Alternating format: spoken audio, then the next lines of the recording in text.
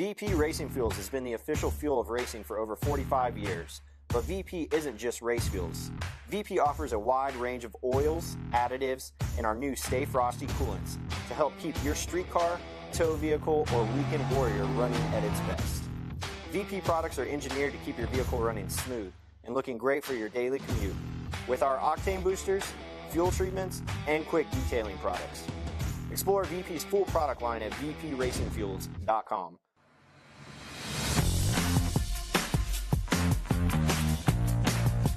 Kicker Marine Audio, the official series audio partner of the Formula One Powerboat Championship.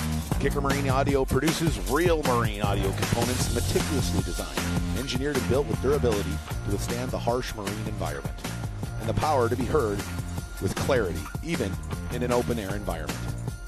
Just like Formula One racing. Kicker Marine Audio, again, the official audio partner of the Formula One Powerboat Championship Series.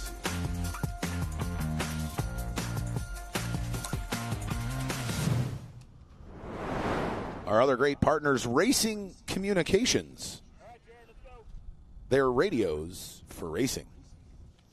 JH Performance Boats. Custom, handcrafted, shallow water bay boats built with the highest quality materials. Seabolt Sports, world champion powerboat racing since 1939. Moto Marketing Group, with a track record in motorsports marketing, advertising, and design. They've got the track record to prove it from boats to cars to motorcycles. If it's got a motor, they can make it scream. Axel Sports, the official apparel provider of the Formula One Powerboat Championship Series, and Seaway Marine, your one-stop boat motor shop. Find them on seawaymarine.com, the number one spot to find new old stock for Johnson, Evinrude, Yamaha, Gale, Mercury, Force, Chrysler outboard motors, as well as OMC, Mercruiser, and Volvo stern drives. All right, we're getting underway here, just about to get underway with qualifying heat number 3 here in the Tri-Hull class.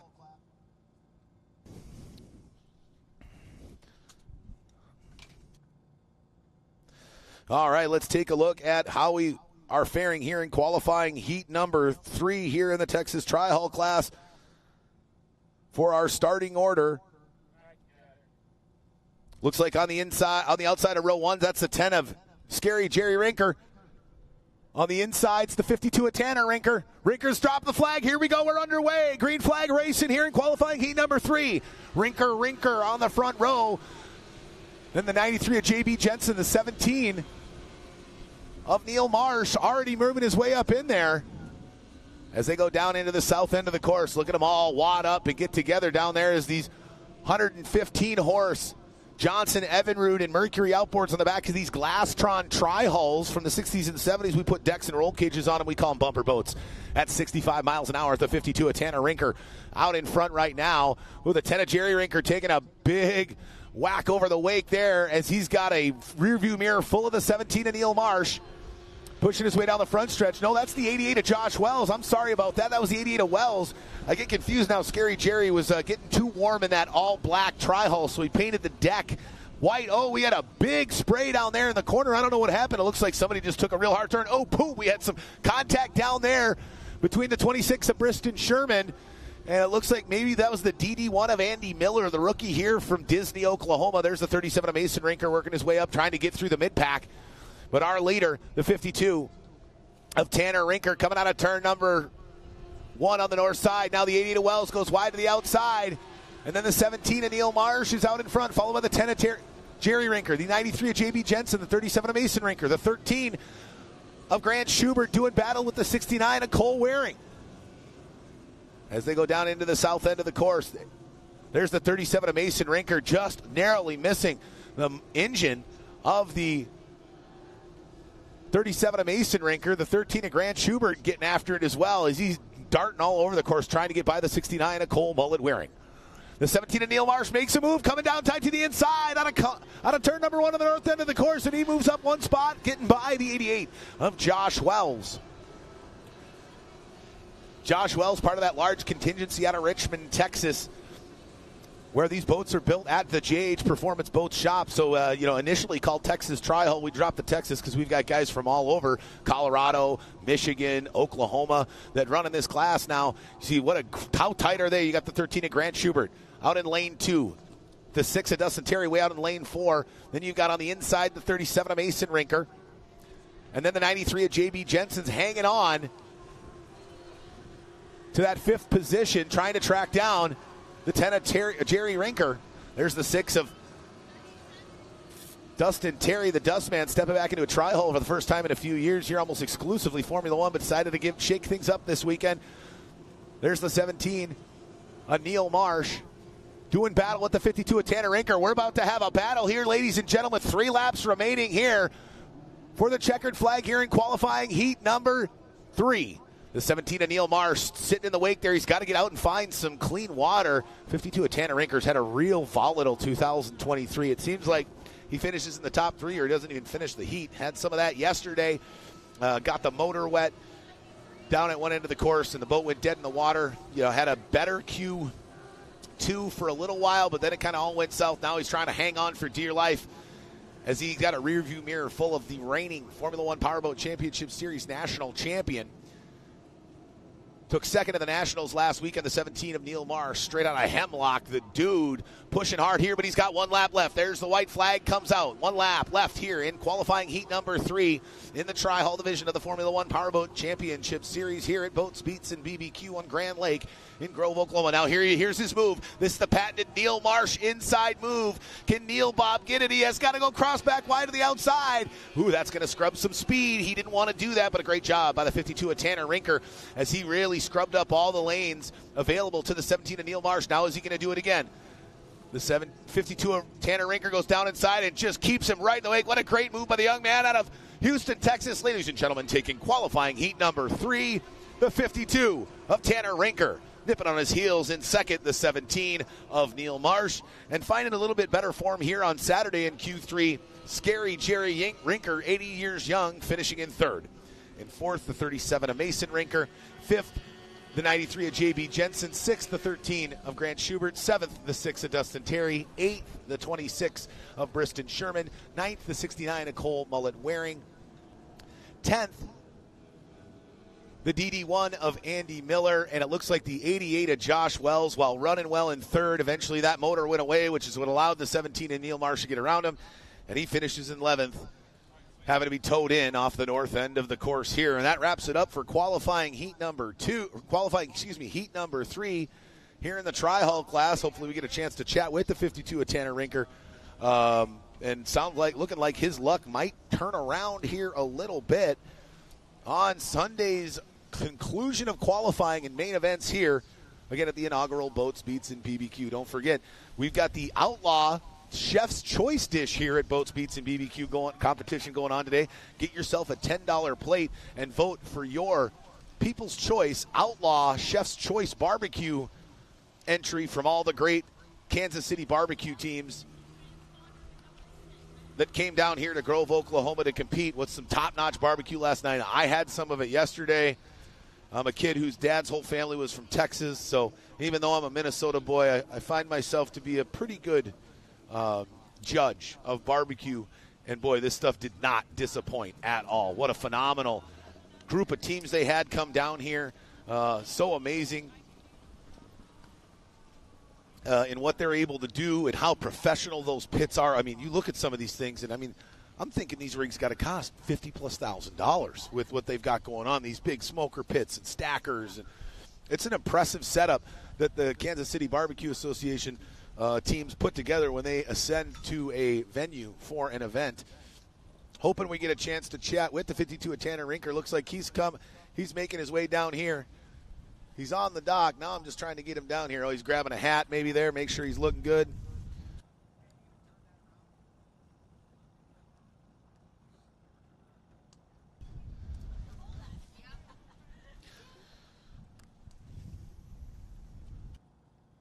All right, he's going to make his way up here in just a moment. We're going to have a word with the man who's either first or worst, your winner from qualifying heat number 3, the 52 of Tanner Rinker.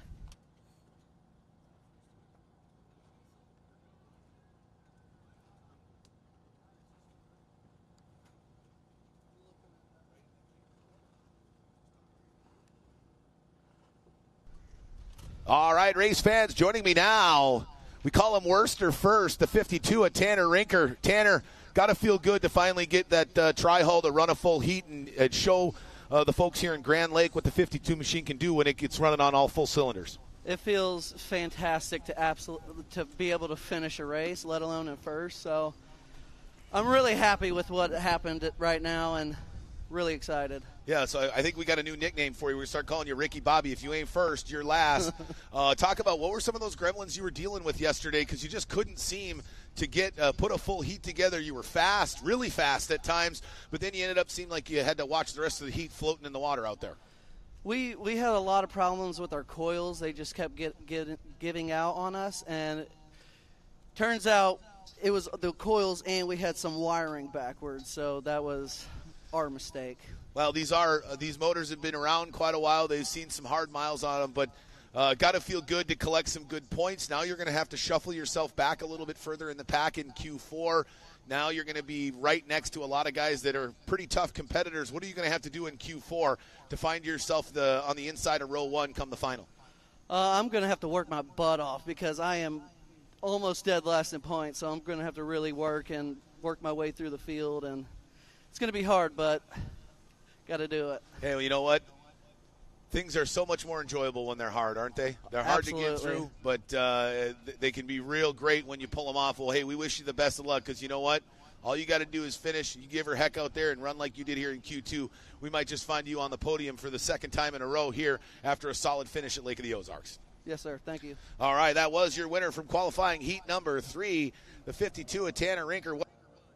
What a run it was out there. He finally put it together. Our own Ricky Bobby figuring it out here in qualifying heat number 3 and running it like he stole it. What a great job for the young driver. Part of that Rinker contingency. We got 3 of them in Tri-Hall and a couple in Formula One. The Rinker is always strong in tunnel boat racing and looking to bring up the next generation as the 52 at Tanner Rinker and the 37 at Mason Rinker step into that. Now is what? I think that would be a 3rd generation or 4th generation in their family racing competitive powerboats. Pretty impressive for a clan that spans from Florida to Texas to Indiana and all across the United States. They're a big group. They travel well. We call them the Rinker clan for a reason. There's just so many of them. It's not a group. It's bigger than a group. There's sometimes you'll see 30, 40 Rinkers at a race on any given weekend, and always great to have them here, but a great run by the 52 of Tanner Rinker.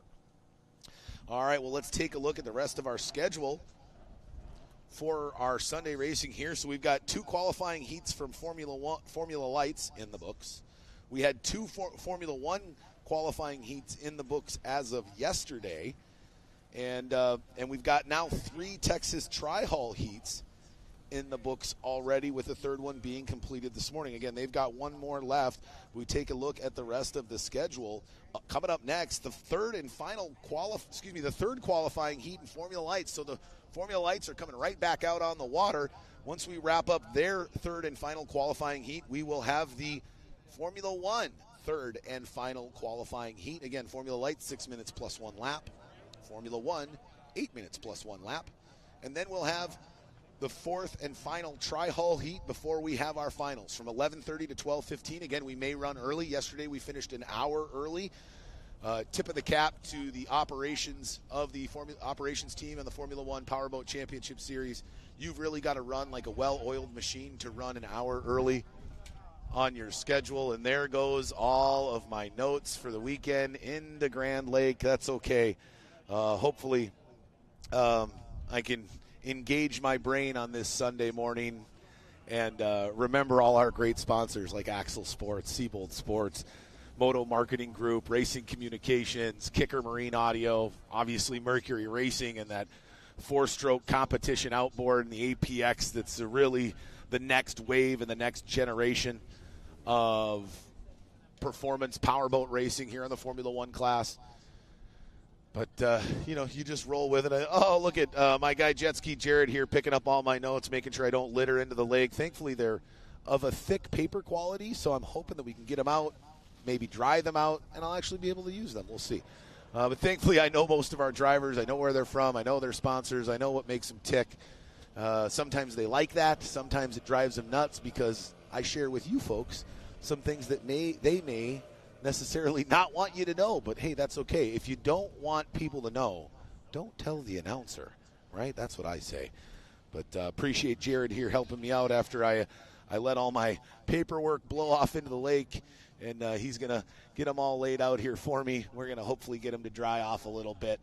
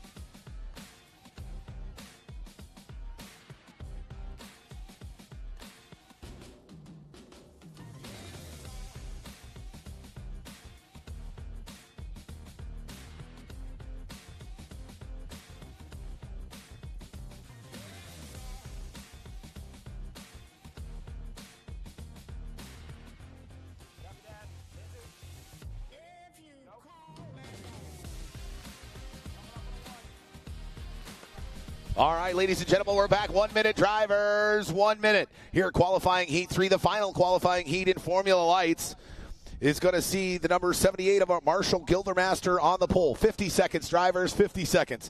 The 27 of Steve Lee unable to make it here in Q3. They're feverishly working back in the pits, trying to get him ready for the final. 40 seconds, drivers, 40 seconds. Then it's the 29 of Jared Jensen, followed by your winner from qualifying heat number 1, the 14 of Tyler Peterson. 30 seconds, drivers, 30 seconds. Then a 21 of Jose Mendaña Jr. and the 35 of Mark Schmierbach. Let's set that main event starting order for Formula Lights. 20 seconds, drivers, you're under starters orders. The flag is up. He drops the flag, and they come jumping off the beach. Oh, no, the 14 of Peterson doesn't fire. The 14 of Peterson does not fire off the start pontoon. decimated is the young man from Minnesota. He finally gets it going, but let's see what's going to happen. Oh, watch out there. The 29 of Jared Jensen and the 21 of Mendania Touch coming through the whole shot past the commitment buoy down into turn number 3.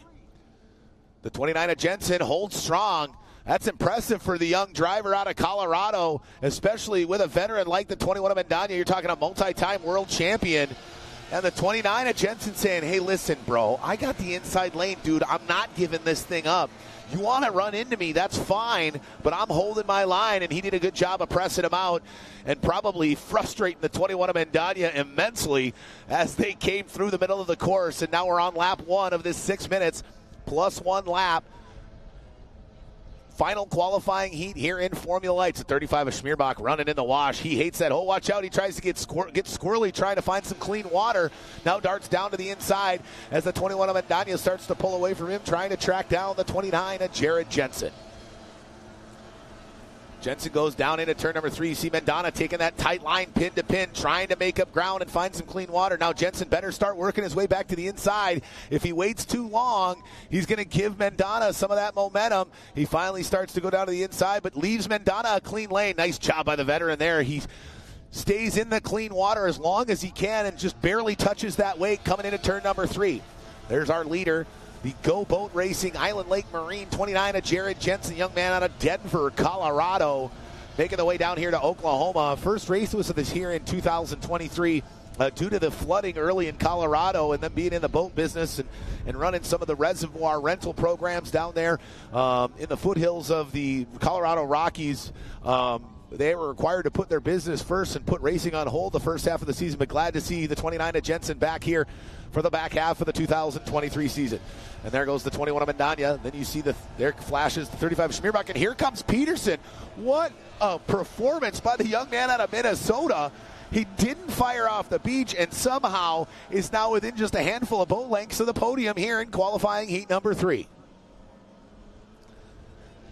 As our leader, the 29 of Jensen. There's the 14 of Peterson. He is driving that thing like a madman, trying to catch the 35 of Schmierbach, and he's doing a darn good job of it right now as he's starting to gain ground over the veteran out of Wisconsin. We might have a dogfight on our hands here in just a couple of laps. The question is will he have enough time to get up on top of the decks of the 35 of Schmierbach and get around him? It is no easy feat to get around the 35 Pizza in a Mark Schmierbach. It does not happen very often, although we did see it happen by the 18 of Jason Nelson. If you remember, all the way back to the Port Neches Riverfest, their first round of the season, the 18 of Jason Nelson making a amazing move down to the inside with some boat back traffic and pulling out a victory, snatching it away from the 35 of Schmierbach. There you saw the 21 of Danya flash. Peterson just can't seem to gain any more ground. There's our leader. The 29 of Jensen now goes over the wake of the 78 of Marshall Gildermaster, the rookie, a little bit down on power. He said he's been struggling with trim on that Molgard design Formula Light. And he's working to try to get that trim fixed, but because he's been having so many issues, he said he's really not been able to air the boat out for fear that he's going to get it stuck in the out position, blow it over, or get it stuck in the in position and stuff it. So he's being very tentative with his setup here this weekend. Again, just a rookie in 2023, so still doing some learning behind the wheel of that Formula Light. But Jared Jensen continues to go wire to wire. That has been the theme here in Formula Lights, wire to wire all weekend long. Will that play out in the final, or will that be the lone race in the Formula Lights weekend here where we don't see the pole sitter take the win as he runs down the start-finish line, completing another lap? The 21 of Mendania. Oh, no, what happened? The 35 of Schmierbach got past. Holy, where it happened there, we were following the leader. And ladies and gentlemen, the 35 of Mark Schmierbach is off the podium. The 14 of Tyler Peterson not only did he get around him, but look at that. 1, 2, 3, 4, 5. There he is, 5 seconds back. By the 14 of Tyler Peterson is the 35 of Schmierbach. And now the 21 of Jose Mendana. Hey, Jose, you better watch out. Let's take a look at a replay of that overtake by the 14 of Tyler Peterson. He goes down in the corner. Oh, and the 35 of Schmierbach hooked it. He felt that pressure from the 14 of Peterson, hooked it down in turn number 1, and Tyler Peterson said, hey, see you later, old man. I'm gone. Took off like a rocket down the straightaway. Now he's trying to track down the 21 of Mendania. Can he do it in the remaining few laps here? He closed the gap on the 35 of Schmierbach. Will the pressure he applied to Schmierbach work against the 21 of Mendaña as we are approaching the white flag here in this third and final qualifying heat in Formula Lights? Our leader, the 21 of Jared Jensen, way out in front, just running away with it here in Formula Lights. He's already down the back straightaway. We see the 21 of Mendaña now just going down into turn one, almost a complete straightaway lead for the young driver out of Denver, Colorado. Wasn't able to make the first half of the season, so really starting to just get back used to the cockpit and comfortable with that machine. And boy, he's really figured it out here in qualifying heat 3. And at the end of the day, that's all that matters, right? You can get that thing dialed in and find the perfect setup. By the time you finish qualifying heat number 3, you'll be ready to go for the final. We have seen guys who have a great Q1, great Q2, and then they drop off because either A, they're not able to change their setups to match the setup changes from the other drivers, or something happens and they're just not able to do what they did in the first half of qualifying. There's the 29 of Jensen. White flag is out. Go fast, turn left. We'll stay with this young man on his final lap. He's so far out in front, we'll then be able to circle back to that battle that's starting to form up between the 14 of Peterson and the 21 of Mendaña. Now the 29 of Jensen goes wide out of turn number 2.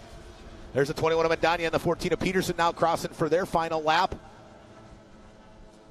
As we get up with the 29 of Jensen, how about this? He is 3 more laps, and he would have lapped the 35 of Mark Schmierbach. Something's definitely wrong with that machine. But ladies and gentlemen, going to wire, the theme in Formula Lights this weekend, taking the checkered flag after a whole shot off the beach out of Denver, Colorado. Running for Go Boat Racing and Island Lake Marine, number 29, Jared Jensen. And that battle heating up, but I think the 14 of Peterson not firing cost him that spot, or even both. Taking second in qualifying heat number 2, the 21 of Mendaña, and they're in third, the 14 of Tyler Peterson. But everybody else better be scared of that 14 machine in that Latitude Dispensaries. There's the 35 of Schmierbach coming across in fourth. In fifth, the 78 of Marshall Gildermaster, and of course the 27 of Steve Lee, unable to start here in qualifying heat number 3.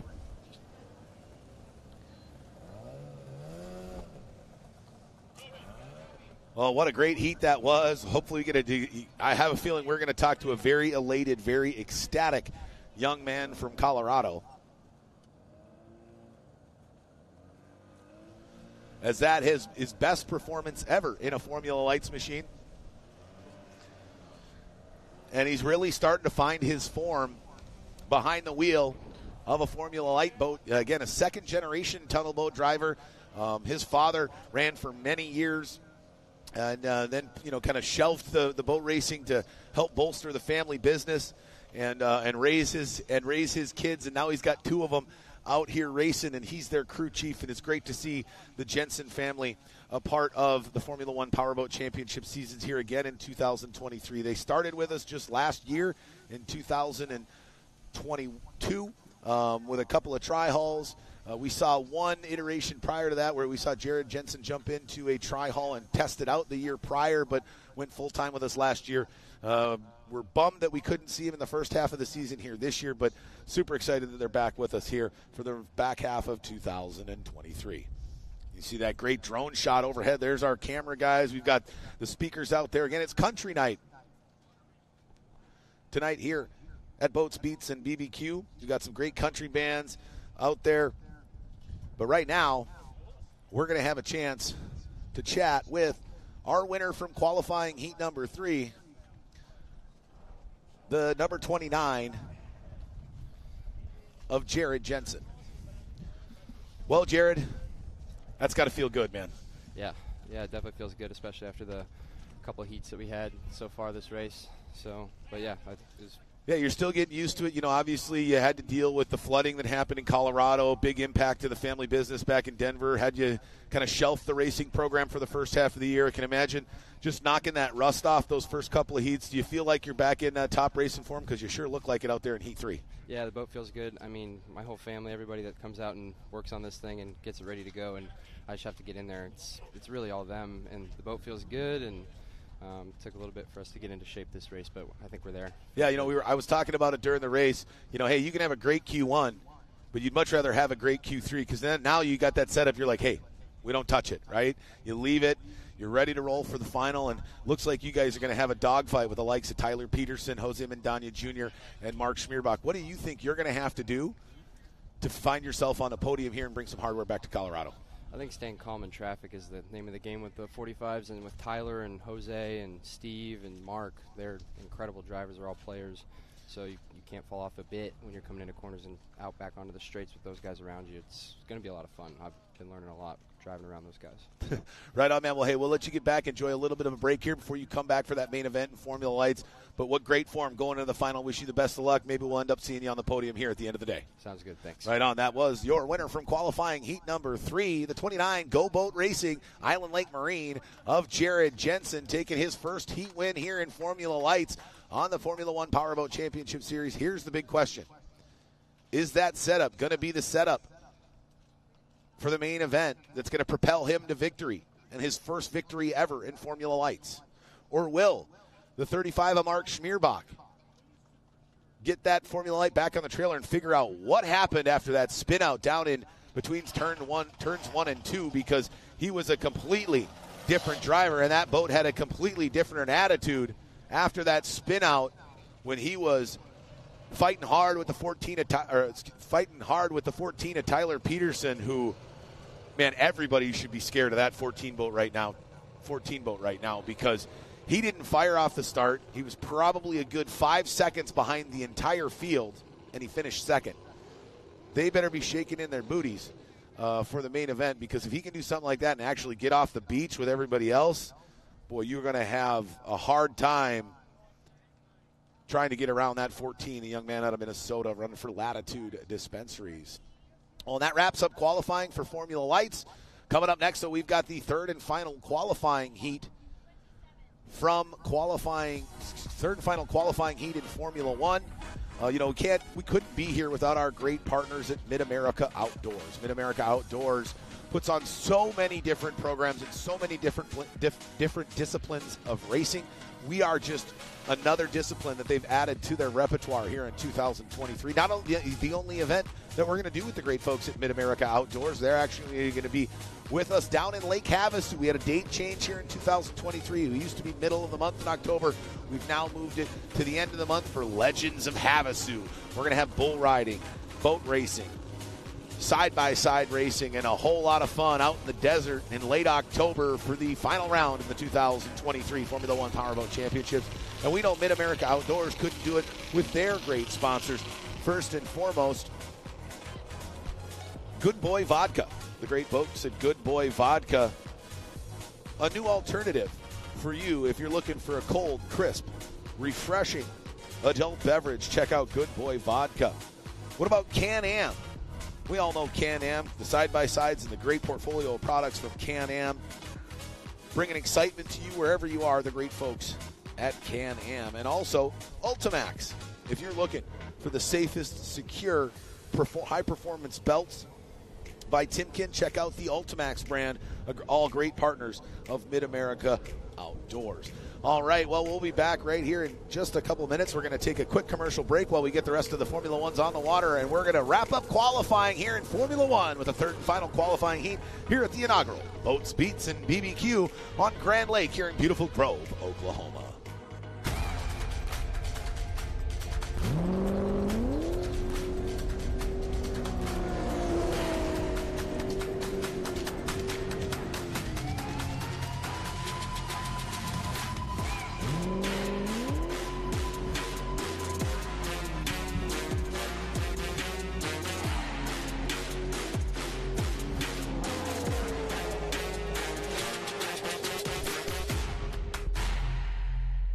VP Racing Fuels has been the official fuel of racing for over 45 years. But VP isn't just race fuels.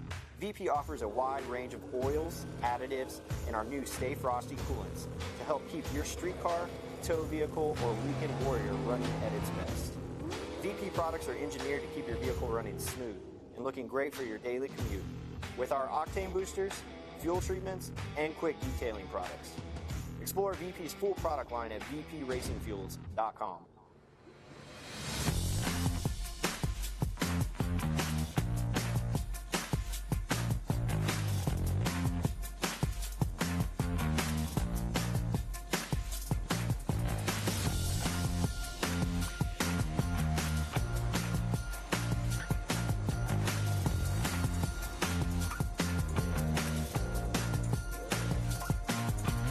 Kicker Marine Audio, the official series audio partner of the Formula One Powerboat Championship Series.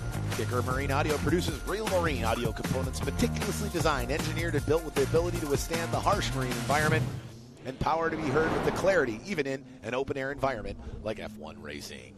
Our other great partners here, VP Racing Fuels. Learn more about Ultramarine and explore VP's full racing product line at vpfuels.com. Moto Marketing Group, providing award-winning advertising and strategic marketing solutions to any size company or team with one-to-one service and consulting. Moto Marketing Group excels in racing and sports marketing, advertising, and design. They have the track record to prove it, from boats to cars and motorcycles. If it has an engine, they can make it scream. Find them, check them out on Facebook at MotoMG or MotoMG.com. Seaway Marine. Seaway operates out of a 62,000 square foot warehouse that's packed with current OEM parts, aftermarket parts, and vintage hard-to-find parts. They ship over 100,000 packages a year all over the United States. They provide same-day shipping on in-stock orders. Seaway staff is arguably the most knowledgeable in the industry with decades of experience. Seaway prides itself in excellent customer service. Make Seaway Marine your first call or text for all your marine part needs. You can get a hold of them at 425-412-4006 or sales at sea-way.com,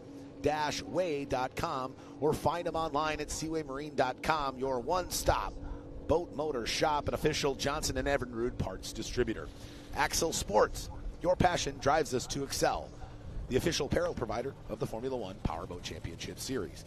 And JH Performance Boats, custom, handcrafted, shallow water bay boats built with the highest quality materials. And we wouldn't be here at all if it weren't for the great folks at Seabold Sports, world champion powerboat racing since 1939. All right. Well, I couldn't do it without all our great partners, Mid-America Outdoor and all their great partners. And what a collaboration that has been this weekend, and I cannot wait for Legends of Havasu. So make sure you book your hotel rooms, get those flights in now, book them into Vegas. It's a beautiful couple-hour drive through the desert down to the adult playground in the desert known as Lake Havasu City for Legends of Havasu 2023.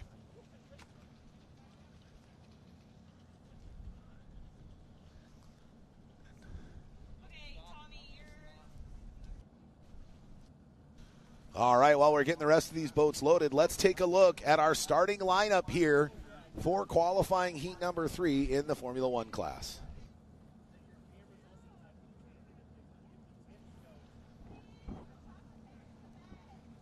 Okay. As we get our final few drivers here, there you see the 190, that black beauty of Dustin Terry running with that APX on the back. Let's take a look at our starting grid. After a nearly catastrophic failure if it would have happened under racing conditions, but it happened right before qualifying heat number 1. He had a steering cable shear off at the pulley, was unable to qualify yesterday, so now on the pole with no points collected out of the Woodlands, Texas. Running for Fleming Manufacturing, the number 9 of Johnny Fleming. Coming second off the dock out of Richmond, Texas, the number 15 of Tim Kraft. Third off the start pontoon, one half of the Welch Racing team out of Wayzata, Minnesota, the number 95 of Mark Welch. Fourth off the start pontoon, another component of that outlaw F1 team that's got 4 drivers here this weekend, running for Yates Racing and JH Performance Boats, number 99, Travis Yates. Fifth off the start pontoon, ran really well in Heat 1 with a third, struggled mightily in Heat 2. Now he's fifth off the dock here in Heat 3. Can this be the heat he turns it around and maybe gets a win? The 190, Dustin Terry, the Dustman, running for Ameristar Roofing, coming fifth off the start pontoon.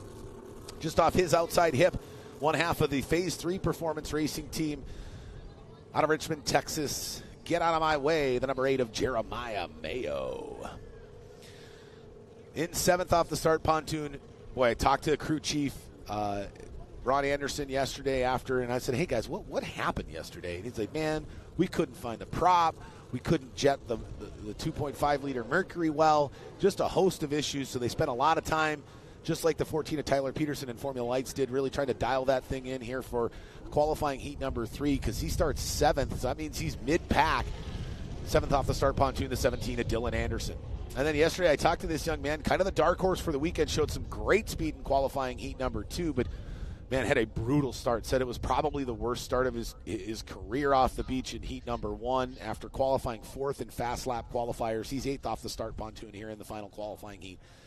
The number 59 of Tyler Welch. 9th off the start pontoon.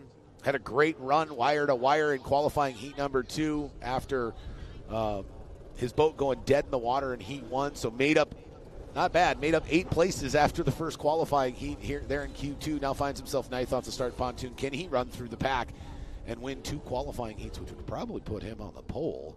The number 13 of Grant Schubert. Then in 10th, the number 24 of Spencer Love. That's one half of the Clover Construction Racing team. And here's the crazy part.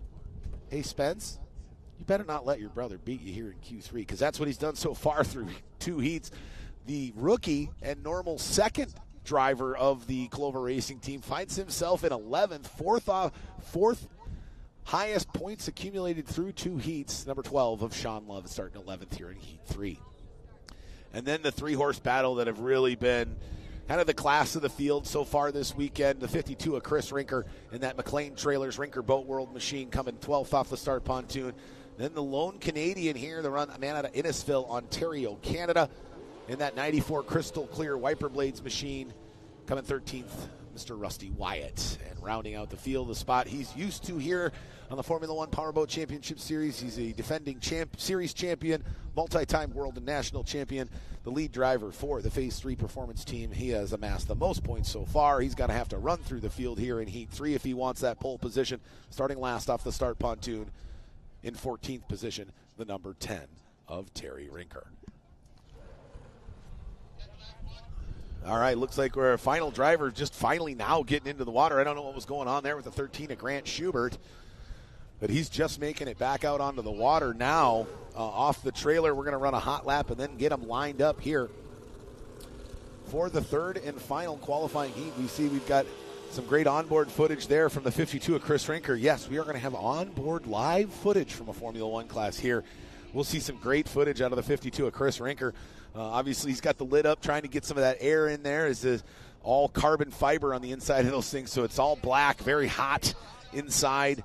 And granted, it's not as warm as one would expect for Oklahoma Labor Day weekend.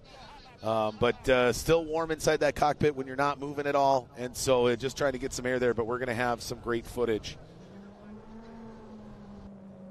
from the 52 of Chris Rinker. All right, hot laps. Lid goes down. Let's go on a hot lap with the 52 of Chris Rinker here as we get ready to go. What a view from overhead there of the 52 of Rinker as he goes down the front straight. You can see, even in calm conditions, how much these boats bounce across the top of the water, and it's so much different than car racing. Could you imagine if a Formula 1 car racer had to deal with the amount of vibrations and oscillations that are a part of every lap of Formula 1 tunnel boat racing, and speeds in excess of 115 miles an hour? He goes cruising all the way down.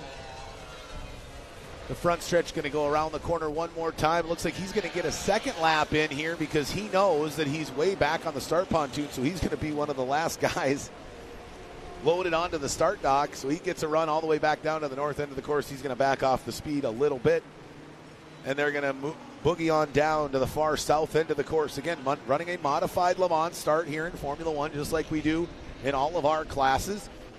Start at 1 minute, go down in 10-second increments all the way down till we hit that starter's orders. That flag goes up, and these motors come roaring to life. Again, modified Le Mans, different from those of you who are new to tunnel boat racing than the normal Le Mans start you see in Formula 1 car racing, for instance.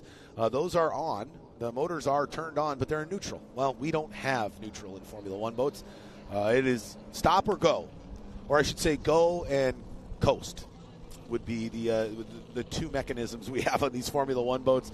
If you're not in the gas, you're out of it, and the boat's coming off plane. So that modified Le Mans start, that motor completely off, and as soon as they drop the flag, these guys flip a switch. Those motors come roaring to life, and they'll take off, reaching speeds in excess of 115 miles an hour within 3 seconds from hitting that accelerator and firing that motor. They're going to go through the middle of the course all the way down to the far end.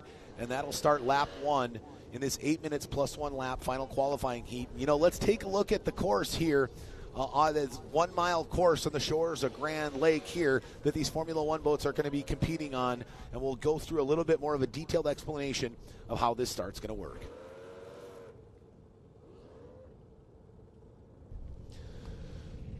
As we take a look at the map here, right, the course layout, what a beautiful graphic by our great folks at Live Race Media. Well, actually, a little shorter than a mile, 7 points, so 3/4 of a mile finish. They're going to start now. We're going to leave this up here. The drivers are going to start way right and down on your screen here from turn number 1. They're going to go through the middle of the course, through past their commitment buoys, which requires them to stay in maintain their lanes until they reach that commitment buoy. Then they can all dart down to turn 3. They work out to turn 3, then around turn number 4, and that will, once they cross that start-finish line, that will start lap 1 of this 8 minutes plus 1 lap final qualifying heat to set our starting order for the main event later on today, just after the noon hour here, as we wrap up racing at the 3rd round of the 2023 Formula One Powerboat Championship Series here at the inaugural Boats, Beats, and BBQs. What a great graphics package from the great folks at Live Race Media. Honestly, I've worked with a couple of different production companies doing this for as long as I have. And from what I've seen out there and from what I have worked with in the past, there has never been a greater and more professional crew to work with here for powerboat racing in the United States than the great folks at Live Race Media. There again, that onboard shot of the 52 of Chris Rinker. We were working to try to get some in-cockpit camera stuff, but here's the problem. Carbon fiber is very difficult to transmit a signal through. Something I learned. Did not know that. And so having some issues with the connectivity and getting the signal, so we decided to mount that on top of the top of the cockpit of the 52 of Chris Rinker. Now you can see him, and this is a great shot. We can see, it's a great shot to see how these guys get lined up on the start dock. So he's going to go all the way wide to the outside, and he's going to swing in from the left to the right. And you'll see how close he pulls up next to the boats to his right and left and how tight they are. And they have to maintain that lane for probably at least probably a good 300, 400, 500 yards through the middle of the course until they can start really moving and jockeying for position as they move their way down into turn 3. Now here you see the 52 of Chris Rinker coming all the way in there. He's following the 24 of he's following the 12 of Sean Love. Now they grab him, and now you'll watch. Notice they're waist high, chest high water. They swing that boat around and get him in position next to the 12 of Sean Love. Then the 94 of Rusty Wyatt's going to be off of his right hip, and then next to the 94 of Rusty Wyatt, there you see the 12 of Sean Love and the 24 of Spencer Love. Both twin composite Hoffman hulls built by Rick Hoffman out of California. What an amazing boat builder he has become. Not that he wasn't before. You didn't expect the quality to come back so quickly and the performance to come back so quickly after, I want to say, a 10 to 15 year hiatus from building boats.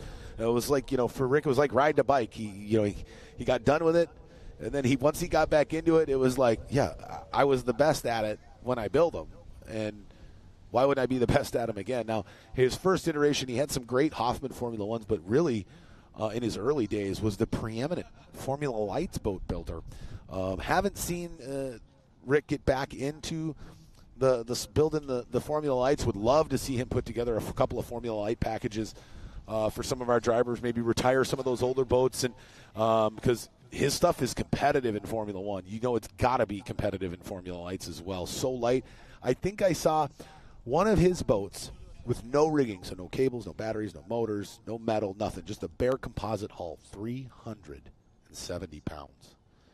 370 pounds. That means that I could squat a bare hull Formula One from Rick Hoffman, which is pretty impressive. But we're doing a test flag here. We're just moments from getting underway here at the final qualifying heat in Formula One here at Boats, Beats, and BBQ. Here comes the test flag. All right, there's the test flag. Making sure the drivers can all see us. All right, yeah, we got some glare coming off the water. So coming up on the 1 minute gun. 1 minute drivers, 1 minute. Here in qualifying heat number 3. Will the 9 of Johnny Fleming have this as his redemption heat and really get things dialed in for the main event to try to fight for some hardware here at Boats, Beats, and BBQ? 50 seconds, drivers, 50 seconds. Or will it be the 95 of Mark Welch or the 15 of Tim Kraft? 40 seconds, drivers, 40 seconds. Could the 190 of Dustin Terry figure out what plagued him in Heat 2? Or the 59 of Tyler Welch get his redemption from that terrible start in Heat number 1? 30 seconds, drivers, 30 seconds. Or could the 12 of Sean Love win his first heat ever as a part of the Clover Construction team? And then there's the battle between Rinker, and Rusty Wyatt. Let's set that starting grid for the main event. 20 seconds, drivers, you're under starters orders. The flag is up. He drops the flag. Crew chiefs yelling at their drivers, go, go, go, go, go. Who's going to get the whole shot here in qualifying heat number 3? A great jump there by the 17 of Dylan Anderson. He had to figure something out here on Sunday because he had a brutal Saturday. There's the 52 of Chris Rinker coming from third last off the start pontoon. Look at how rough it is already down there on the north end of the course as they go through turn 3. The 9 of Johnny Fleming. What a great hole shot. He's got it figured out. This is exactly what he needed to do as he's trying to run away from the field here in qualifying heat number 3. And then we got 4 wide coming down the straightaway. On the inside, it's Mayo, then Welch, then the 190 of Dustin Terry, and the 17 of Dylan Anderson as they go down the front stretch. Everybody clears through turns 1 and 2 on the opening lap here. This 8 minutes plus 1 lap, final qualifying heat. But Johnny Fleming is running away with the field. He's looking to run away and hide here in qualifying heat number 2, or heat number 3. But the 190 of Dustin Terry, out of those 4 boats coming down the front stretch on heat 1, Dustin Terry in that Apex 200 competition 4-stroke makes his way out of that pack and now is starting to track down the 9 of Johnny Fleming. Hey, Johnny, you better watch out because the Black Beauty is coming. There's a 24 of Spencer Love getting by the 15 of Tim Kraft. They go down into the south end of the course, coming out of there. Great move by the 190 Dustin Terry. We still got them stacked up all over each other. The 17 of Dylan Anderson sitting in third now, trying to go up the inside on the 190 of Dustin Terry. Then it's the 8 of Mayo, the 24 of Love, the 13 of Schubert, the 94 of Wyatt, and the 52 of Rinker. Or excuse me, where the heck is Terry Rinker? Terry Rinker all the way back in 9th place. A very odd spot. 10th place. 12th, 11th place, a very odd spot for the veteran who found himself with the total points lead through 2 qualifying heats. There's a 52 of Rinker. It's still real bumpy out there as we go on board down into turn number 1. He sets it off the outside hip of Tyler Welch coming out of turn numbers 1 and 2. Now ducks back down to the inside, trying to find that clean water, get by the dark horse, the young man out of Minnesota, trying to bring home his first Formula 1 Powerboat Championship hardware, the 59 of Tyler Welch. They're doing battle. Welch just shuts the door on the 52 of Rinker. He's got to cut through the spray, go wide to the outside. Now send it on its tail, but it is all Johnny Fleming right now. Again, this is a short course here, 0.77 miles, and taking out some of that distance in the straightaway makes it very difficult to pass out here on the shores of Grand Lake, but we were constricted by the lake. There's actually a lot of shallow spots down in turn number 1 and 2. We couldn't move it any further down into the little inlet or finger on the lake here because the water was getting too shallow. Turn 1, 2.5 feet of water is all we have there in turn number 1. And we had to leave the course, the north end of the course where it is, so pleasure boat traffic could still navigate the outside of the lake without being inside our racing course markers. There's the 190 of Dustin Terry. Now he's got by. The 17 of Dylan Anderson got by him. He's now in third, and he's got a rear view mirror full of the 8 of Mayo and the 24 of Love. But great job there by the 17 of Dylan Anderson. Again, we were following our leader, the 9 of Johnny Fleming, as well as the 52 of Chris Rinker, some of that onboard footage, and just totally missed. The 17 of Dylan Anderson moving his way back up into second. There's the 94 of Wyatt fighting hard with the 13 of Schubert as they're back mid-pack.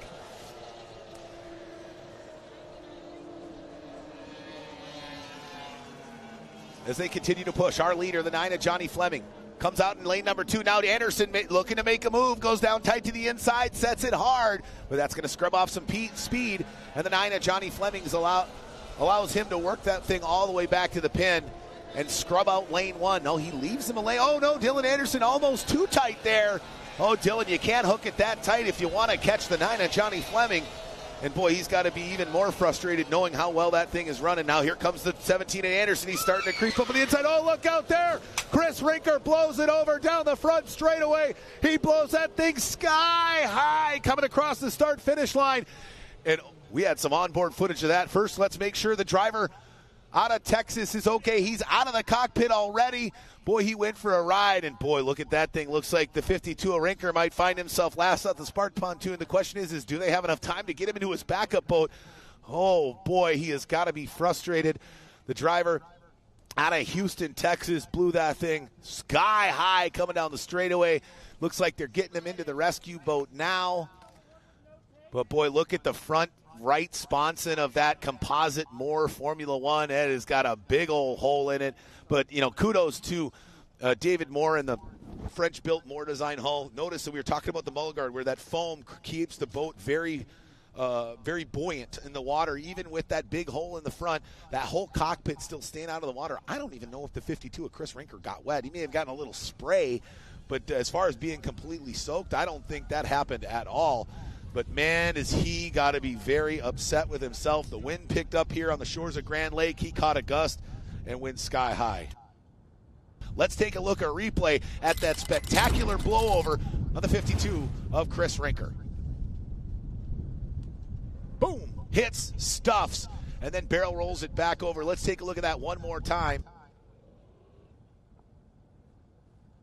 And here we go. Let's take a look at that onboard footage from the wreck as he's coming down the front straightaway. He starts trimming it out, and that gust of wind picked up, and then he hit the point of no return all the way over.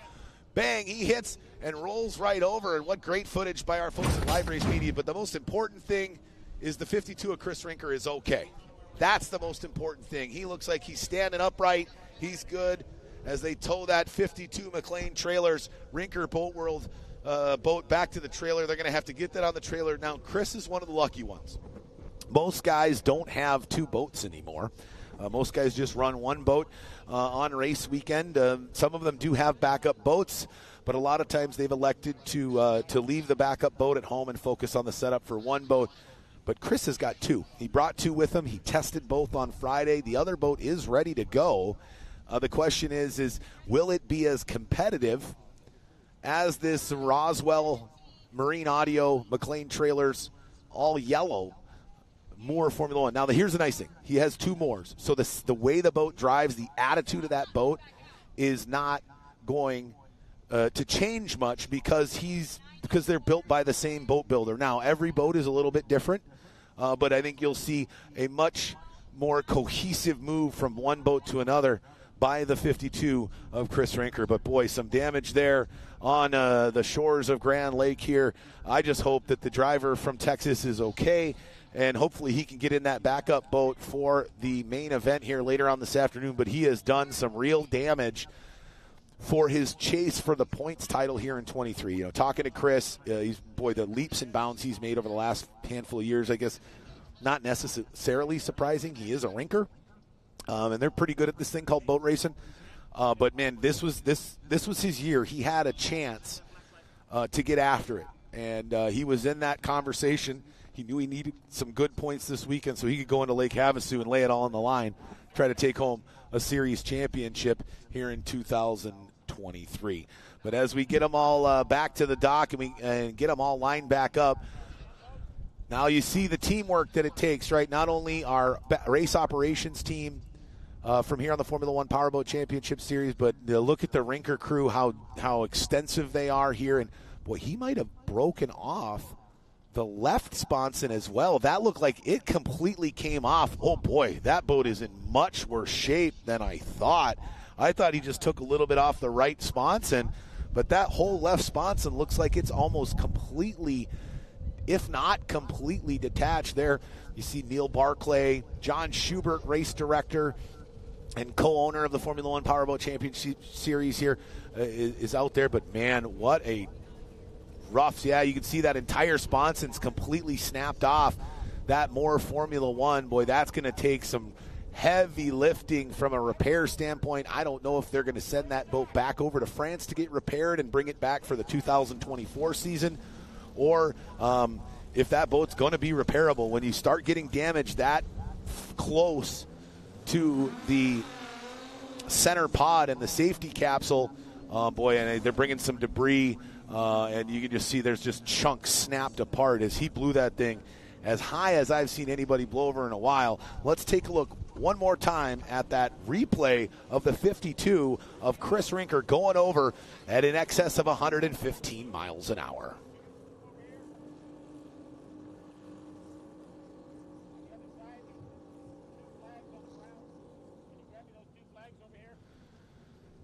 As you see there, again, they're just got the drone there kind of going over the footage. Here we go. Let's take a look again. As the 52 of Rinker comes into view right here. He's already taken off. That gust hit, and it just shot him like a rocket. And honestly, if he wouldn't have stuffed the boat, the boat would have probably sustained a lot less damage, but stuffing it down in there, which is, thankfully the 52 of Chris Rinker wears that Hans device. But look at that. What a great job by David Moore. I hopefully in France, Mr. Moore, you're watching because that's a great boat build right there. The driver didn't even get wet. You see he's going, he's got it trimmed out, and then bam, a gust hit. And before he could even really react, it was all over. And then he comes down, boom, stuffs it nose first into the water. And look at the extensive damage on that Moore Formula One. You can see the foam core in there, the composite. That's going to be a ton of work for that Rinker Racing team. There's the left sponson of the boat, almost completely there it goes. It just falls right off. They're just trying to get the boat out of the water right now and have it balanced well enough on the trailer so it stays on the trailer. Once they get it back to the pits, I can imagine you'll see them strap that boat down to the trailer for transport back home to Texas after this race weekend. But, man, that's got to be frustrating for the 52 of Chris Rinker. But here's the best part. He's fine. He was talking. Totally, he's going to get checked out by the medics. But kudos to not only the boat design, the safety measures that all of our drivers take. All our drivers wear Hans devices, and they are strapped in with 6-point safety harnesses. The cell inside that boat can withstand a very high force, severe impact while protecting the driver and keeping him safe. That's why you've seen almost all of our drivers, actually every driver here, is running an all-composite boat. And the all-composite boat does two things. A, you can withstand a little bit more bumping, but B, the composite around the cell being the same material really helps disperse the energy, the inertia, and take that off the driver. Now, you don't want them too rigid. You don't want them too hard because then it pushes the force completely back onto the driver. But these boat builders today doing a great job of finding that balance point between rigidity for safety but not too rigid and allowing the boat, right, to come apart and disintegrate and all that inertia and all that force instead of applying that on the driver.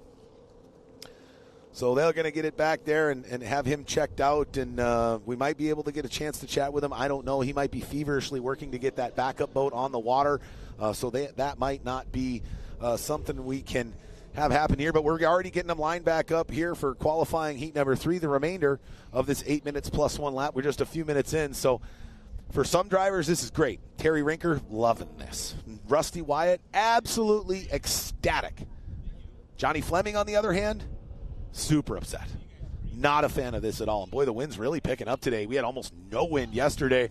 So these guys hadn't expected this at all today. I didn't even expect the wind to pick up like this. And when you're flying basically an airplane wing with a motor attached to it on top of the water, wind can be your arch nemesis in the Formula One class, especially with such high speeds.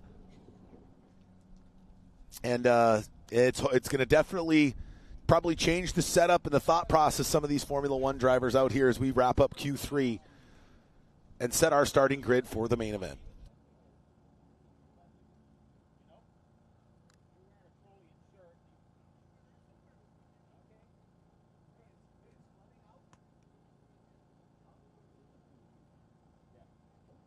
Oh, I just got update from race operations. The 9 of Johnny Fleming is on the trailer.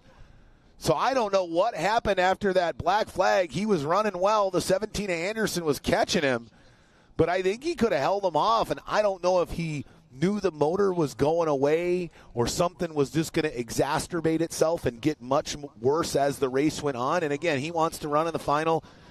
That's the main objective here, is to bring some hardware home and collect those accelerated or enhanced point schedule that we have in the main event. And he'd rather protect it here in Q3 and have it available for the final. So, boy, just the gremlins and the Murphy's Law continues to infuse itself into the Fleming Manufacturing Racing team, and they just can't catch a break here in 2023.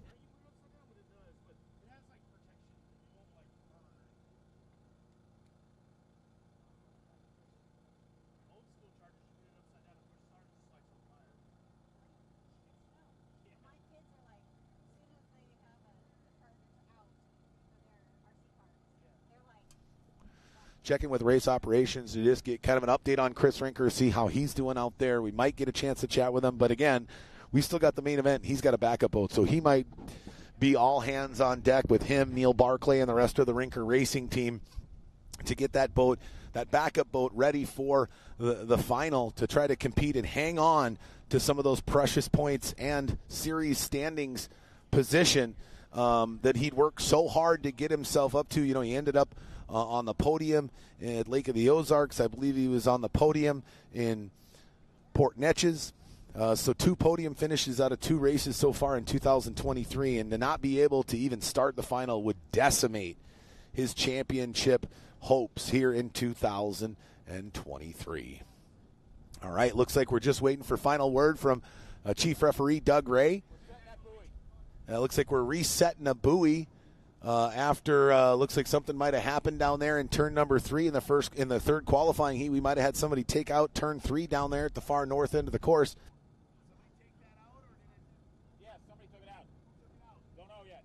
All right, looks like somebody's going to be a lap down.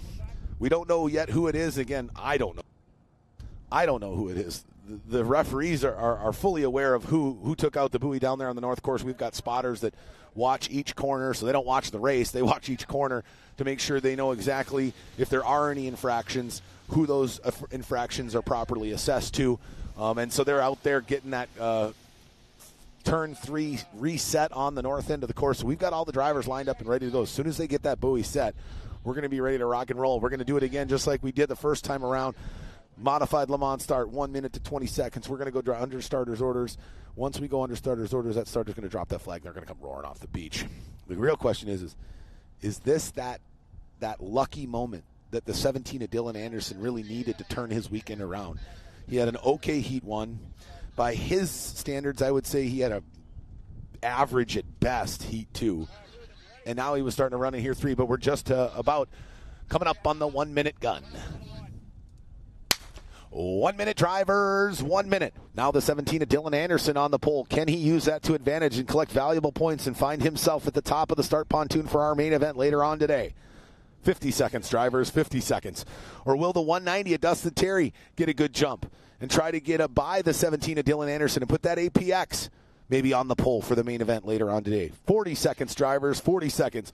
Or could it be the 12 of Sean Love outpacing his brother and champion Spencer Love? 30 seconds, drivers, 30 seconds. Or could it be the 59 of Tyler Welch or the 94 of Rusty Wyatt? Who's going to be on the pole? Let's set that starting order. 20 seconds, drivers, you're under starters' orders. He drops the flag almost immediately, and they come roaring off the beach. Great jump there by the 17 of Dylan Anderson.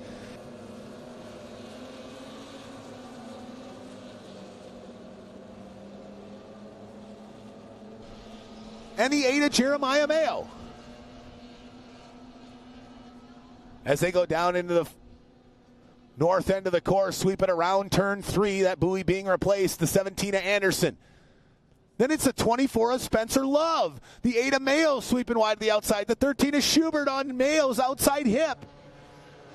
As they are laying it on flat. Now here comes the 10 of Terry Rinker wide to the outside.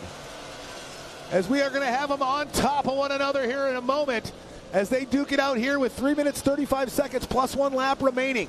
As they all make it out of turn 2. Oh, watch out there. The 94 of Wyatt going way wide to the outside. The 10 of Rinker having to make a quick pivot move, but gets by the Innisfil, Ontario native, and that's not what the 94 of Rusty Wyatt wants to see. He's got to stay in front of the 10 of Terry Rinker. He was the only person that really had an easy chance to catch the Tanner Rinker points-wise, and he's got to go way wide to the outside.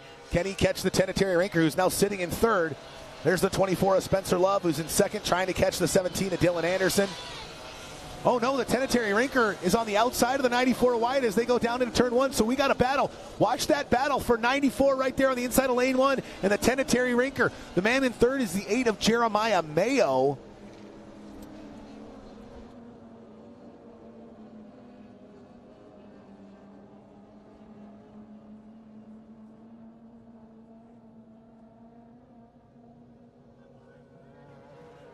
The 17, as we continue to push down the north end of the course, and that battle for third, fourth, fifth, and sixth is really starting to heat up as the 94 of Wyatt and the 10 of Rinker do battle as they go down the front stretch. Our leader, the 17 of Dylan Anderson, starting to stretch away from the rest of the course. There's the 94 of Wyatt. There's the 10 of Rinker. And now here comes the 59 of Tyler Welch. Oh, no, we got a boat over down in the far end of the course on the south end. Was that the 59 of Tyler Welch? No, it was not. It could have been the 59 of Tyler Welch. We'll get our drone down there. Boy, the wind is wreaking havoc here. Or is that the 12 of Spencer or of Sean Love? I think that might be the 12 of Sean Love, and the frustrations continue. We got to get our guys down there. Hurry, hurry, as they get them down. As haven't seen the driver come out. Yes, that is the 12 of Sean Love. Divers in the water.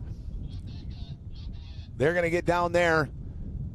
You take a look at that Hoffman hull. Boy, the boats have been taking a beating here as they're going to get that flipped over. Remember, we said that water's really shallow down there at that end of the course. Now they're getting the boat up on its side, get that driver out of the water, and get him out of that cockpit there. Look at our safety crews just ascend on the 12 of Sean Love, and it looks like his airbag went off, which is good. That airbag, a safety feature inside that Hoffman composite Formula One, and you know, honestly, I believe should be a standard in tunnel boat racing across the world, as it's a great mechanism to keep the driver out of the water. Sometimes you're going so fast in these boats and you hit so hard that it knocks you out for a couple of seconds. It's a part of racing. It happens. And so that airbag allows the driver to stay upright out of the water while they may be unconscious for a second or two, right? You get your bell rung, just like a boxer. You get your bell rung sometimes, get a bit disoriented. Nice to have those safety components. Rick Hoffman puts in those very safe, very durable Hoffman Formula One composite boats. But boy, this wind is just wreaking havoc with us here down at Grove, Oklahoma for Sunday's racing.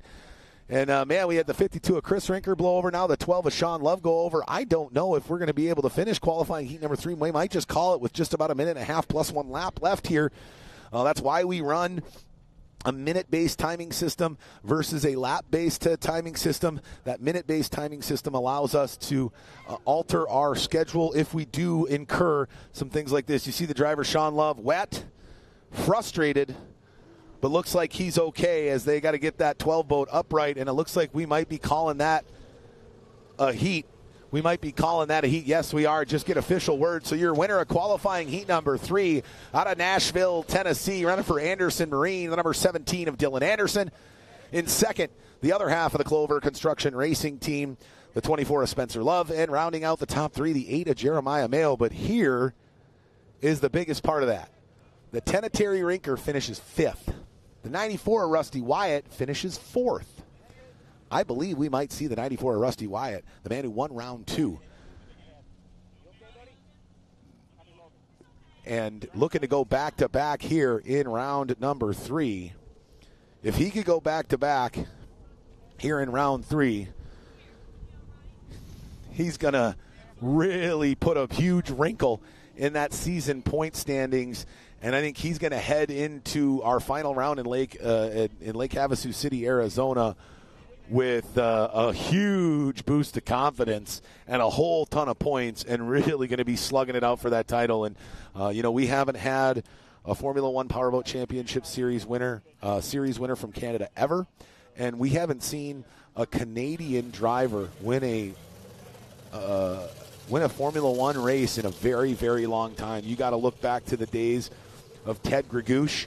Now, Mark Major was a phenomenal competitor, but when he was running Formula One before relinquishing the wheel to the 94 of Wyatt, he was with the likes of Terry Rinker, Chris Fairchild, our CEO, Tim Siebold, and some of the most decorated drivers the sport has ever seen were the guys he was going up against. So had some great podiums, but never was able to capture a series title. Was the 17 of Mark Major back when he was running.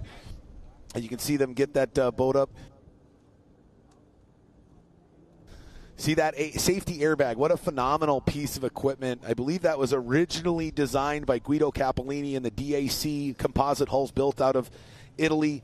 It was then adopted by Seabold Tunnel Boats when the Seabold family was still building tunnel boats. And a lot of the manufacturers of Formula One race boats have really started to fall in line because it gives you so much more time, right? With the water, the biggest thing is getting the driver up to a place where he can breathe.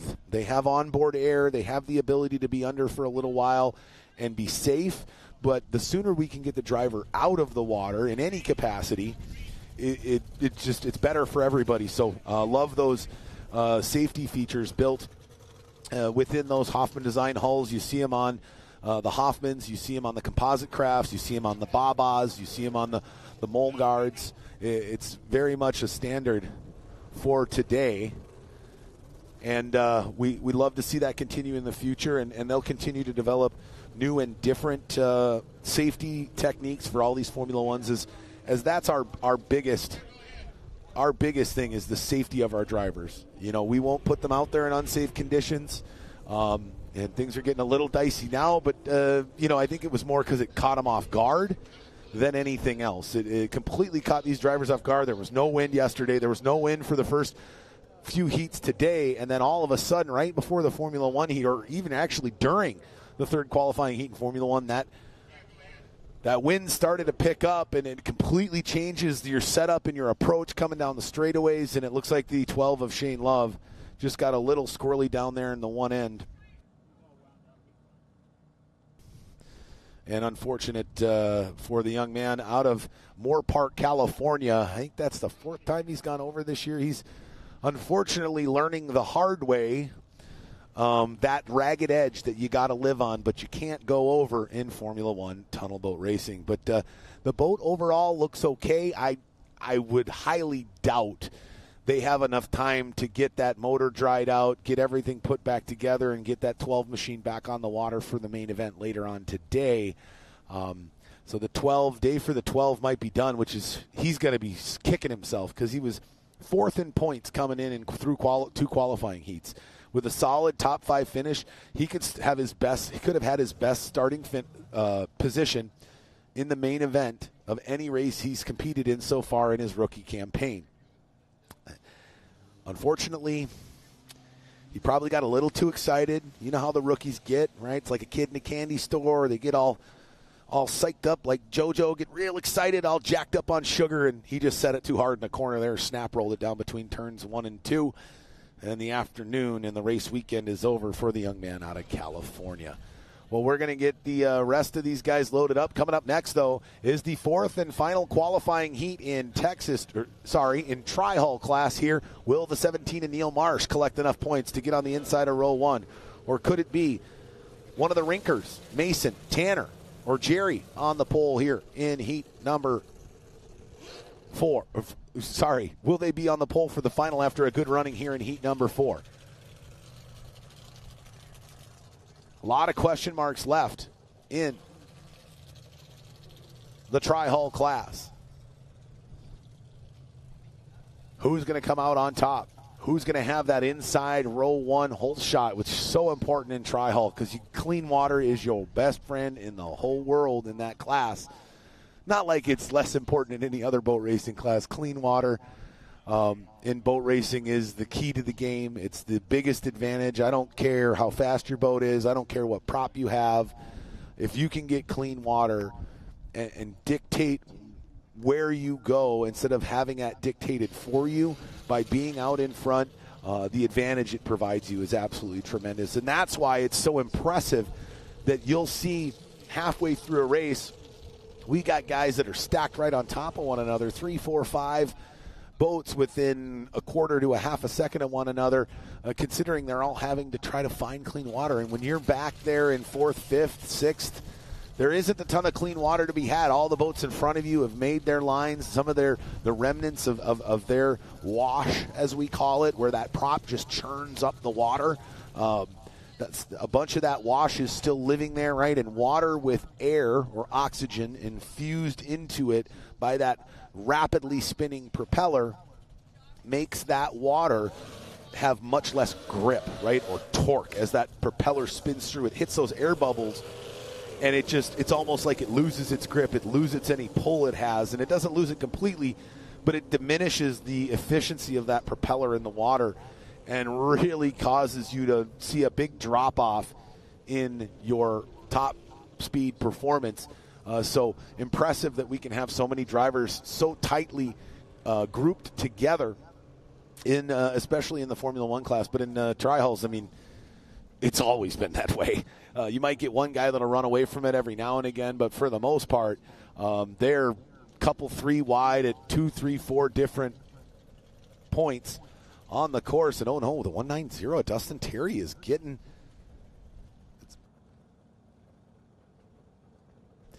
The 190, Dustin Terry having to get pushed in. He's out of the cockpit. He looks frustrated.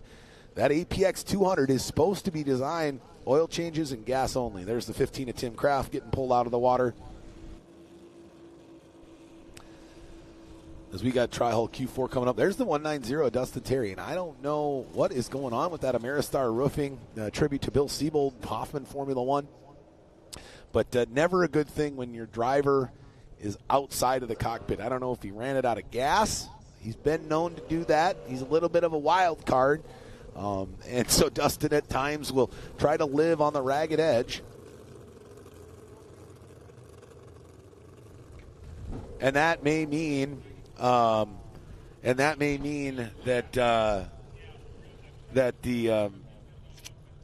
he ran out of gas. He's done it before, a half-gallon light, try to get some extra punch off the dock. Might be all that it takes for the 190 to run out of gas, but hopefully that's just it, because if it's a larger mechanical problem, that brand new motor, very computer-driven, right, very technological, might be tough to get that thing fixed before now and the final.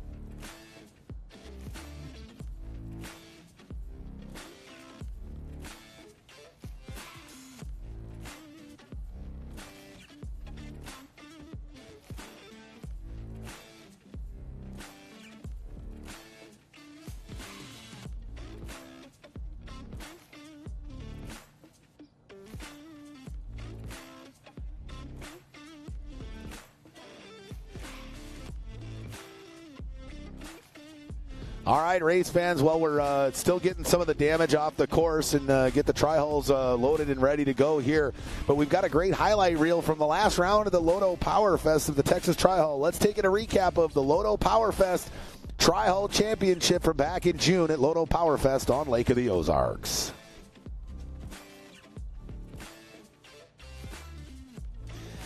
All right.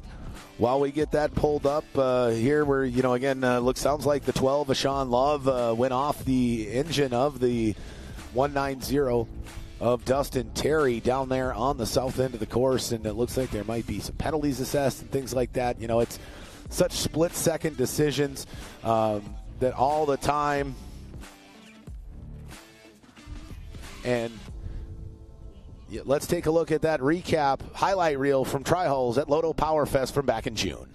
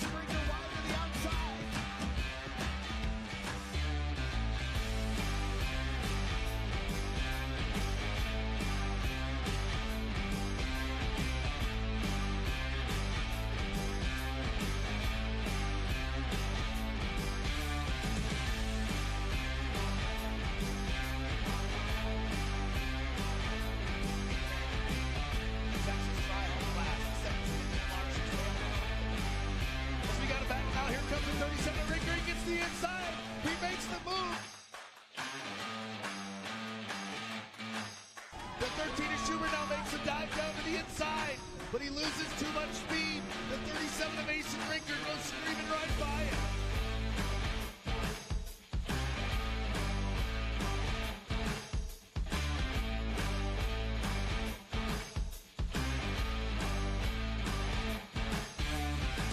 Winner in Texas trial going wire to wire, the 17 of Neil Marsh.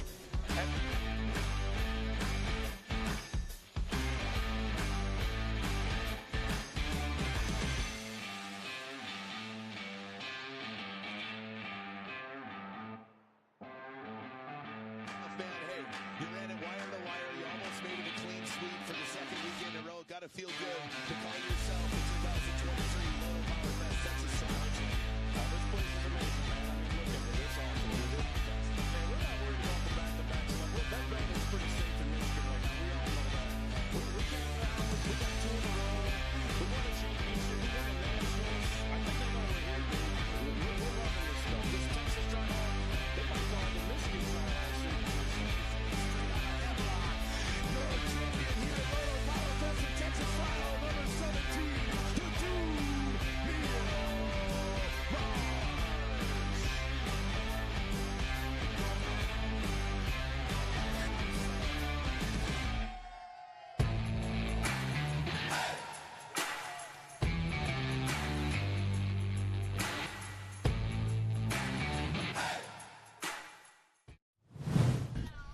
All right, a great recap of the win at Lodo Power Fest by the 17. The dude coming straight out of Hemlock, Neil Marsh. He's going to have to hopefully have another solid weekend here in the 4th and final qualifying heat. And if he can go back-to-back, could possibly put a stranglehold on a repeat performance of the series championship. He is your defending champion from 2022, looking to go back-to-back here in 2023. Can he do it again here with a great run in qualifying heat number 4? Our tri-hulls after we got the course cleared, and we got the course cleared, and we've got all the debris off the course. Unfortunately, there were some yellow cards assessed due to some unsportsmanlike conduct, and some penalties assessed due to the wreck there based on who caused it. Looked like it was actually the 12 of Sean Love. Center punch the motor of the back of 190 Dustin Terry, which is why he was dead in the water. You saw after the third qualifying heat when we called that heat after the second wreck and we brought everybody in. That 190 Dustin Terry had to be pushed onto his trailer, and that was frustrating for him. Both the 12 of Sean Love and the 190 Dustin Terry having a bit of a words with one another. And we run a tight ship here. And, if you give these guys an inch, they'll take a mile. And so we try to squash that stuff right away. They're both heated. They're both hardened competitors. The 12 of Sean Love probably more upset with himself than anything else. Obviously, as human beings, a lot of times we outwardly project our own internal frustrations. He was 4th in points coming into Heat 2. He had allowed his brother to get by him, and for two brothers racing together, that's the first and foremost, right? I'd much rather beat my brother first than maybe even take a heat win first, right? He was really looking to be the top boat on that Clover construction team, and boy, it's all over now because I don't think you're going to see that 12 boat back in the water here this weekend as. That boat has the bottom side of that boat has seen a lot of sunshine in 2023. But when you're as competitive as the Love brothers are, and you're the rookie, and you're out here with so many tough competitors in the Formula One class, you've got to live on that ragged edge. And that ragged edge is a very fine line that you have to dance on. And if you step over that line, that's when some unfortunate things can happen. Chris Rinker, for a split second, either forgot where that line was or because the racing conditions changed, that line moved on him, and he wasn't able to react quick enough, and that's where we saw that spectacular blowover down the straightaway. Now, I've been told They are already in the pits. They've got the backup boat rigged. They're working to make sure that it's all good to go. It sounds like we might see the 52 of Chris Rinker back in the final, but he's going to start last off the start pontoon. Not the position he wants to be, but he's just hoping to gain some points to keep himself in the conversation. Right now it's repair mode. It's catch-up mode for the 52 of Chris Rinker. He's going to be driving with a chip on his shoulder, with some attitude out there. But he's going to have to keep in mind where that line is for the main event so that he can hopefully bring it home in one piece and collect as many points as possible, because we've got the likes of Rusty Wyatt and Terry Rinker and Jeremiah Mayo and Dylan Anderson and Spencer Love that are all right in that hunt, just on top of one another for that series championship here in 2023.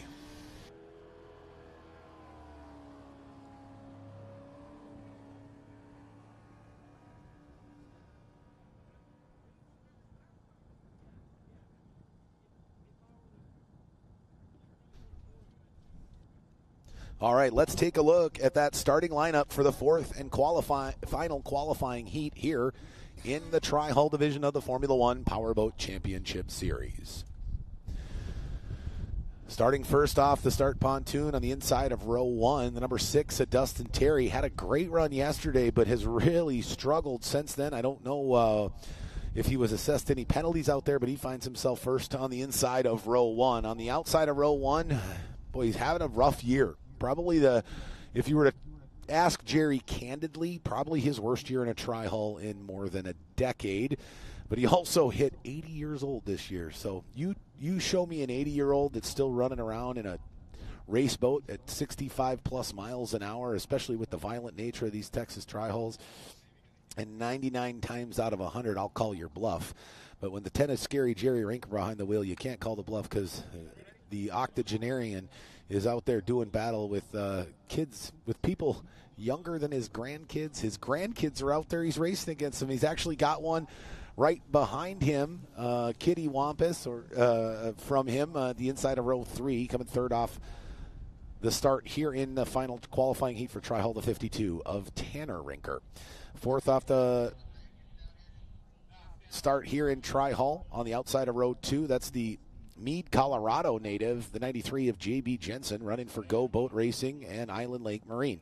On the inside of row 3, the 26 of Briston Sherman. On the outside of row 3, the 69 of Cole Mullet Wearing in that mullet machine.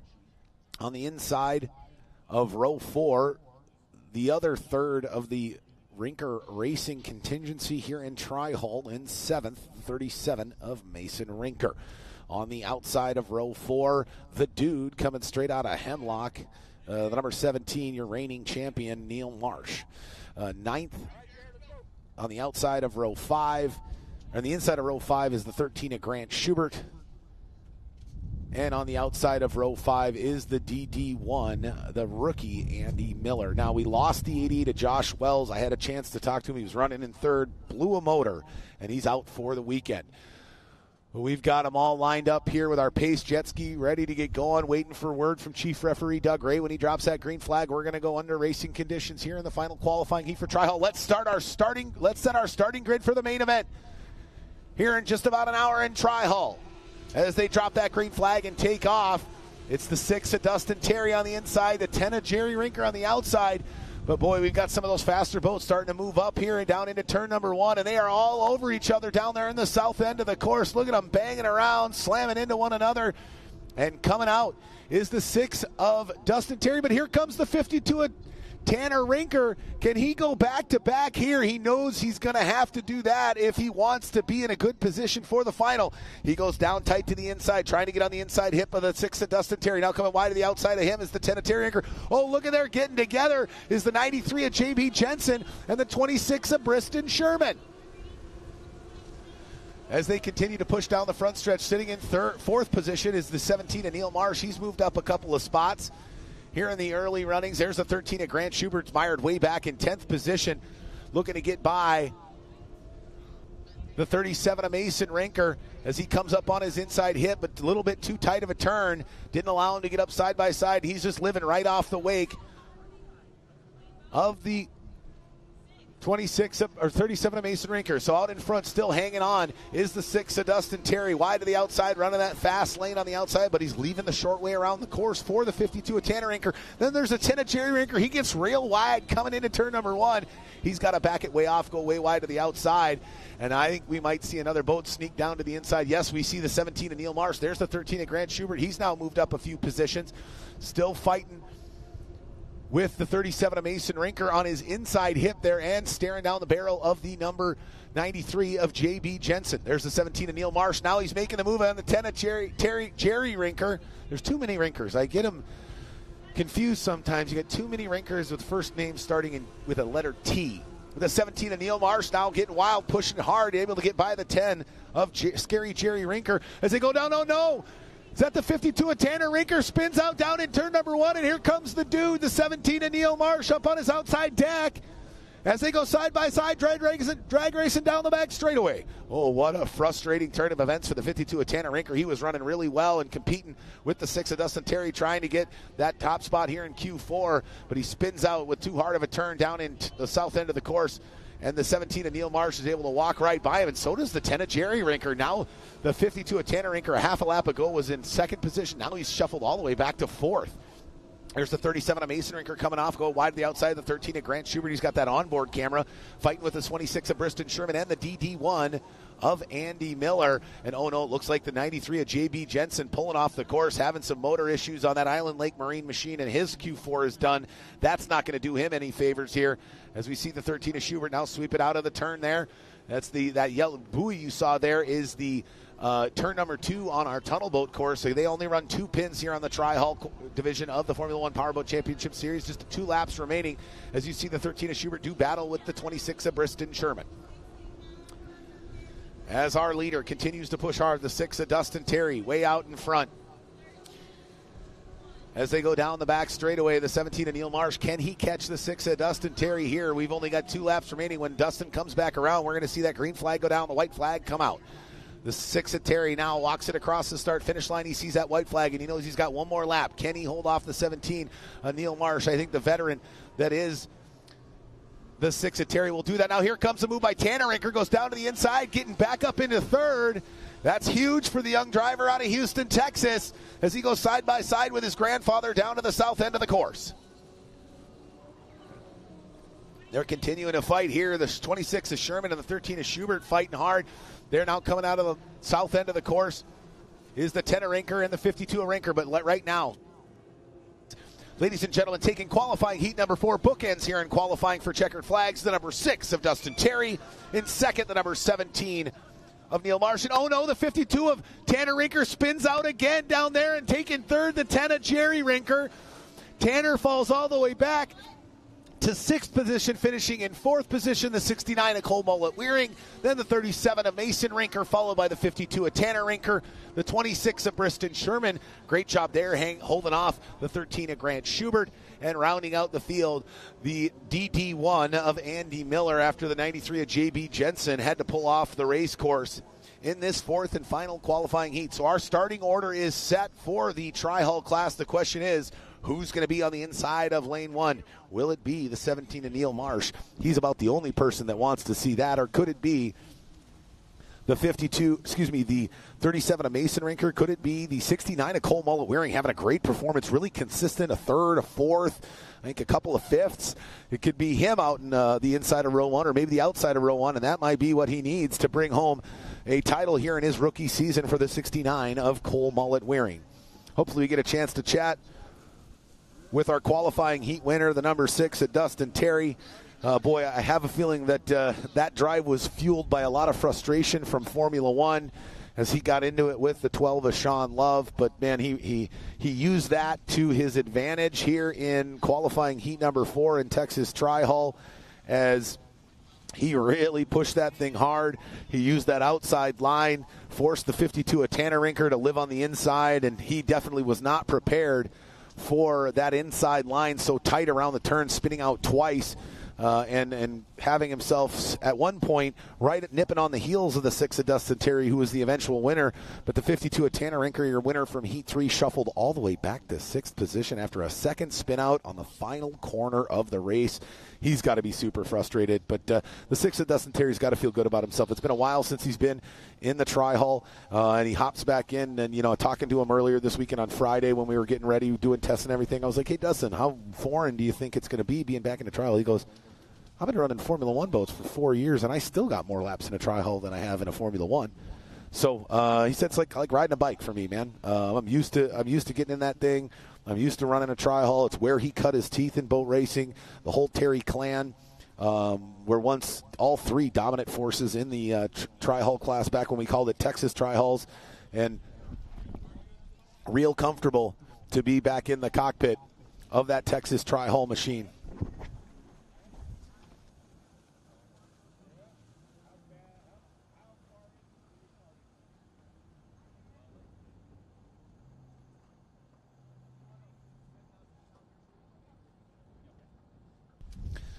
As we're going to get a chance to chat with him there. Now, up next, it's finals time, baby.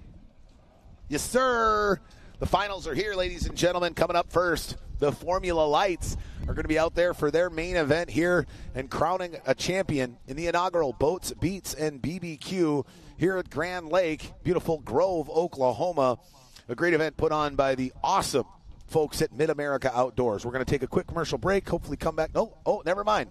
We're going to hold off on that because it looks like making his way down here is the number 6 of Dustin Terry, joining the Tri-Hall ranks here in Grove, Oklahoma, and taking bookend victories here after a win in qualifying heat number 1. Had a rough Q2 and Q3, but joining me now, your winner from heat 4, the 6 of Dustin Terry.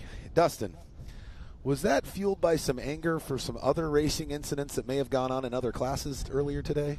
No, man. If you start in the front in Tri-Hall, you should finish in the front. It's a good boat setup.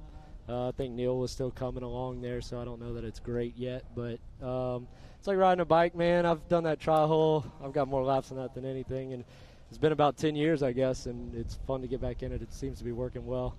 But, yeah, I guess the heat before that and F1 just falls under the category of stuff happens, Yeah, for sure. It seems like your demeanor's a little bit better than it was about 15, 20 minutes ago, but time helps dissipate that stuff. But, you try to use that as fuel for the future.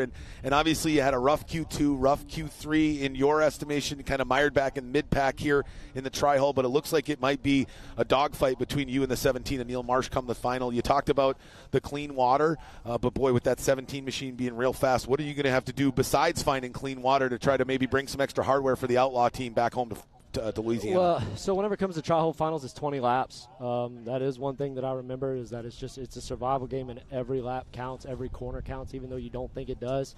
I've been back before. I've been in last place and gone up to first by just slowly chipping away. And as long as you're there and you don't give up and settle in, that's one thing. But we'll see how my endurance does by that point.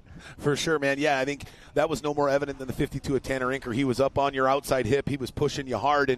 And there's that line we talk about in boat racing, right? You got to live on that line, but you can't live over it. He went over that line not once but twice, ended up going all the way back to 6th position. So really hits home with what you're saying about having every lap counts, every corner counts, and really pushing your way to the top. Yeah, and I mean, big thank you to JH and all those guys. They put this boat together for me.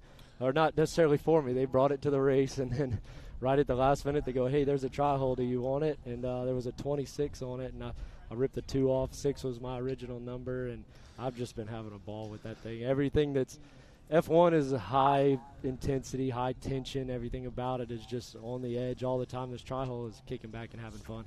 Right on, man. Well, hey, go back in the pits, have some fun. I know you might have some more work to do on your F1 setup, but at least even if you can't get the F1 machine back on the water after the tangle up there with the 12 of Spencer Love, you can hopefully bring home some hardware in the Tri-Hall class. Good luck having a battle with Neil Marsh and the rest of these knuckleheads in Tri-Halls. I didn't hit Spencer. We ran Sorry, into Sean. Yeah. So my bad. Those Love brothers. I get it. You know, as I was saying, I was just saying there in the tri-hole, these rinkers, they got so many names, it's hard to keep them all straight. Yeah. We're starting to get more of that. Same people, different first name, different, same last name makes it tough sometimes for a spaz like myself. But hey, man, great job out there running, and looking forward to the battle between you, Neil, the Rinker clan, and all the rest of you knuckleheads in tri-hole. I know you guys are going to put on a show for them. Look, if I don't get a trophy today, I guess this is my opportunity to thank my sponsors, Ameristar, JH Performance Boats, Yates Electric, the whole Outlaw F1 team. And this place is fantastic. Grove, I mean, man, please bring us back. This was an amazing event. And F1 Powerboat, thank you guys, Mid-America, for putting on this event. This place is awesome. It's crazy, and we've been having a ball. We don't want to go home.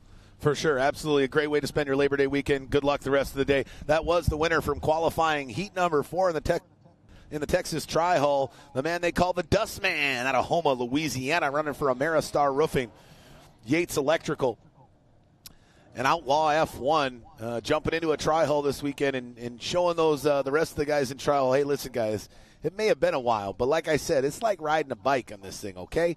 I'm real comfortable in a Tri-Hull. He jumps right back in, does some testing on Friday, and becomes a force to be reckoned with. But right now we've got the Formula Lights. We're getting them loaded in the water. And as we get them lined up for their main event here, we're getting the last few boats on the water. Let's take a look at a recap from the last race in Formula Lights at the 2023 Port Neches Riverfest.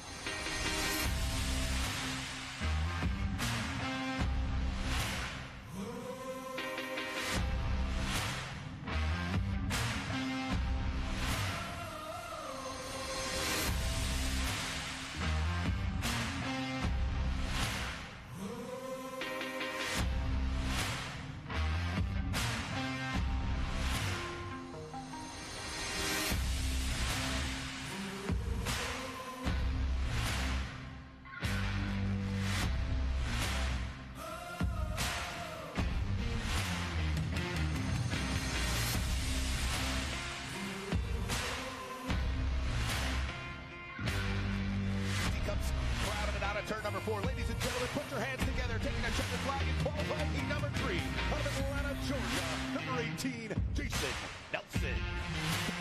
All right, race fans, welcome back here as we're getting these Formula Lights lined up for our main event. 20 seconds, driver,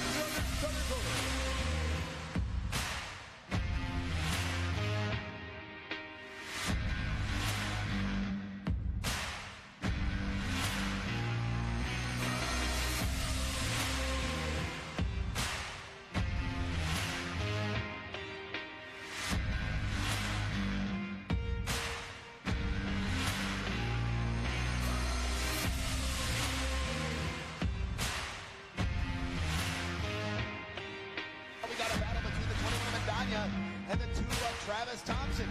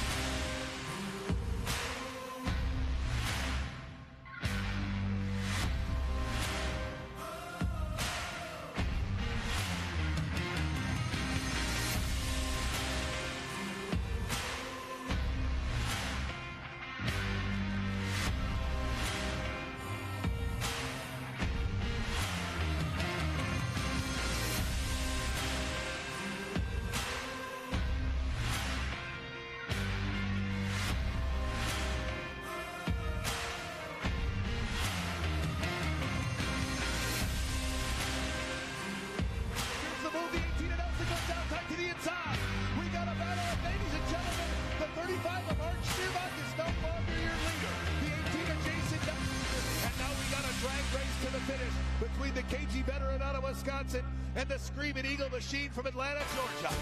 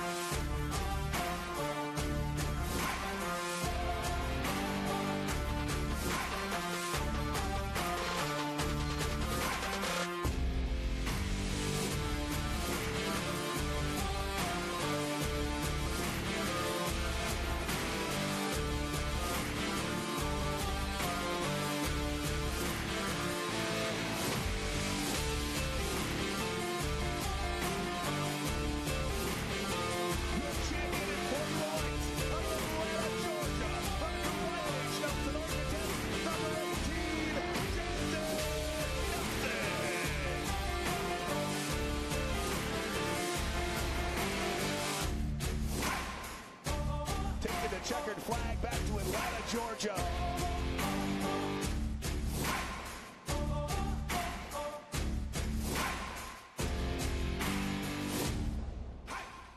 First of all, Jason, how's that feel, man? Whew, feels good, man. All right, a recap of the last race in Formula Lights, and we got a doozy up here. Coming up here as we've got our final grid set, and we're ready to rock and roll. Let's take a look at those season point standings as they sit coming into the Boats, Beats, and BBQ here on Grand Lake. Those season point standings are going to get shaken up a little bit. So far out in front, Mark Schmierbach with 281 points, and Jose Mendana with 252 points. Followed by the 3 of Travis Thompson. And then there's the 14 of Tyler Peterson in that 4th position with 230. Followed by the 18 of Jason Nelson, another one of those drivers. So 5th, 6th, 10th, 11th, all wrapped up in accidents at the National Championships, and only a couple of them able to make it here. But we're ready to go. We're getting ready to go here. 1 minute drivers, 1 minute on the pole. Out of Miami, Florida, running for Mike Scott Plumbing. Can he leapfrog our season points leader, the number 21 of Jose Mendana Jr.? 50 seconds, drivers, 50 seconds. After a phenomenal Q2 and Q3 here on Sunday, the 14 of Tyler Peterson has vaulted himself up into second. Can he get into conversation for the season standings with a win here today? 40 seconds, drivers, 40 seconds. Then it's the 35 of Schmierbach. He spun out in between turn 1 and 2 in the final qualifying heat. Now he's mired all the way back in third on the start pontoon. 30 seconds, drivers, 30 seconds. Then it's the 29 of Jared Jensen, the 78 of Marshall Gildermaster, and the 27 of Steve Lee. Let's crown a champion of Formula Lights. 20 seconds, drivers, you're under starters' orders. A flag is up.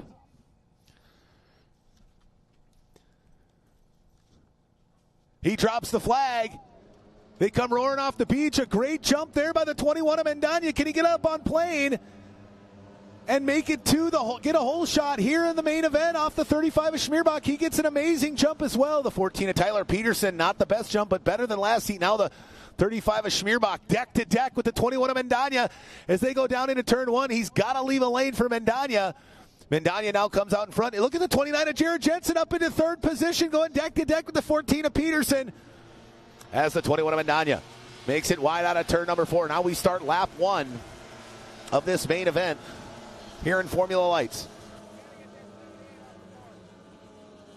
This 15 minutes plus 1 lap main event, almost a little over twice as long as any of our qualifying heats. Oh no, the 78 of Marshall Gildermaster off the screen, but he's down on power and is having to move way on the outside of the course. But we got a battle going on for the top 3. There's a move by the 14 of Tyler Peterson. He goes down tight to the inside.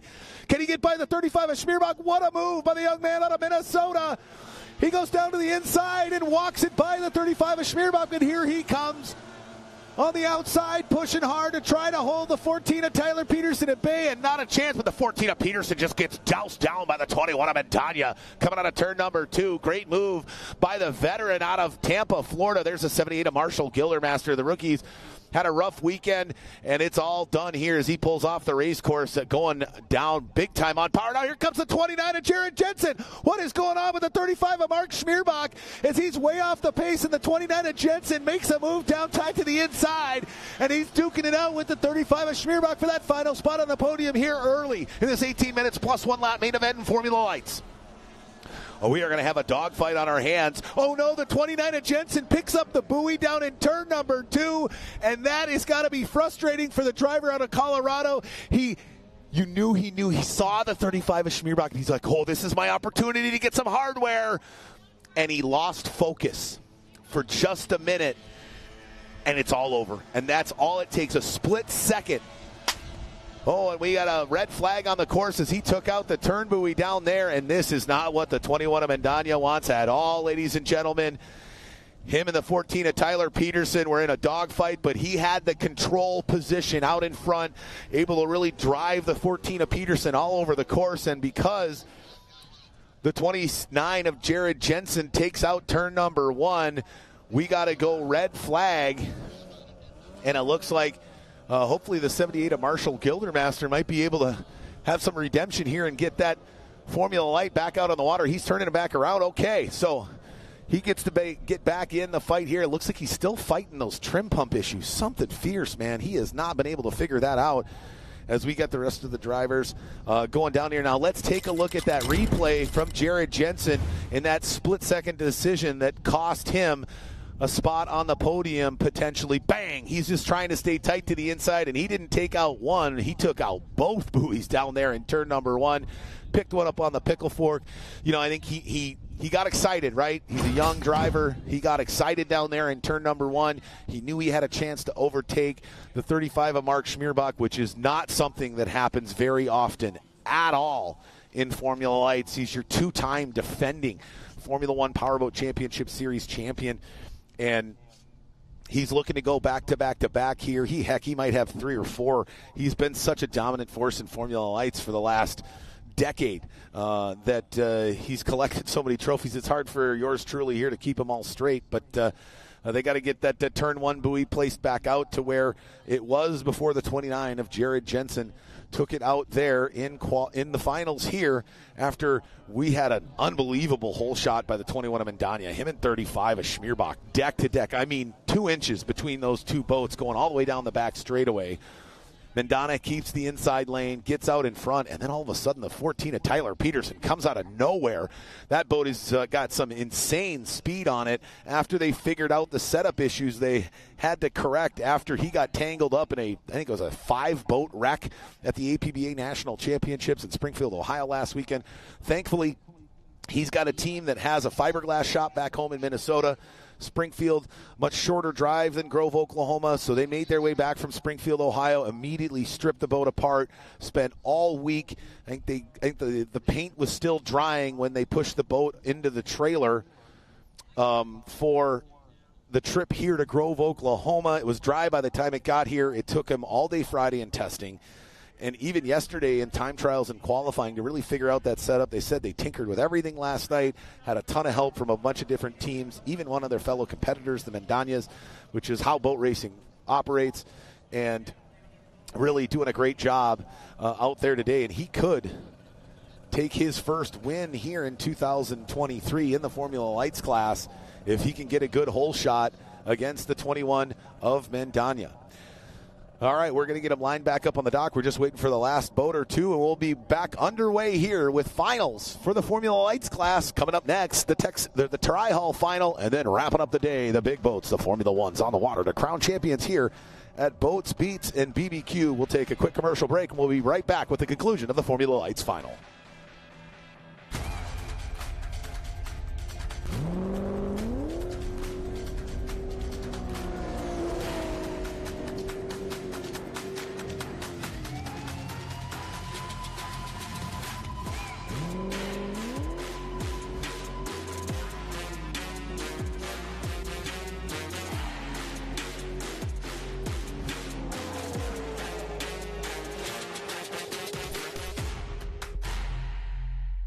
VP Racing Fuels has been the official fuel of racing for over 45 years. But VP isn't just race fuels. VP offers a wide range of oils, additives, and our new Stay Frosty coolants to help keep your street car, tow vehicle, or weekend warrior running at its best. VP products are engineered to keep your vehicle running smooth and looking great for your daily commute with our octane boosters, fuel treatments, and quick detailing products. Explore VP's full product line at vpracingfuels.com.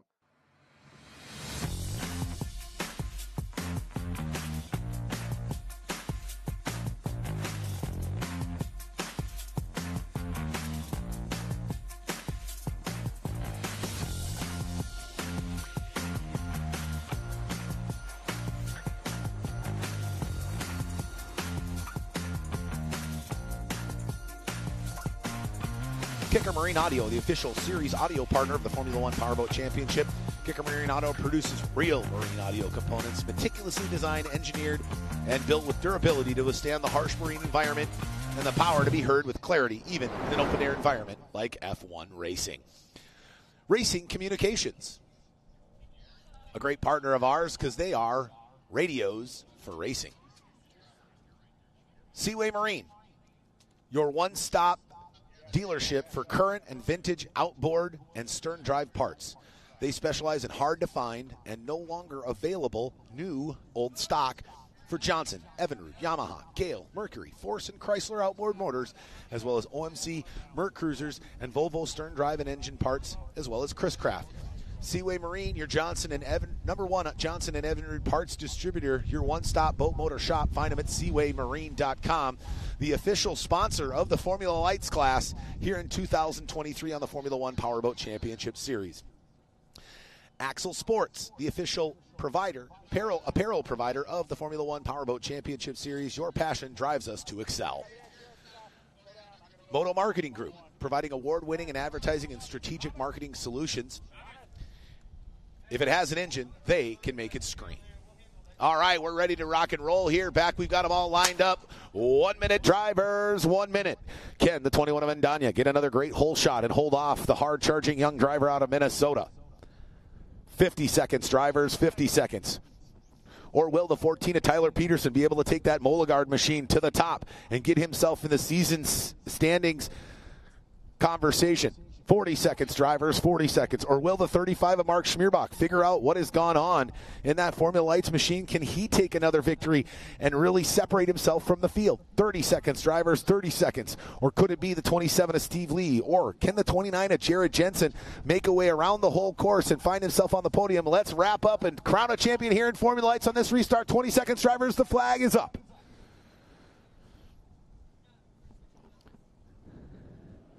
They drop the flag, and let's take a look what happens here. Nice jump there by the 21 of Mendana and the 35 of Schmierbach and the 29 of Jensen, 14 of Peterson. Same type of start, but oh no, 35 of Schmierbach got a little bit of a better start here. Can the 21 of Mendana hold tight there? They're going to squeeze out the 14 of Tyler Peterson, and that's going to be brutal for him as he's got to back way up, but now he's able to go down tight to the inside. The 35 of Schmierbach on the outside hip of the 21 of Mendana. Now here comes the 14 of Peterson back into the conversation. There's the 27 of Steve Lee hanging back in fifth position. As they come screaming down the front stretch, we got a dogfight right now down the front stretch between the 21 of Mendana and the 35 of Schmierbach. Here comes the 14 of Peterson down tight to the inside. Man, that Moligard turns well. Really does a great job of going pin to pin in the corners and makes that course so much shorter. If it weren't for him getting pinched out and doused on the start there, he might have found himself all the way up in second. And here he goes for the move again.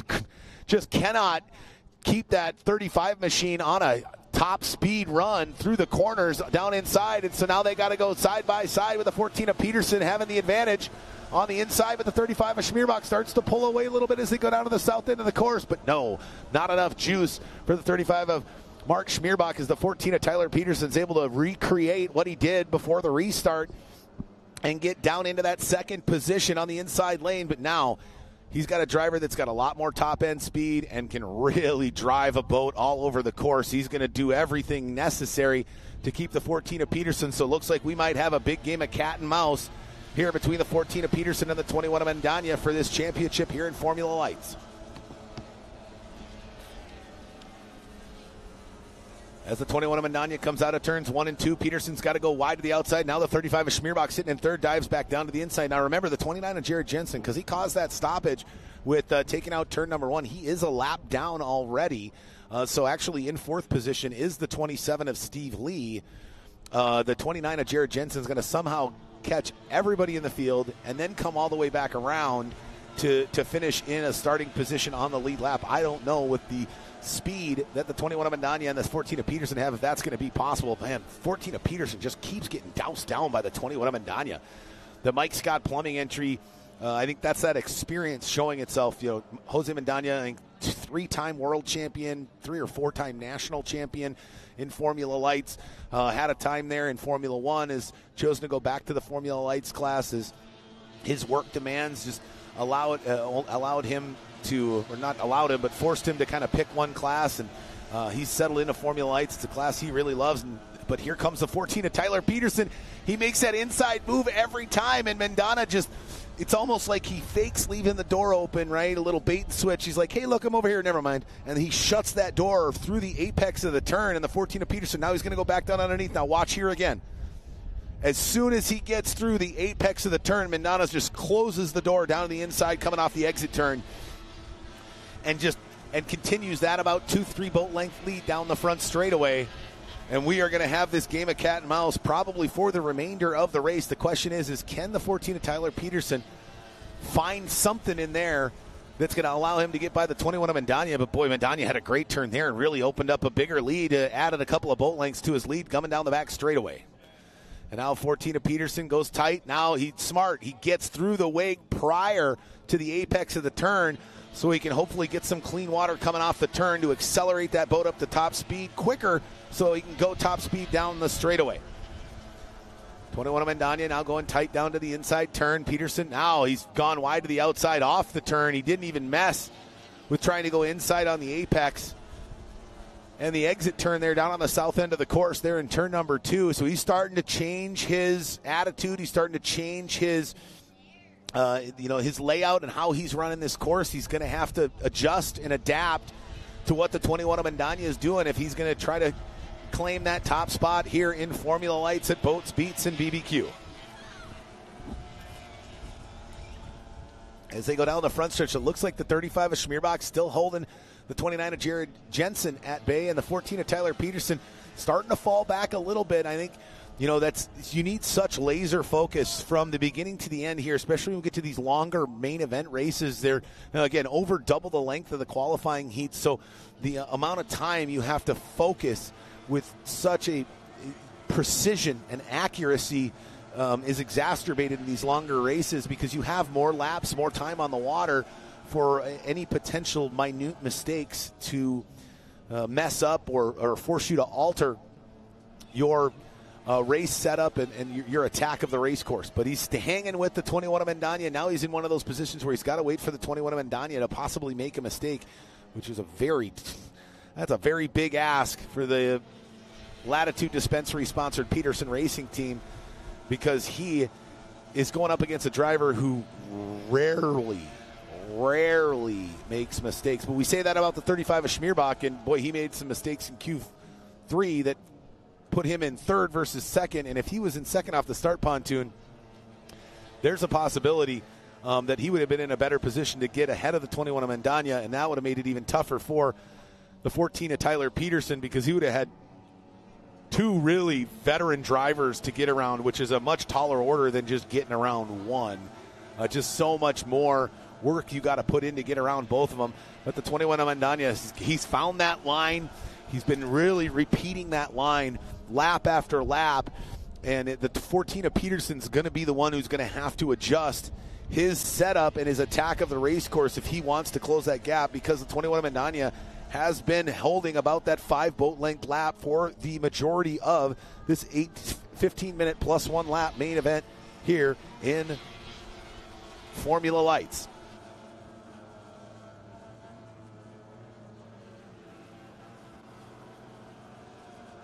Six minutes plus 1 lap remain here in this main event in Formula Lights. Oh no, the 29 of Jensen takes out both the turn buoys again down in turn 1. And now he's dead in the water, so we're going to have to keep an eye on it. It looks like we might have to yellow flag, and will the 14 of Tyler Peterson get another shot at this? I don't know. We're going to wait for Chief Referee Doug Ray to make a decision down there. Are we going to go down to a 3-pin course? I think we may go down to just a 3-pin course to stay on schedule. And that could also be a huge benefit to the 14 of Tyler Peterson, because we were talking about the way Mendana was attacking the corners, right? Leaving lane 1 open on the entrance pin, and then right at the apex just slamming the door shut. Well, now he doesn't have 2 pins down at that far end of the course. He's just got a 1 pin, so we're down to a triangle course. As you see the 14 of Peterson push hard to the outside there. Will the 21 of Mendana be able to adapt his attack of the race course? Or will the 14 of Tyler Peterson be able to use this and change his own driving style to close the gap and eventually overtake the man out in front? They call him the Miami Madman back when he resided in Miami, Florida, moved up to Tampa. So I guess we call him the Tampa Terror now. Jose Mendana, the 21 Tampa Terror, pushing hard and knowing that, right, but he knows all this stuff. He knows as soon as that buoy's like, all right, now my approach in the corners has got to change, because Peterson's going to change. And let's take a look at that replay. The 29 of Jared Jensen getting those young career mistakes out of the way in bunches as he just tries to set it hard. Again, fighting with the 35 of Schmierbach, trying to get by him. Sets it too hard down into the corner, and unfortunately this time there's no restart, so he's got to move himself off the race course, out of the racing area, and his afternoon is done. Frustrating for the number 29 of Jared Jensen. That Go Boat Racing Island Lake Marine machine was running pretty well. I think we got a lot of good things in the future for the 29 of Jared Jensen. But, man, the 21 of Mendana, he's got to feel like the 14 of Tyler Peterson's like a fly. Just leave me alone. Get away from me. He just, every time he looks in his rearview mirror, that rearview mirror's got a bunch of red all over it. That Latitude Dispensary Molgar Danish-built Formula Light is just all over the place, pushing hard against the 21 of Jose Mendana Jr. As they go down the backstretch, you see that great overhead shot as the 21 of Mendana now is approaching his teammate. It looks like the 29 of Jared Jensen's actually going to rejoin the course a couple of laps down he's got to figure out a way to set that boat hard in the corner but not pick up a buoy. So he's going to go out there and try to hopefully not take out any more buoys and add to the fines that you incur when you take out a buoy here. It's every driver gets fined if they take out a course buoy during the race weekend, and he's collected 2 of them just in one race. So back out on the race course now, just hoping to get some battling in, get some laps in, because again, he wasn't unable to make the first half of the Formula 1 Powerboat Championship Series here in the Formula Lights class. 21 of Mendana on that north end, same approach. Wide through entrance pin, right at the apex, slam it down to the pin, scrub up the water, cut off the 14 of Peterson, and then force him to make up that ground. Now Peterson makes a nice move there, but again, looks like Mendana has shifted his approach down there on the south end of the course now that it's a 1-pin turn, and the 14 of Tyler Peterson has not been able to counter the change from the 21 of Mendana. Now see how he's staying on that wake. He's got to stay outside that hip. He's got to be a half or a quarter a lane wider. He's losing a lot of top end speed through the corners because he's having to run through the wash of the 21 of Mendana. Now this is not going to help things. Teammates, the 27 of Steve Lee, not really having the best weekend, but smartly stays out of the way, doesn't get in to maybe affect the outcome of the race. That's a very generous move, but a very veteran move by the 27 of Steve Lee. He knows he doesn't have his best stuff this weekend, and he's been fighting some gremlins all day. He didn't even finish qualifying heat number 2 and had some issues in qualifying heat 3, so he gets out of the way, and the battle continues between the 14 of Tyler Peterson and the 21 of Jose Mendana Jr. 2 minutes plus 1 lap remaining here in this Formula Lights final as the 21 of Mendana holds on for dear life. Now that gap's starting to close, so the 14 of Peterson definitely has probably an extra mile an hour or so down the straightaways. Then Mendana backs way off out of the corner, not allows Peterson to swing way wide to the outside. But then Mendana moves out. Now Peterson's got to dive back underneath. It's inside-outside, cat and mouse game all day long between these two. As there goes the 14 of Peterson. He sets it too tight. He should have swept that out of the corner, slingshotting himself wide outside of turn number 2, but he decides to set it on the inside. You can see he lost about a boat length there with that move. Now he's got to stay. Now he got to get out of that path of the wash of the 21 of Mendana. If he lives in that wash, he's never going to be able to catch the Tampa Terror in that Mike Scott plumbing machine. As they come down out of turns 1 and 2, well, I guess just turn 2 now, or turn 1, because turn 1's gone. But the 14 of Peterson keeps moving. There we see 1 lap remaining. We're on our final lap here for our leader, the 21 of Jose Mendana Jr. Can he take home the victory here in Formula Lights as the 1 lap remains here? The white flag is out. Go fast. Turn left. Just a handful more times. Can we have one last gasp from the 14 of Peterson? He goes wide to the outside. Now has to dive back underneath as the 21 of Mendana moves way wide to the outside. Keeping those RPMs up, forcing the 14 of Peterson to cross back through his wake as he goes into turn number 3. Comes off 3. Out of turn number 4, ladies and gentlemen.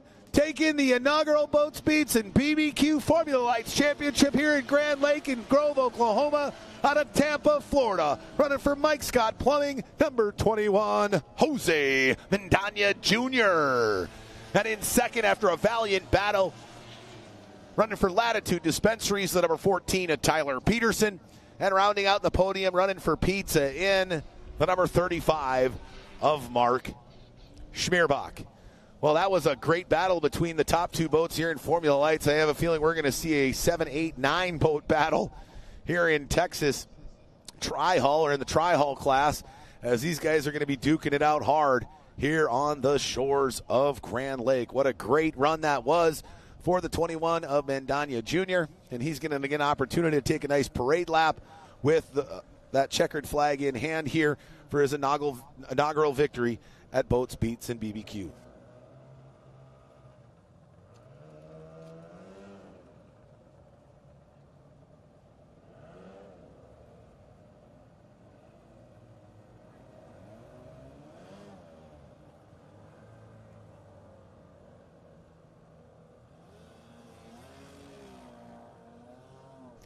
You see there the 27 of Steve Lee dousing down his teammate, the 21 of Mendana, as he sits out there congratulating his teammate, as Mike Scott Plumbing team is going to get to bring some hardware back to Florida. I don't know if the 21 of Mendana might have just lightened up the tank to the point where he ran out of gas there, but normally you'll see these guys come in and get a checkered flag. Let's see where that's at.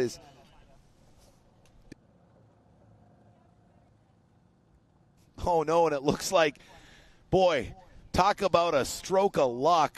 The 21 of Mendana's battery dies, but after the restart. So he wins the race, but once he shut the boat off after the race was over, the battery was dead, so he can't restart the boat that he just won the title with. Boy, talk about a stroke of luck. Imagine if we would have had a restart there after the second time the 29 of Jensen took out turn number 1. The 21 of Mendana probably would have been left on the beach and finished in 5th position. So he's got to be very thankful that we made the decision to stay on track today with our program and said, hey, guys, you guys got to run a 3-pin course. We're running out of buoys here between the 15 of Travis Yates yesterday, or not 15 of Tim Kraft yesterday, the 29 of JB Jensen, or the 29 of Jared Jensen, not JB. JB's in the Tri-Hull.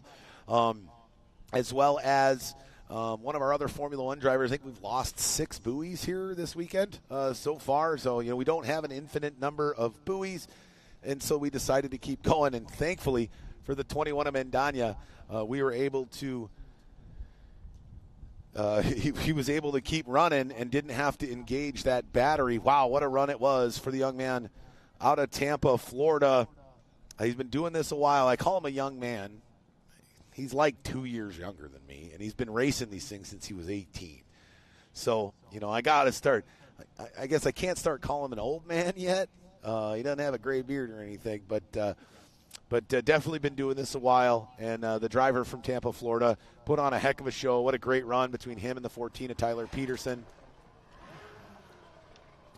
And let's hope we're going to have some of that same highly competitive racing action here for the conclusion of our two classes here. Up next is the main event in Texas, Tri-Hull. And while we get the rest of the Formula lights off, we get the Tri-Hulls rolling, we're going to take another look back. Let's take another look back at the Loto Power Fest and how everything shook out there that set us up for the round 3 here at Boats, Beats, and BBQ in Grand Lake. Let's take a look at a highlight recap of the Loto Power Fest in the Tri-Hull division.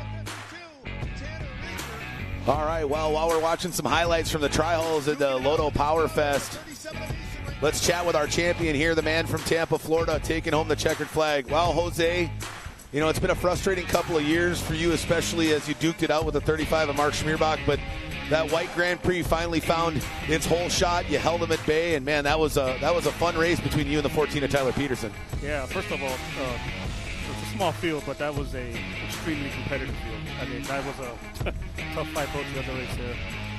But yeah, it was a great race with Tyler and Mark, as usual, clean. But you know, everybody knows that boat is probably the fastest boat out here, but it struggles coming out of the whole shot. We've been working on that tirelessly, and I gotta say this weekend we still got a little more to go, but we're in the game. We're good enough now where we can cause some more. Yeah, man. I mean, it was a phenomenal run, and I mean, I had a chance to talk to the 14 of Tyler Peterson, and you actually helped your hardest competitor this weekend fix his boat last night to find that speed that he got today. You know, and as much as these wins mean, what does it mean to you to be able to help out your competitors and the family that is the Formula Lights class? Yeah, no, anytime anybody is in need, you help them out, no matter how close you are to them or not. But yeah, he's a great kid, young man. He's got a hell of a ride, and he's doing a darn good job driving. He made me work for it. We were 4 or 5 minutes ago there. I felt I was losing a little bit of steam. I don't know if it was battery or, but we were losing about a half second a lap, and I saw him coming in the mirror. And then there I went to defensive position. Yeah, for sure. You actually losing turn 1 actually helped me because it bogged him down enough in that big old Mogard. Yeah, and it seemed like, you know, you had a plan, right? You would go wide into the entrance pin, kind of leave him a lane, kind of bait him to the inside, and as soon as you got to the apex of that turn, you just shut the door on him, and you just kept forcing him to cross your wake. Was that the plan going in if you got out in front? Yeah, my strength, going back to my phone, my strength is cornering, especially a Grand Prix. It corners on a rail. The whole thing was, I call it the sucker hole, open up, let them come in, and then you hose them, gain the 2 or 3 boat lengths back. But yeah, he made me work for it. That was a lot of fun. If we had another restart, I would have been out of luck. If you had another restart, I don't know if that battery would have worked, and you might have been left in the dust watching everybody else come off the beach. So probably very fortunate that race directors decided to keep the race running after the 29 of Jensen took out turn 1 for the second time. It was either a battery or I lost ground because, I mean, trim and everything else was working fine in the boat. It's just no fire, so I'm thinking it's ground. But we were very fortunate there. But you got to catch those breaks in racing sometimes. And tell you what, though, this is an amazing venue. But, glad we were here. Timmy John are going to put it on, and I would definitely come back. And Well, now now I believe this will catapult you above the 35 of Mark Schmierbach, and you will be the leader going into the final round of 2023 at Legends of Havasu down in Lake Havasu City, Arizona at the end of October. It's been a few years since you found yourself in that position. Got to feel good to be back on the top of the heap, but now you're going to have everybody coming at you in Havasu. What does the Mike Scott Plumbing team need to do for the rest of the year to bring home that Formula One Powerboat Championship Series championship back to Florida? Yeah, it's all about, making sure the power heads are good, and I tell you, we get the Grand Prix to come off the line like it did this weekend. We get a little more out of it. We're going to be right up there. Right on in. Havasu is going to be a lot tougher. We lost a large chunk of our field due to some heavy carnage at the APBA National Championships just a week ago. Teams didn't have enough time to get everything back together, except for the 14 of Tyler Peterson, but it helps when your crew chief owns a fiberglass shop. But we're probably going to see a much deeper field, and especially when we get some of those West Coast contingencies, there's a lot of fast guys out there. But, hey, you deserve it. You ran a heck of a weekend. You held off a young driver who's on the rise, and I have a feeling is going to be a thorn, and you are in Mark's side and the rest of the class for many years to come. But for right now, you're on the top of the heap, and you get to call yourself the inaugural Boats, Beats, and BBQ's Formula I champion. Thank you. I appreciate it. And anytime you get to win a race against great competition like that, it makes it even more sweeter. But absolutely. Ladies and gentlemen, one more time, your winner here in Formula Lights. We call him the Tampa Terror these days. Out of Tampa, Florida, the 21 of Jose Mendaña Jr. Congratulations, sir. Go enjoy it. You deserved it. All right, that was the 21 of Jose Mendaña Jr. What a great run it was between him and the 14 of Tyler Peterson. Like he said, man, if we would have had another restart, I don't know what would have happened out there. It would have been real difficult to hold the 14 of Peterson off, but I guess a couple of lucky breaks, right? Turn one actually allowed him to hold the 14 of Peterson at bay, as he stated, and the fact that we didn't restart because he either lost ground or lost battery functionality, and he wouldn't have been able to fire on that final restart. So, like you say, in racing, you do need to get a couple of breaks, but he was able to be on the right side of him. The 29 of Jared Jensen maybe on the other side of those breaks with a couple of unlucky breaks down in the corner.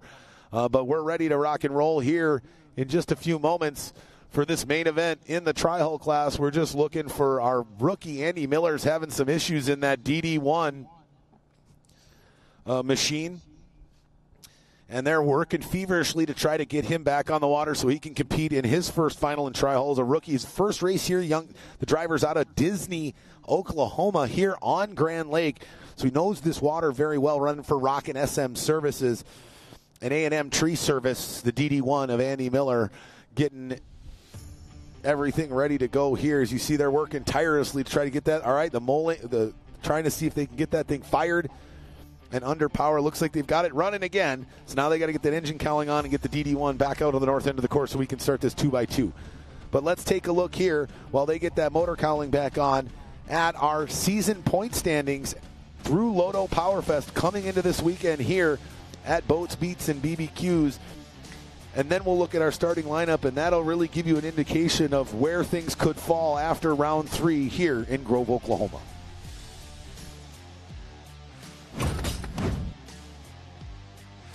All right, out in front, no surprise. Your defending champion with 850 points, the 17 of Neil Marsh. Boy, after today, if he can pull home another victory, it's going to be real difficult to catch him. Sitting in second position and not having the greatest weekend here in Tri-Hull is the 13 of Grant Schubert with 622 points. Third here in the Tri-Hull class, he's a rookie. They call him Mullet. His boat he calls the Mullet Machine, the number 69 of Cole Waring. And he's had a solid showing this weekend. I think, if something happens, maybe the 13 of Schubert or Neil Marsh or somebody gets tangled up with some of the other guys, you could see the 69 of Cole Waring gain some valuable points and potentially get back up into that conversation. But they've all got to knock off the 17 of Neil Marsh. But in third, the 69 of Cole Waring. In fourth, 1/3 of the Rinker contingency here with 602 points, the 52 of Tanner Rinker. In fifth with 530 points, the 10 of Jerry Rinker. And in sixth, the 37 of Mason Rinker.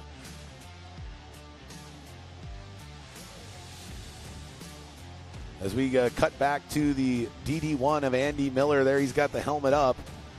Sorry about that. Let's take a look again and finish through the rest of the standings. In sixth position, it's the 37 of Mason Rinker with 510 points. In seventh, the 88 of Josh Wells. He was running well, but blew a motor, and his weekend is done with 425 points. Then the 8 of Corey Walker, who was unable. He had a prior commitment, unable to make it this weekend. Then in the 9 of Briston Sherman, the 10 of Darren Ware, the 11 of Aaron Green, who again had some issues and wasn't able to make it, and the 12th, the 37 of Chris Rinker. He actually ran a couple of races early in the season, jumping into a tri-hull. Your normal Formula One driver. Speaking of Formula One, I did get word the 52 of Chris Rinker will be getting into his backup boat, starting last off the start pontoon, but will be in the main event to collect those very valuable points for the season championship. But we've got them all milling down on the north end of the course, and we're just moments away from crowning a champion here in the tri-hull division of the Formula One Powerboat Championship Series here at Boats, Beats, and BBQ. And don't forget, we've got the Outlaw Chef's Choice People's Choice competition here as a part of the KC barbecue competition that's been going all weekend long. But here we go. We get them lined up down the north end of the course, and we're getting ready to roll here. Here's our Pace jet ski with Jared behind the helm, leading him out front. Once he peels off, you're going to see them go side by side on the inside of row 1. It is the 17 of Neil Marsh on the outside of row 1. It looks like that is the 13 of Grant Schubert. So 1 and 2 in points. Here are 1 and 2 on the start pontoon. They drop it, and we're underway. We're going to have a battle, I have a feeling, between the 13 of Grant Schubert and the 17 of Neil Marsh. Then it's the 37 of Mason Rinker, the 69 of Cole Mullet Wearing, the 10 of Jerry Rinker, the 26 of Briston Sherman, the 93 of J.B. Jensen, the 6 of Dustin Terry, and the 52 of Tanner Rinker. It looks like the DD1 of Andy Miller was unable to get it started here in the main event, and he is out. What a frustrating way to end your inaugural race as a tri-hull driver. But look at the 17 of Neil Marsh, man. He has opened up a lead right now, and he's going to try to drive that thing all the way to victory. And if he can get a victory here, it's going to make it real difficult for these competitors at the final race of the season at Legends of Havasu the last weekend of October to catch the leader in the points as he looks to go back-to-back in 2023. But there's the 13 of Grant Schubert, and the 37 of Mason Rinker starting to sneak up on him as he's sitting in third, just a little over a second behind the 13 of Grant Schubert. But look at the lead, over 2 seconds already. Neil Marsh has pulled away from the rest of the field, and it's just amazing to me how you get that clean water, right? We talk about it so often. It's that smooth water. There's the 6 of Dustin Terry. What a great move down to the inside he does on the 69 of Cole Mullet Wearing, who's sitting in 5th position. But we got a battle right now for second between the 13 of Grant Schubert and the 37 of Mason Rinker. Mason's got to go way wide to the outside, cutting across the wake, deep into the straightaway. That's going to really take off a lot of speed. But this is exactly what the 17 of Neil Marsh was hoping for. He's pulling away, and the 13 of Schubert's having to play so much defensive driving to hold off the 37 of Mason Rinker that Schubert's not really focusing on that. Oh, look out there, right up on the engine cowling of the 13 of Schubert is the 37 of Mason Rinker.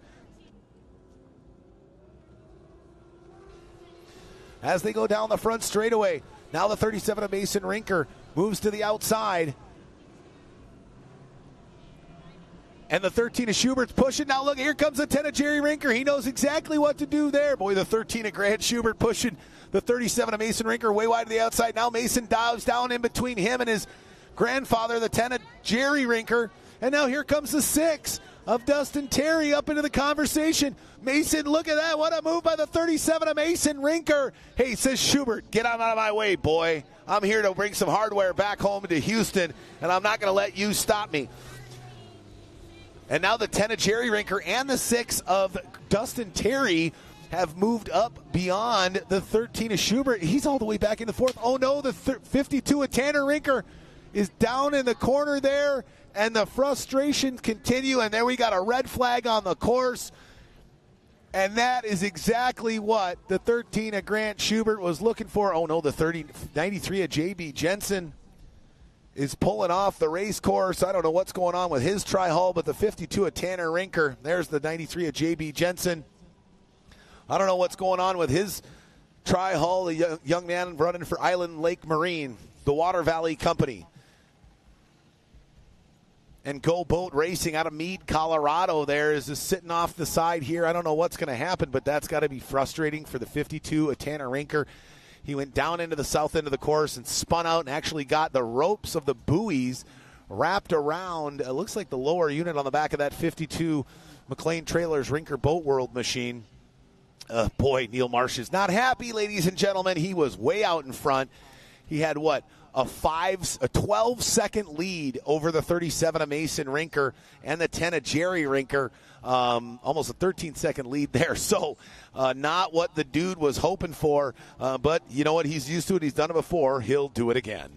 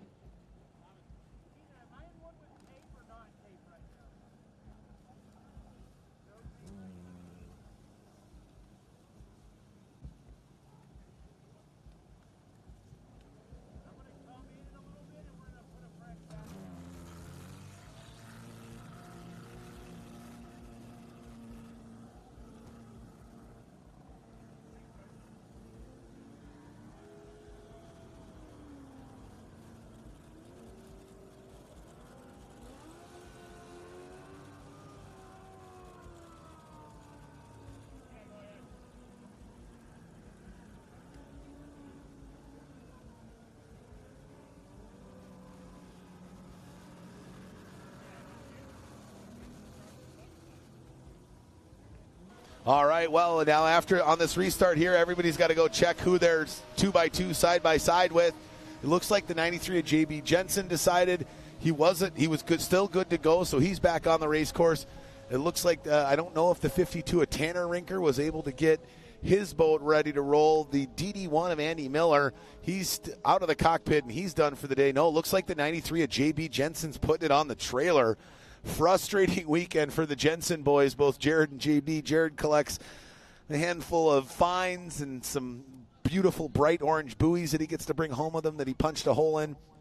And his brother, the 93 JB Jensen, running in tri-hull, has to put it on the trailer for the last 16 laps of this main event here in Texas Tri-Hull.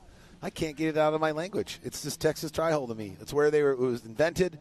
For the longest time, it was exclusively where it was run. It's become a national class.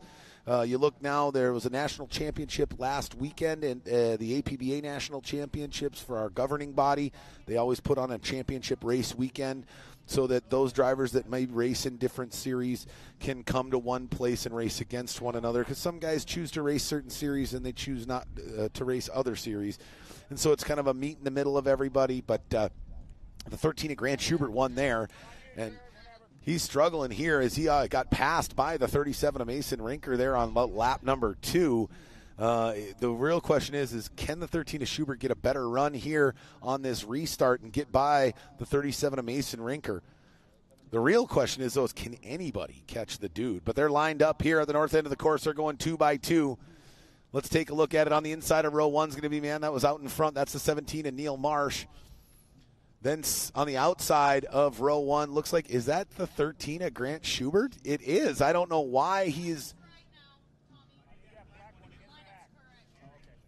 All right, so we got the 13 of Schubert still in second, probably because they hadn't finished a lap after he got 37 of Rinker moved over. Oh, looks like. So 37 of Mason Rinker in third, the 10 of Jerry Rinker in fourth, the 6 of Dustin Terry in fifth. Here we go. We're back underway. Can the 13 of Grant Schubert get a better run against the 17 of Neil Marsh here? After the restart in this Tri-Hull Championship here at Boats, Beats, and BBQ on Grand Lake, the inaugural Boats, Beats, and BBQ here in beautiful Grove, Oklahoma. As they all go down into turn number 1, they all wad up down there. The 17 of Neil Marsh again comes out like a rocket. And the 13 of Grant Schubert looks to his right, looks to his left, and he sees a couple of Rinker boats running up the backside of him, trying to track him down and move themselves up the podium one spot if they can get by the 13 of Grant Schubert. The 17 of Neil Marsh, again, figuring it out. He loves that clean water. Who doesn't? But look at the 10 of Rinker and the Jerry Rinker just leaving the 13 of Grant Schubert in the dust on the outside lane, but did he go too wide? As the 13 of Schubert sweeps it out, he's able to hang on for just a second, but here comes the 10 of Jerry Rinker making a move, and he's going to be able to get by the 13 of Grant Schubert. What a good run for the 10 of Jerry Rinker as he's having probably his best race of the 2023 season so far. Hasn't been up on the podium really so far this year. That was the 37 of Mason Rinker. Now here comes the 6 of Dustin Terry. 37 of Mason Rinker moves way too tight to the inside. Has to lose a lot of speed. The 13 of Schubert able to stay out in front, but the 10 of Jerry Rinker, can he track down the 17 of Neil Marsh? Will the dude relinquish this stranglehold here in the final of Tri-Hole? What a great move there by the 6 of Terry. He gets by the 37 of Mason Rinker. Now he's looking to track down the 13 of Schubert. As they go down the front stretch, can he get by the 13 of Schubert, who's sitting in third position as they go down into the north end of the course? Oh, what a great turn there by the 6 of Terry. Stays down to the inside. The 13 of Schubert realizes he can't run that tight line here. His setup is just not handling that tight inside line well, but he's able to get up on the deck. Is the 6 of Terry with the 13 of Schubert as they go down to the south end of the course. Terry takes a tight turn. The 13 of Schubert having to stay wide. Can he get enough top speed to move over in front of the 6 of Terry and cut him off, wash him down, and try to make this north corner a little bit easier for him? Doesn't look like he can until the very last minute, and he finally does. But again, he can't. He has to go so wide. Oh, no, he went way wide and loses some power. And the 6 of Dustin Terry just says, see you later, homie, and blows right by the 13 of Grant Schubert, who's now deck to deck with the 37 of Mason Rinker as they fight for fourth. The 13 of Schubert's all over the deck of Rinker. They get together down there. Rinker gets hosed down by the 6 of Terry, but still able to move by the 13 of Grant Schubert down on the south end of the course. Here comes our leader, the 17 of Neil Marsh. Oh, no, it looks like the 93 of J.B. Jensen was able to get it going again. It might have been, I don't know who it was on the trailer, but he must have figured something out and was able to get back out on the race course and join the field after the start. That's good to see the 93 of J.B. Jensen still out there competing with the 37 of Mason Rinker now in fourth. Can he get on the podium? He's going to have to catch the 6 of Dustin Terry. And like Dustin said after his Q4 win, he has had more laps in a tri-hole than any other racing machine he's ever been behind the wheel of. So it's like riding a bike for him, and he's trying to ride that bike all the way to a podium finish here in the tri-hole finals here at Boats, Beats, and BBQ on Grand Lake. Brought to you by Mid-America Outdoors, a great company out of Jay, Oklahoma, just south of here.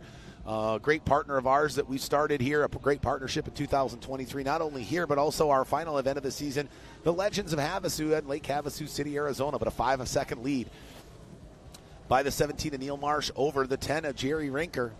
And it looks like we might have a boat down. Oh, no, the 37 of Mason Rinker goes down in the water off the front straightaway, and he was fighting hard, but his day is done for the young man out of Houston, Texas. I don't know if that was when he got together with the 13 of Grant Schubert, but his day is over. God, that's got to be frustrating for the young driver. Oh, no, we've got another boat down there. That's the 52 of Tanner Rinker. So the Rinkers are dropping like flies. They've only got one boat left here in the class, and that's the 10 of Jerry Rinker, who's hanging on to second right now. And boy, the 13 of Grant Schubert's way off the pace as we see the 17 of Neil Marsh move. He's now getting passed by the 69 of Cole Mullet-Waring. You see Schubert shuffled all the way back to fifth, now sixth position as the 69 of Cole Waring is able to get by him and move up into fifth position. Sorry, up into fourth now, because that's right, because the 37 of Mason Rinker fell off the course. So now Dustin Terry in cruise control because he's got a big gap to try to catch the 10 of Jerry Rinker as he sits in third. And the 10 of Rinker has got to catch the 17 of Neil Marsh, which is a tall order for the man out of Michigan, as he's really got a stranglehold on the Tri-Hall class, not only last year, but this year as well. There's the 13 of Schubert. Relinquish that spot to the 69 of Waring as you see him go by. Now coming up here just momentarily, you're going to see our leader, the 17 of Neil Marsh. 7 laps remain here in this 20-lap main event in Tri-Hall. As the 17 of Marsh goes down into the first turn, sweeping it through the south end of the course. Oh, no, the 6 of Dustin Terry goes dead in the water, and that means Cole Waring is up on the podium in third place. Could the rookie bring his first hardware home? Oh, look out, we got battles all over the place. We lost a buoy down in the far end of the course. The 6 of Dustin Terry goes by, and you know what he said? It's a race of attrition. These boats take such a pounding here in these main events for 20 laps. The 6 of Dustin Terry loses it. He's now sitting on the outside of the course, and Cole Waring might end up on the podium for the first time. And Well, the 17 of Neil Marsh is in a place he's real comfortable as he comes off the south end of the course with 6 laps remaining here in cruise control. About a half a straightaway lead over the 10 of Jerry Rinker.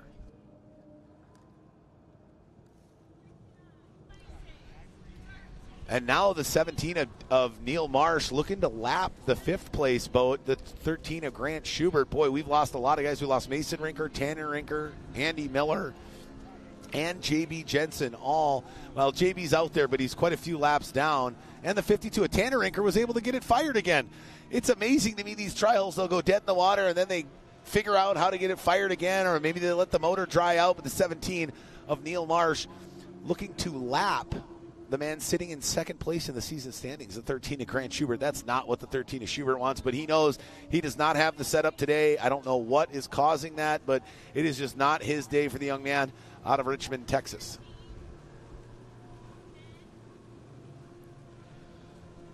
Oh, you can see there's what's going on. Oh, no, the 10 of Jerry Rinker went over it. There's a huge log in the water that took out these boats, so that possibly what happened to the 37 of Mason Rinker and the 6 of Dustin Terry. Potentially, that's a very dangerous. We're going to have to make sure to get that log off the race course, but we can't have anybody out there right now. They're just going to have to know it's there and try to avoid it. Hopefully the 17 of Neil Marsh doesn't pick up that log on the front stretch as he comes down. Can he navigate around that log? Because if he hits that thing, his day might be over, and he's clearly the class of the field here so far this weekend. 5.5 second lead over the 10 of Jerry Rinker. And then the 69 of Cole Waring is even further back, trying to stay on the lead lap in that 3rd position. There's the DD1 of Andy Miller. Looks like he's just watching from the water here as he tried to get that thing fired again on the restart. And just the gremlins continue to pop up in that brand new tri-hull for the DD1 of Andy Miller. There's the 17 of Neil Marsh getting a little wild because he's starting to get back on some of these back markers and starting to catch him in the corners. 2 laps remaining here. Next time around, that 17 is going to see the white flag as he's going to continue to lay the hammer down and assert his dominance here as he has for the last 2 years in Tri-Hull. Again, he's your reigning champion from 2022. He came in with almost a 200-point lead here into the 3rd round of the 2023 season. This is actually their 4th round. We had a preseason test and tune for Formula Ones and Formula Lights. It was the first race for trials, but there you see the white flag wave out off the right edge of the screen as the 17 goes by the start-finish line. Go fast, turn left. Just a couple more turns for our man from Michigan. And Ken, the man they call Neil Bob, brings some more hardware back to the great folks of Hemlock. He's got so many phenomenal sponsors from back home. They don't do business down here, but they support what the 17 of Neil Marsh does and how hard of a competitor is, and they love to see him out here. They watch all of the live streams. Hey, everybody out in Hemlock, Michigan, hope you guys are hooting and hollering and cheering for your guy who's looking to take home another checkered flag as he comes out of turn number 4, sweeps it wide. Ladies and gentlemen, you're a winner here in the Tri-Hull class, the inaugural boat speeds in BBQ, number 17, Neil Marsh. And in 2nd position with a valiant effort and his best finish in the season, out of Houston, Texas, running for McLean Trailers, number 10, Jerry Rinker. And we've got our final battle going now between the 2 rookies, the 69 of Cole Waring and the 26 of Briston Sherman. They're side by side. As they come out of turns 3 and 4, Waring hanging on out in front as he goes wide out of turn number 4. In the final spot on the podium, in the number 69 machine, out of Richmond, Texas, Cole Mullet Waring. In 4th position, the 26 of Briston Sherman. In 5th position, way to hang on there, JB Jensen, and get back out on the water. He finishes in 6th position. In 5th, the 13 of Grant Schubert. And in 7th position, the 52 of Tanner Rinker. 8th, the 6 of Dustin Terry. 9th, the 37 of Mason Rinker. And then DD1 of Andy Miller, unable to start here in the main event. But what a great run for the man they call the Dude. The 17 of Neil Marsh, great run here. And collecting another checkered flag. I believe that might be a clean sweep on the season. No, he didn't win the opening round in Freeport, Texas, but I believe he took home the title in Port Neches, Texas. You can hear the crew. They're real excited. They're going to hand him that checkered flag, and he's going to rip around the course, and deservedly so. Very excited. He's very excited. This is the 17 of Neil Marsh. He's going to hop back down in the cockpit and run her down to the north end of the course, as well as down here in front of our spectator area. Don't forget, it's the country portion of Boats, Beats, and BBQ here on Grand Lake. And ladies and gentlemen, here you one more time. Put your hands together. Your winner here in the Tri-Hull class here at Boats, Beats, and BBQ. Oh, take a look at that giant log that was out in the water. That took out a couple of competitors here, and that is a rough piece of water. And they pull out another log. They're finding logs all over the place here as these Tri-Hulls really churn up the water here on Grand Lake. And actually, just talking out, the 69 of Cole Weirin just finding out that he ended up on the podium in third place, and I about jumped right out of the boat. But my camera crew's telling me, as we see the 17 of Neil Marsh go all the way down to the north end of the course, to thank all the fans and spectators that were joining down there on the water portion of the viewing area. But that log, you saw that second chunk pull out. Well, at one point, that was a whole log. But the 37 of Mason Rinker and the 6 of Dustin Terry split that thing in half and probably did some pretty big damage to their Tri-Hull motors, lower units, gear cases, things like that. What a great run for there's the 26 of Briston Sherman. He slid in. You see him super excited as Cole Weirin is his first podium finish in Tri-Hull. The man they affectionately call Mullet. Looks like he might have cut the hair a little bit, which is weird because, he's got that Mullet nickname. But, man, coming in here right now, hopefully having a chance. Let's take a look at the unofficial results. Your winner of the 17 of Neil Marsh. In second position, the 10 of Jerry Rinker. In third, the 69 of Cole Weirin. And you see that only 4 boats made it on the lead lap. So rough out here on Grand Lake. And, of course, when you lose 2 competitors to the same log down the front stretch in the course, that makes it real rough out there. But the 17 of Neil Marsh is going to park that boat, hopefully come up here and have a chance to chat with me here. But what a great run for the dude out of Hemlock, Michigan. He's got so many sponsors, so many people that help make it possible for him to come down here. His wife, his kids, his brother-in-law, his sister, the whole family, the whole clan comes whenever they can. They make it a great weekend. They have a ton of fun, but they work really hard, and they focus really hard on all the details. Our chaplain, the great Lori Vidal, who has been with us since the inception of our series, but has been a powerboat racing chaplain for the better part of almost 3 decades. He had a great line this morning, right? Focus on the details. Just don't try to find the big things. It's the details that really separate, right? The small details tend to have the greatest impact. And the 17 of Neil Marsh hugging his wife and his crew and very excited and going to come up here and hopefully have a chat with us with checkered flag in hand.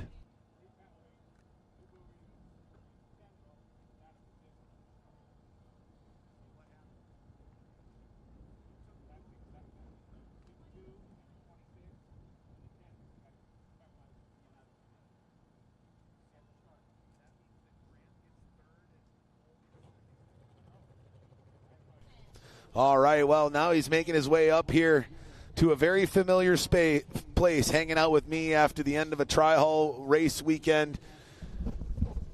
Ladies and gentlemen, your winner here at Boats, Beats, and BBQ, Mr. Neil Marsh. Man, Neil, you just keep rolling, baby.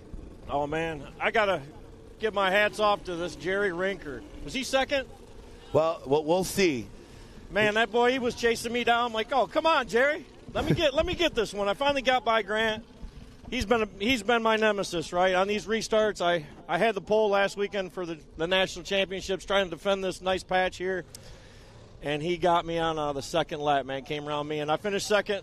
No harm in that, no disgrace, but I really wanted that win, and we lined up just like last week. I'm not going to give him the inside again, and that's probably the best 2 corners of my life, both those, the start and the restart. Yeah, and it looked like the 13 of Schubert's just setup was a little bit off today. But, yeah, you got out in front, and you had the octogenarian chasing you, the veteran Jerry Rinker, probably one of the most decorated Tri-Hull drivers in the history of Tri-Hull driving. But, boy, right now it is the Neil Bob show. Well, you know what? You can't discredit our setup Tom. No, not at all. We went after this one. We never make big adjustments, and we got a phone call from a Texan that said, hey, you might want to raise that engine up a little bit, and you will be faster. And see if you like it. And guess what, Jim? I love you. We got it, buddy. You built a heck of an engine, and we'll see you at the next one, dude. Thank you so much. For sure, yeah. Jim Ottinger, one of the master motor builders here in the Tri-Hull class. A lot of guys lean on Mr. Ottinger for their motor builds, and he understands the specifications. But you still got to get out there, and you still got to drive that thing like you stole it. And you also got to make sure you don't run into a log like that took out a couple of your competitors there, the 6 at Terry and the 37 at Rinker. I saw him hooked there. I thought he was going over. Yeah, that's, but, hey, sometimes you need a little bit of luck and a lot of skill. And, boy, man, you got a stranglehold on the season standings, and you got a chance to go down to Lake Havasu City for Legends of Havasu to call yourself back-to-back holder of the belt as you look to go back to defend your Formula One Powerboat Championship, Tri-Hull Championship. And what does that mean to you, all your amazing sponsors, and the family that you have back home in Michigan that allows you to come down here and do these great things in a Tri-Hull? I mean, it means a ton. It's tough for us to get out here. We put a lot of travel time in, just like everybody else, but it's not easy, So I got to thank my crew, my wife, my boy Brian, Jenny, Sam. Here she come. All of my sponsors, man. First of all, Maple Grill, Sefton Financial, Boarding Brothers. Oh, here we come. Best Automotive. We got B Blades, Brett. You are amazing. We got Studio 46, and we got the Garden, Grandpa's Garden. And God, I hope if you guys want to get on it, we got room for more. So come on with it. Don't think for sure. Then you got those guys that get the River Song Lodge up in Alaska. River Song Lodge, yeah. Thank you, Walter. I know you're up in Alaska catching all those fish, man. B-Blades, we got B-Blades down there. But my mom, my sisters, all of our fans, we got a big following. They love us, and they're staying tuned right now. They came down to Springfield last week, and we had a good time. Mother, Paula, my kids, Ellie, and Trevor, I love you, miss you. We're going to come home with some nice checker flags and some more hardware. I missed out on last week, and I haven't been into a race without a heat win or a final win, so I kind of felt a little neglected. Well, hey, maybe I need you with me every weekend. So hey, there we go. And you know what? You got a little redemption this weekend. You got some heat wins. Yeah. Not as many heat wins as you're used to, but you collected enough points. You started on the pole, and you did what was necessary. You ran that thing wire to wire. And you know what? You maybe didn't get to enjoy the rock portion of Boats, Beats, and BBQ because you had to get to bed early so you could focus and win that title. We were floating around there in the tube, listening to Brett Michaels and Don Felder. We had a good time last night. Right on, and now you get to have a real good time tonight because no more racing tomorrow, and you can enjoy that country portion. But we'll let you get back and hanging out with your crew and enjoying yourself, man. Congratulations on a great run here. Thank you, Tom. We do have to thank Grove, City of Grove, Tim Siebold, Mid-America Outdoors. Right? Thanks for this event. It is one of a kind. And, all you guys viewing in on YouTube and Facebook or wherever else we're doing, we love it. Thank you. Awesome, man. Well, hey, hopefully you can come back and defend this title in 2024. But for now, enjoy it and get geared up for that final race to see if you can't defend that belt in Texas Tri-Hull. I'm feeling pretty good, Tom. Congratulations, sir. Ladies and gentlemen, your winner here in Tri-Hull. They call him the Dude, straight out of Hemlock, Michigan, number 17, Neil Marsh. Boy, what a great run that was there in Tri-Hull. And now we're to the last portion of the day.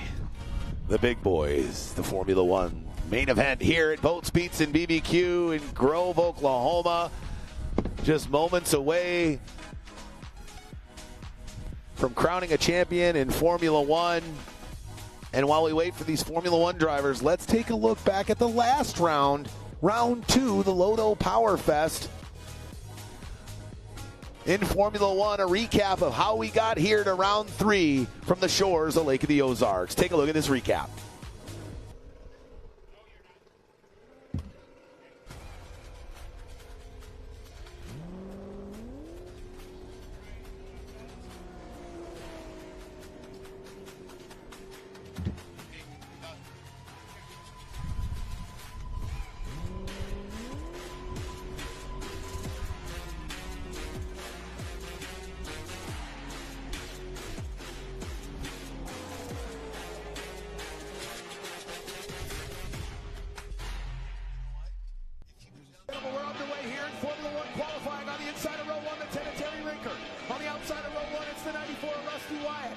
And then it's the 17 of Dylan Anderson, followed by the 8 of Jeremiah Malin.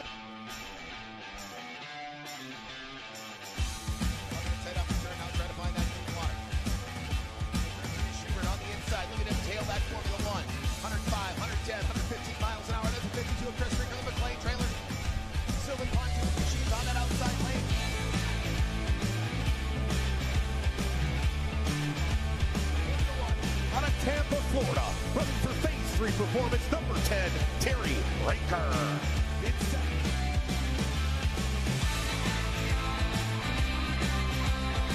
Mike Quindas, 11. The number 12 is Sean Love, who didn't start qualifying heat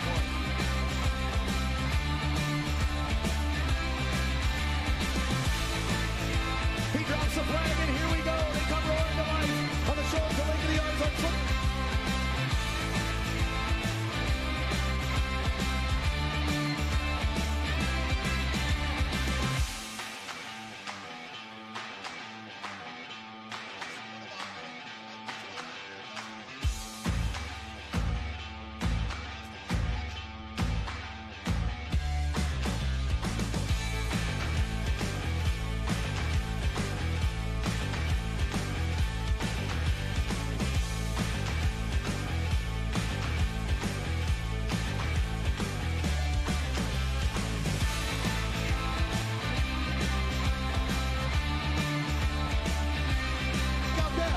The 77 of it, Mike Quindas, he almost goes up on the deck of the 13.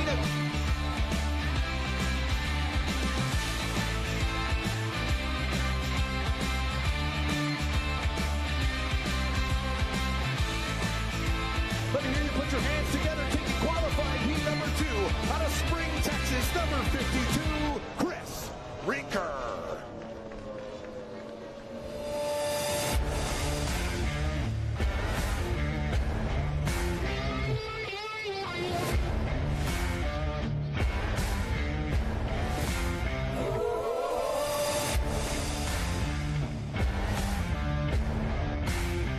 Drops the green flag and we're underway. What a great jump there by the 94 Rusty Wyatt.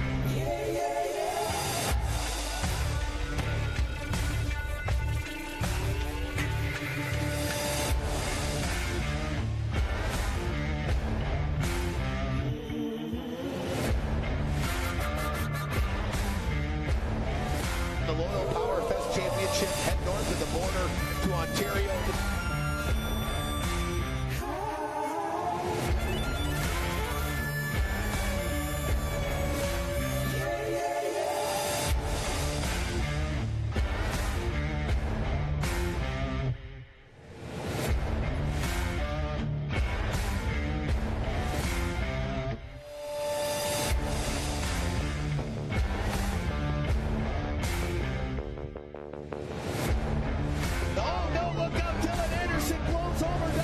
Straightaway.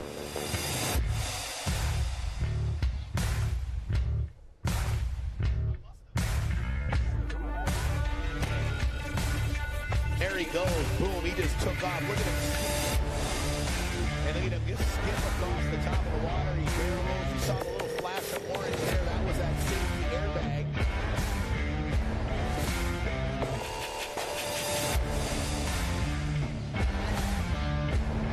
Drops the green flag and we're underway. The 77 of Quindas, he gets a great run. Oh, look at him go by the 10 of Terry Rinker.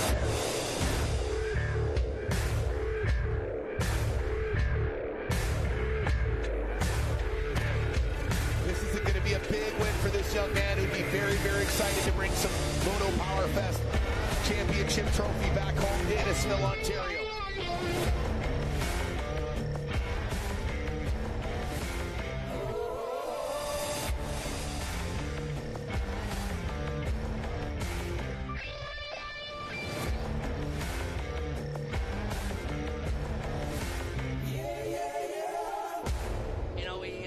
My cousin Mark there was up on the dock and he was getting the green flag for me. He didn't use the mic. Good to bring some hardware back north of the border. Ladies and gentlemen, your 2023 Loto Power Fest champion out of Innisfil, Ontario, number 94, Rusty Wyatt.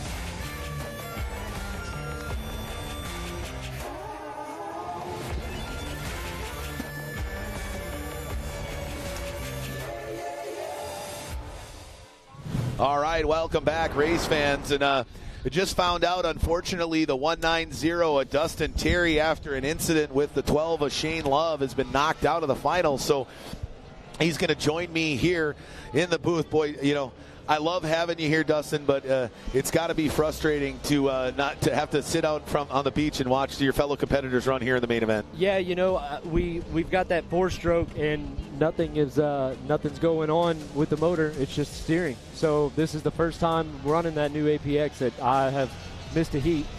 Yeah, you've been really consistent with that thing. We saw let's talk a little bit about that APX while we've got some time here before we take a look at the point standings and the lineup for the main event.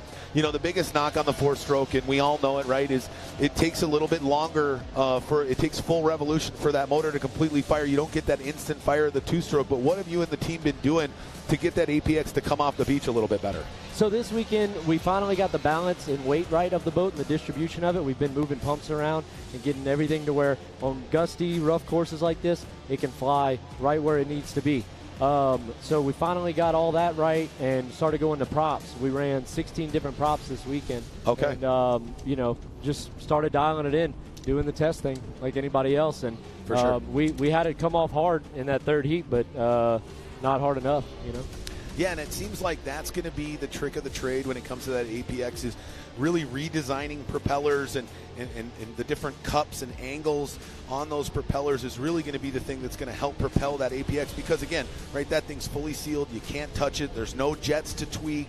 There's no carburetors to fiddle with. None of that kind of stuff on the APX motor, all in that completely enclosed 4-stroke motor. Well, and ultimately it's what everybody wants it to be. Everybody's playing on the same ball field. It's a fair game. And you're not thinking, oh, is this guy running bad this, bad that? Are they cheating with this? Or they can't even touch the thing. So it is just setup and testing, setup and testing. So it's just a hard work game. And, right. And by the time it goes that everybody will be on the APX, because that's going to be the future of it, for sure. It's going to end up to where the guys who come out here, it's just hard work and props. Dave DeWalt, the guys who make all these props are about to make even more money at that game. Yeah, for sure. It's been and everybody's like, well, Terry's been running the APX for a couple of years, but you had a completely different setup with this new Hoffman.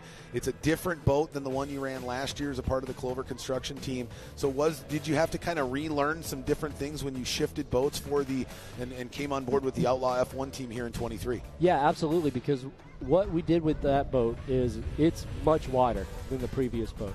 So the lift that goes into that boat is substantially more. And the width of it helps the boat not to twist or pivot in turns. So last year, you saw I hit so many buoys, it was ridiculous, but I had to hang that boat was doing really well. I had to put it in situations I didn't want to be in. And ultimately, the top heavy weight of the motor would twist the boat, and it would force me into some buoys and into some bad situations. This year, proudly, I've not hit a single buoy. So knock on wood, I got one race to go, and I don't care if I hit one at the last one, because I have shown that the new boat works. Rick Hoffman built a great boat. Dylan Anderson's is coming out. It's going to be similar, and so we'll see it. Right on. Well, yeah, let's take a look at the season standings coming in to Boats, Beats, and BBQ here through the first two rounds. It's a tight competition from top to bottom here in the Formula One class. Out in front is the 52 of Chris Rinker, but Dustin, as we saw in qualifying Heat 3, I don't know if you necessarily saw it because you were racing yourself, but a big blowover by the 52 of Chris Rinker completely destroys that Moore boat. Now he's got to go to the backup and start last off the start pontoon. Well, thankfully for him, he got some decent points in qualifying heats today, and he did get points for that heat as well. Absolutely. So he's going to go out there. The boat that he's in now is still excellent, and I think it's actually going to be in his favor because today it is a little bit windier than it was yesterday, and now he has a boat that he can hang the nose a little bit longer, and these guys are all going to be duking it out. It's a longer race. He's going to have a better setup for today, I think. So I think it's going to be a blessing in disguise. Absolutely. Second in points, no surprise there with 475 points. The 10 of Terry Rinker, a consummate professional, and he's going to be slugging it out to try to overtake the 52 of Chris Rinker for those season point standings. In third, the 17 of Dylan Anderson with 443 points. In fourth, one half of the Clover Construction Racing Team with 433 points to 24 of Spencer Love. Then the fifth position is the other half of the Phase 3 Performance Team with 418 points, the 8 of Jeremiah Mayo. In sixth, after a horrific opening round, but a great win at the Loto Power Fest with 397 points and 94 of Rusty Wyatt in sixth. And then we see the seventh, right there, you, Dustin Terry. But unfortunately, you're going to lose some ground here. Falling. Yeah, soon to be falling. In eighth, the 13 of Grant Schubert with 298 points. Ninth, the Travis Yates with 99 of Travis Yates. with 293 points there in ninth. Mike Quindazzi was unable to be here due to Hurricane Idalia in Florida with 280 points. Then R.J. West, who had some pretty bad damage to his racing teammate, and he got hurt at the National Championships this weekend, so they had to take this weekend off. They'll be back at Legends and Havasu. Then in 12th, again, another driver who was unable to make it at the last minute due to some technical issues, to number 09 of Whitney, Terry Fletcher. We take a look at the rest of the field here throughout 2023. In 13th, the 71 of Jimmy Kerr. 14th, the 9 of Johnny Fleming. Tied for 15th. There is the 62 of Chris Fairchild. Then Sean Love, Andrew Tate, Dean Comer, Jude Gaspard, Bobby Briggs, Tyler Welch, Mark Welch, Jesse Swain, and Jeff Kershano round out the field here. So let's take a look at our starting grid. We saw our season point standing going into round 3 here at Boats, Beats, and BBQ, but let's take a look at that starting order for the main event here in the Formula One class. All right. And it looks like here the 24 of Spencer Love is going to come out with the pole here. Boy, it's been a real tight race here so far, but the 24 of Spencer Love on the pole. Dustin, let's talk about how big on this short 0.77 mile course is the pole position here at Boats, Beats, and BBQ. This pole is huge because whenever you get to this first buoy here, it's not a long run, and you start bending the whole entire course. So as it goes down to 10th place, you're bending further and further and further down this whole back straightaway. It looks like a straight line, but it's not. It's one long bend. And if you just have a pickle fork out in front, you can pretty much dictate whatever you want. Right, yeah, and you can get that inside lane, and once you get that first corner and can try to get some of that clean water, it seems here on this race course, if you can make it to that first pin in turn number 3, by the time you get out of turn number 4, you're typically going to have probably a couple boat length lead and all that clean water. Absolutely. There's not a lot of ground to be made up in 3 and 4 just because there is a short chute and you have to set the boat again. So if you are on somebody's hip entering into 3, it's hard to run that outside all the way around them. It's easier to do it in 1 and 2. It's a little bit riskier, but that's where accidents happen like you saw earlier today. Absolutely, yeah, and we saw that in Formula Lights. The 21 of Jose Mendaña Jr. kept shutting the door on the 14 of Tyler Peterson and held him at bay. But it looks like the 17 of Dylan Anderson was having some technical issues and was on the beach, was able to get it figured out. He was second on the start pontoon, so now he's got to make his way onto the start dock, but he's coming second. Third off the start dock is the 10 of Terry Rinker. Fourth is the 94 of Rusty Wyatt. I thought the 94 of Wyatt was going to end up being the pole sitter, but just narrowly by a point or two. You know, he shuffled all the way back to fourth. I think there's like 9 points separating the top 4 positions. So, I mean, as we've seen all weekend, it's been very competitive. I mean, we've only got 13 here in the final because you're on the shore, or 12 in the final because you and Sean Love, who got in that accident in Q3, are both on the beach for the final. But, I mean, out of those 12, the top 9 are within probably a second and a half of one another. Yeah, if you looked at qualifying yesterday, I think everybody was the top 13 were within a second and a half. It was unbelievably tight, and everybody would be within 2/10. It wasn't a whole second. It was a tenth. Absolutely. So, and let's talk about, you were mentioning that long chute that you got to bend through. Let's take a look at the course setup here in this 0.77 mile 4-pin course here on the shores of Grand Lake.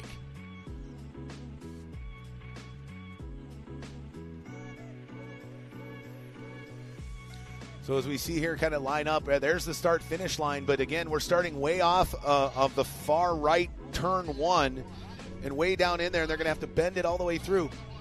And it looks like we're about to get ready to go here. 1 minute, drivers, 1 minute. As we get ready to crown a champion here in the Formula One class. On the pole, the 24 of Spencer Love. Can he catapult himself to the top of the season standings here after Boats, Beats, and BBQ? 50 seconds, drivers, 50 seconds. Or will it be the 10 of Terry Rinker? Or could it be the 17 of Dylan Anderson? Or also the 94 of Rusty Wyatt? 40 seconds, drivers, 40 seconds. Can the 52 of Chris Rinker come from last off the start pontoon and get on the podium and hold that points lead? 30 seconds, drivers, 30 seconds. Or the host of other talented drivers. Let's crown a champion here in Formula One at the inaugural Boats, Beats, and BBQ. 20 seconds, drivers, you're under starters orders. The flag is up. He drops the flag. Who's going to get the whole shot here? Oh, no, the 8 of Jeremiah Mayo gets left in the dust, and what a great run there by the 17 of Dylan Anderson. Boy, Dustin, this is going to be what he needs, but look at after the bend there, the 24 of Spencer Love kicks it into high gear, and it looks like he might get that whole shot down the north end of the course. Spencer has amazing mid-pack speed right there. Oh, boy, we're getting close down there. Oh, no, the 8 of Mayo's got to go over the wake there in the mid-pack, but the 24 of Spencer Love comes out on top. He slides it wide to the outside, and we got a drag race between him and the 17 of Dylan Anderson. Let's talk about that wide line. We've seen a lot of drivers use the wide line here on this short course. Is it a lot more difficult if you try to go pin to pin from a top speed perspective? Well, ultimately, if you try to run that short line on the inside, you're going to get pinched whenever it comes down to the turn. It seems to just keep on eating on the outside, and if you can get there, you set yourself up well for each turn.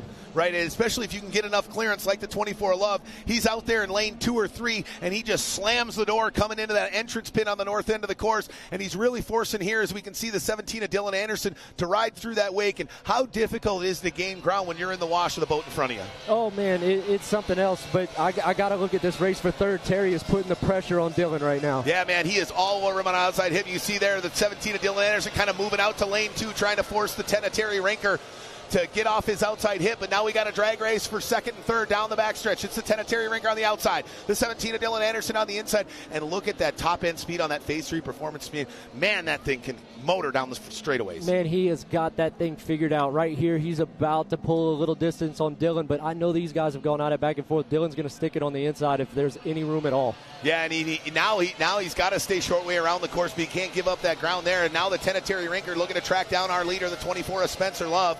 And, boy, let's talk about being in that catbird seat. When you're out in front and you look in your rearview mirror and you see the likes of Terry Rinker, Dylan Anderson, and Rusty Wyatt filling up your rear view trying to catch you, what does that do to your state of mind when you're out in front here in the opening laps of a big F1 race like this here in Grove? Ultimately, what you're doing is you're just trying to find a rhythm. It's all about rhythm. If you, for some reason, you're thinking as you're going in to set this boat, it's not going to work out for you and somebody's going to catch you. You just try to keep your radio guy thinking simple things, and you just got to stay in a rhythm. Absolutely. There's the 10 of Terry Rinker. Now he's just 2 seconds behind the 24 of Spencer Love, but he's still the 17 of Dylan Anderson as he goes through the wash there. Is just a second behind the 10 of Terry Rinker. There's our leader, the 24 of Spencer Love. Now we're starting to see some of those slower boats, some of those back markers come up. That changes the complete dynamic of the race course, Dustin. What is it like when you're out in front having to navigate through those back markers, all while trying to keep the hard chargers behind you? Well, you try to use the information that you had all weekend long. If you were fast all weekend, you did lap guys during the weekend. So you try to remember what those guys do. We all race together all year long. So Spencer Love's coming up on Tim Kraft right now. Tim's a nice guy. He's going to leave a lane. Spencer just needs to keep a rhythm and not second guess what Tim's going to do. Right, now let's talk about the opposite side of that is once you get by him, then using those back markers as a pick. When you're out in front and you let guys by, will you see that you can kind of push them around and put them in a position almost like a pick between you and the boat behind you? Absolutely. Like right now, if Spencer were to float that boat outside, that leaves no lane for Terry right there to swing it. So Terry stays inside and has to run that line. Now, as he gets down to this part of the turn, he's got to figure out if he wants to cross that rooster tail or not, because Spencer's going to go to the pin. And he does go to the pin, and the 10 of Rinker looks like he does cross the wake right at the last second, slams the door tight, and obviously all that experience. It's amazing how razor thin that gap is between the buoy and the left sponson on the 10 of Terry Rinker, so tight to the pin. Terry's dialed in this weekend. That's all you can say about it right now. Spencer's got to run up on Travis, and he just needs to do it with a ton of confidence because Terry is breathing down his neck. Yeah, and let's talk about that in the corners, right? Sometimes you're lucky because you get the back markers down the middle of the straightaway. Sometimes you're unlucky because those back markers, you get caught, you catch up to them in the middle of a corner. How much harder is it to get by a back marker while keeping the guy behind you at bay when you end up having to pass him in the corner? Well, it's just one of those things where you just have to focus on what's ahead. You have to focus on a small window that whatever you have, and you have to shoot that gap as fast as possible. Spencer got put in a situation right there where he had to go to the outside of Travis, and he did it with, right whenever he needed to. He didn't wait too long. He didn't try to force the issue. You take what you're given, and you hit it as fast as you can. Yeah, and he's doing a great job here. Obviously, he's got quite a bit of experience now. He's won a championship here in the Formula 1 Powerboat Championship Series, and he's really leaning on that experience in a lot of racing laps against the 10 of Terry Rinker. And do you see that, right? Will different drivers have tendencies that you can lean on or utilize against them in that chess match out on the race course? Yeah, well, it's just laps and laps and laps. So, like Spencer here, he's going to go to the pin sometimes, but he's going to run real reserve. He knows his equipment's fast. he's not going to try to take any risk of hitting any buoys or just getting out of control. Right now he's running his line. He's got his favorite radio man. He's got Bill Rucker in his ear, and you're going to just see consistent lap after consistent lap out of him. Right on now, obviously the 95 of Mark Welch having a bit of a rough weekend here. He moves to the outside and allows the 24 Spencer Love. But right here's what we're talking about, right? Sometimes if that back marker sets in the corner and you're chasing the leader, that leader can force the back marker to go to a certain lane in the corner, and it can really make it difficult for that boat trying to catch the leader. Yeah, it's really going to happen whenever you have a fast lap boat. A slow lap boat's not going to be much help, but whenever you have somebody like Welch there who's on pace with you, you can use it. Absolutely, you can. All right, now here we see the 10 of Terry Rinker. He takes a chance here, making a move, going wide to the outside. And this is going to help him going in the corner because he got across the wake in the corner and was able to run clean water on that outside line all the way down the front straightaway. Now Terry's getting in his zone. He's starting to get really comfortable. Spencer's just got to run his line and not worry about all that chaos going on behind him. Yeah. Will you say that more mistakes happen when a driver starts focusing on where the driver is that's nipping on his heels instead of running his own race? Yep, because I know, like Spencer's program, he's just having Bill in his head telling him that Terry is basically on top of him. It doesn't matter if he's 10 lanes back or 5 lanes back. Bill's just giving him the worst-case scenario. So Spencer's always living in that moment, and that's what's making him keep the lead where he's at right now. Absolutely. We see there this 24 Spencer Love. Just 2.15 seconds over the 10 of Terry Rinker. The 17 of Dylan Anderson there sitting in third as we see the 24 of Spencer Love come off of turn number 2 as he's shuffled back quite a little bit. Then in fourth, the 94 of Rusty Wyatt. Then the 13 of Grant Schubert. And the 52 of Chris Rinker in that backup boat. Starting last off the start pontoon has moved himself all the way up to 6th. Looks like, as you predicted, he's really hanging that backup boat and flying it high wide and pushing it hard, trying to catch the 13 of Schubert and gain some extra points. Oh no, the 59 of Tyler Welch goes dead in the water down off turn number 2. Will that cause a restart, or are we going to go under racing caution? Just making sure everybody's aware of that 59 boat. But boy, frustrating turn of events, because I got to say, I think the 59 of Tyler Welch turned a lot of heads this weekend when he showed up qualifying 4th in fast lap qualifiers. Yeah, that's a real bummer for him. I know they've been working hard. They've been buying a lot of new equipment, and their equipment looks really good. Hopefully that rescue boat can get over to him and just get him pulled out of the way so this race can keep going, because, man, these guys are going at it. Absolutely, they are. Oh, no, the 8 of Jeremiah Mayo looks like he lost his rear cowling. That may have happened when he had to, at the last second on the start, dart through the spray and got punched with the spray of the boat in front of him, knocking that rear cowling off. What does that do to the aerodynamics of the boat? Does it create extra turbulence that you can feel as a driver when you lose your rear cowling? Yeah, it's not terrible. It's just one of those things that you know something's different about the boat. You know something's off. The wind makes it a little unpredictable. It doesn't shoot quite through the end of the straightaway like you'd want it to. You just know something's off, but then you get used to it. Jeremiah's a great driver. He'll figure it out. Right now, we do see that the rescue team was able to nab the 59 of Tyler Welch and pull him into the infield to get him out of harm's way. But now it looks like the 24 of Spencer Love's coming up on the 9 of Johnny Fleming, who's had an absolutely brutal weekend. Had a freak snapped cable that probably the best thing that ever happened was it snapped on the hot lap instead of into racing conditions. That could have been real dangerous for him. But another one of those weekends that you just kind of chalk up to the racing gods not wanting things to go your way. Yeah, absolutely. I'm glad he's okay, and because he was having a great third heat, and you can even see him right now. He's got a great pace. He's just doing the right thing. He's running a tight line, and he's staying out of the way of the leaders, and just doing that thing that Johnny does. Absolutely. Now you see the 99 of Travis Yates a little bit off the pace. I know he's struggled a little bit more with the setup, and he's still on a steeper learning curve than yourself, as you both have just chosen to go with the APX motors here in 2023. What do you think the 99 of Travis Yates is going to have to do to kind of get that program in gear here for 2024? Ultimately, what it comes down to is Travis has got to start taking more risk with that boat. That boat's fast. We know it's fast. He's at the point now where the balance is correct on it. We just got to keep running pops, and he's got to start seeing what the limits are. I know he's had some bad crashes in the past, but, now's the time. You got to learn. Right on, and we see now here, all these back markers. The one person we weren't even kind of watching there, and all of a sudden he's sneaking himself up in the conversation. The 17 of Dylan Anderson starting to gain some ground on the 10 of Terry Rinker. Yeah, man, Dylan's being sneaky, huh? I bet with every lap he's getting more and more comfortable with that boat and getting dialed in. I'm sure he's still shaking off some cobwebs from Lake of the Ozarks. For sure, yeah. I don't think that's his favorite place to run. I think 2 years and 2 wrecks at Lake of the Ozarks. And oh no, the 13 of Grant Schubert pulled a rookie mistake there, hit a buoy. You know what that's like. And let's talk about that briefly. Terry, you got to go so hard on the ragged edge. Do you think, is it the experience that allows you to get right next to those buoys without picking them up here? Grant, obviously being a rookie in 2023. Nah, something just comes up in the corner and it grabs you. You're taking some risk, and a wake might throw you in there a little sooner than what you wanted to. But, that's a bummer for him because he had a great win in a heat yesterday, and he's been running hard all weekend. His podium's coming. He's going to be a great driver, but today's not his day, unfortunately. Right, well, hey, at least the buoy was able to pop and lay flat and not be a super huge drag on the left pickle fork of that machine. He's still hanging on to 5th place.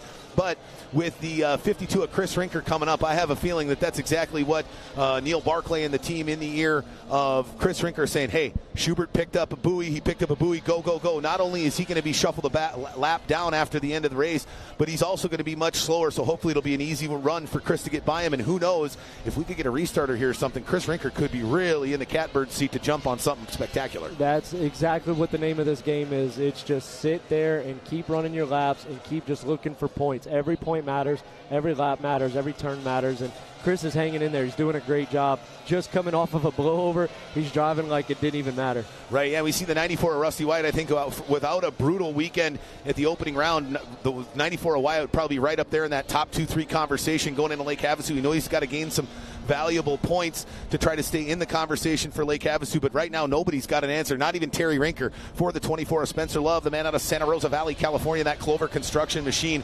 Boy, he hasn't had, he's had a real kind of quiet 2023. He's, not necessarily gone out and blown the doors off of anybody, just slowly collecting points and chipping away at every race. And, that hard work and determination paying off here in the later stages of the 2023 season, which at the end of the day, you'd rather win the last 2 than the first 2. Am I right? Absolutely. You want to go out with everybody remembering your name, That's Absolutely. the way it's going to be. And Spencer, hey, he's last year's champion, and he's showing why he's last year's champion because he just keeps working. And right now he's putting a gap on Terry.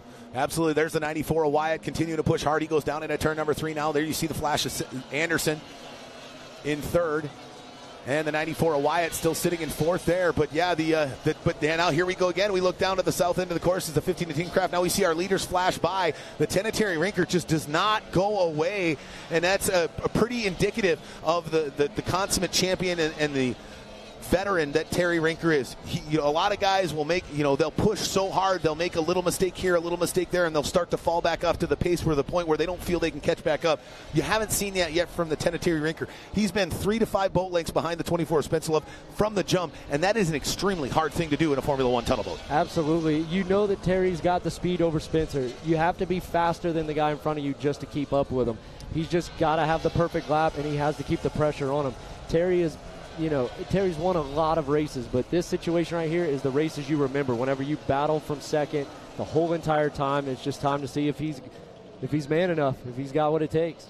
Absolutely, and it looks like the 59 of Tyler Welch was able to get that ride back running, obviously way back off the pace and a multiple laps down, but good to see the 59 of Tyler Welch figuring out and getting that machine back running again as we see our leader, the 20, there's the 10 of Terry Rinker chasing down our leader, the 24 of Spencer Love, and the 17 of Dylan Anderson. Again, if we get a couple of back markers to get caught up in the wrong position, 2 back markers are fighting for one another. This, even with 3 minutes and plus 1 lap left, it's still anybody's race out here on the shores of Grand Lake. Coming up interesting is that we have Jeremiah Mayo, who's going to be running into a situation where he might be a lapper here. And I'm wondering if he's getting team orders right now to hold up for Terry. For sure. We'll have to see. Obviously, he can only go so far, right? We've got things like bearing away and things like that are put in place so that you can't necessarily have team orders too hard. But you're right. We could see the last couple of laps where the 24 of Spencer Love sandwiched between those 2 Phase 3 performance boats.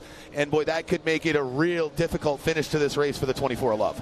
Yeah, we make jokes on that stuff, but I'm sure he's being told right now, look, just keep a nice tight line and don't make it easy, but don't make it hard. Right, for sure. At the end of the day, as the 24 of Love comes up on the 8 of Mayo and Mayo chooses lane 1 and has been in lane 1 before he comes up on him and he stays in lane 1, the 24 of Spencer Love can't say anything to the 8 of Mayo. As long as he's not moving all over the course and driving the 24 all over the place, he's got to accept that, hey, Mayo's going to stay on the inside line. He may then have to adjust his game plan for the final few laps here to hold off the 10 of Terry Rinker. Yeah, absolutely. And then if he stays in lane 1 and Spencer's got to go the long way around, Jeremiah is fast, so it's not going to be easy to get around him. And look at the 17 of Dylan Anderson. How do you find an extra gear with 3 minutes left in the race? He's now less than 3 boat lengths away from the 10 of Terry Rinker, and this is what those back markers do. If you can stay and hang with the leader till the end of the race and that water's churned up and the faster back markers are you're starting to catch up on, it really starts to close the gap, and you really got a dogfight here in these final few laps. Yeah, this is what happens. This is whenever you start to wear out, your helmet starts sagging on your face a little bit, your hands start cramping up. You just start having these things that you're conscious of that don't let you lay down your fastest laps of the day. Earlier, well, and I mean, we're still looking at 34-second laps. Spencer has been so consistent.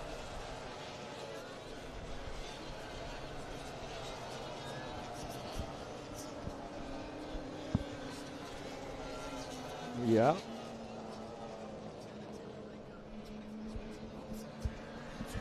I can't hear you over here, Thomas. I'm sorry, buddy. You go.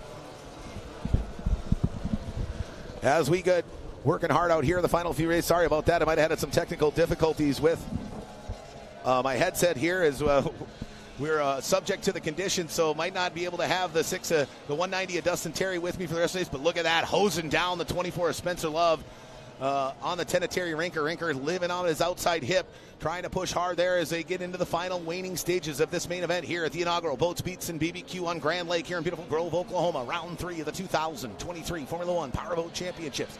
Can Spencer Love hang on for dear life here and hold off the hard-charging veteran, the 10 of Terry Rinker? You see him flash there before we cut to our overhead drone shot as they come out of turns 1 and 2. Now right behind the 10 of Terry Rinker, though, is the 17 of Dylan Anderson. Look at Anderson sneak up on him. We got a battle 1, 2, 3 separated by... What is that? Separated by like less than 2 seconds, maybe 2.5, 3 seconds between first through third. We got a battle here, but the problem with the 17 of Dylan Anderson is he's got to deal with the wakes of 2. Now Terry goes wide to the outside. He's making a move one way wide to the outside, trying to get those RPMs up. Oh no, that's 24 of Spencer Love getting a little squirrely coming down the straightaway, and that might be exactly what the 10 of Terry Rinker needed. As they work their way down the back straightaway, the 24 of Spencer Love continuing to push hard. Now he's going to get up on the 99 of Travis Yates, and this might be exactly what the 24 was Love. Perfect timing to get by that back marker. Yates is going to go wide to the outside. That means the 10 of Rinker's got to live in the wash at some point of the 24 of Spencer Love as they come out of turn number 4 down the front straightaway. Now here comes the 17 of Dylan Anderson up on the inside. The white flag is out. Go fast, turn left, just 4 more times for the man out of Santa Rosa Valley, California. Can he hang on to the title here in the Formula 1 class? As they go down out of turn number 1 and 2, now here comes Dylan Anderson up on the inside of the 10 of Terry Rinker. We got a battle for first, second, and third here on the final lap of this 18-minute plus 1 lap main event in Formula 1. As they go down into turn number 3. Our leader, the 24 of Spencer Love, sets it tight. The 17 of Dylan Anderson down to the inside. We're going to have a drag race to the finish as the 17 goes tight to the inside. Ladies and gentlemen, as he comes off at turn number 4 and walks it down the front straightaway, your inaugural champion here in Formula 1 at Boats, Beats, and BBQ out of Santa Rosa Valley, California, number 24, Spencer Love. And about a half a second behind the 24 of Spencer Love, the 10 of Terry Rinker, and about a half a second behind him in third position, the 17 of Dylan Anderson. You will not see that highly competitive Formula 1 powerboat racing anywhere in the world except for right here on the Formula 1 Powerboat Championship Series.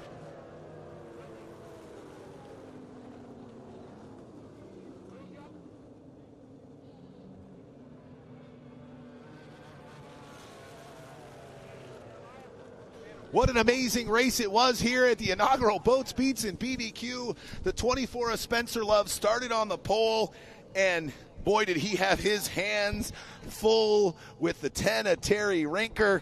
But what a veteran move and an unbelievable race by the 24 of Spencer Love. Thanks for joining me, the 190 Dustin Terry. Again, ran into some issues in qualifying heat number 3, getting together with the number 12 of Sean Love. But, boy, what an amazing race it was.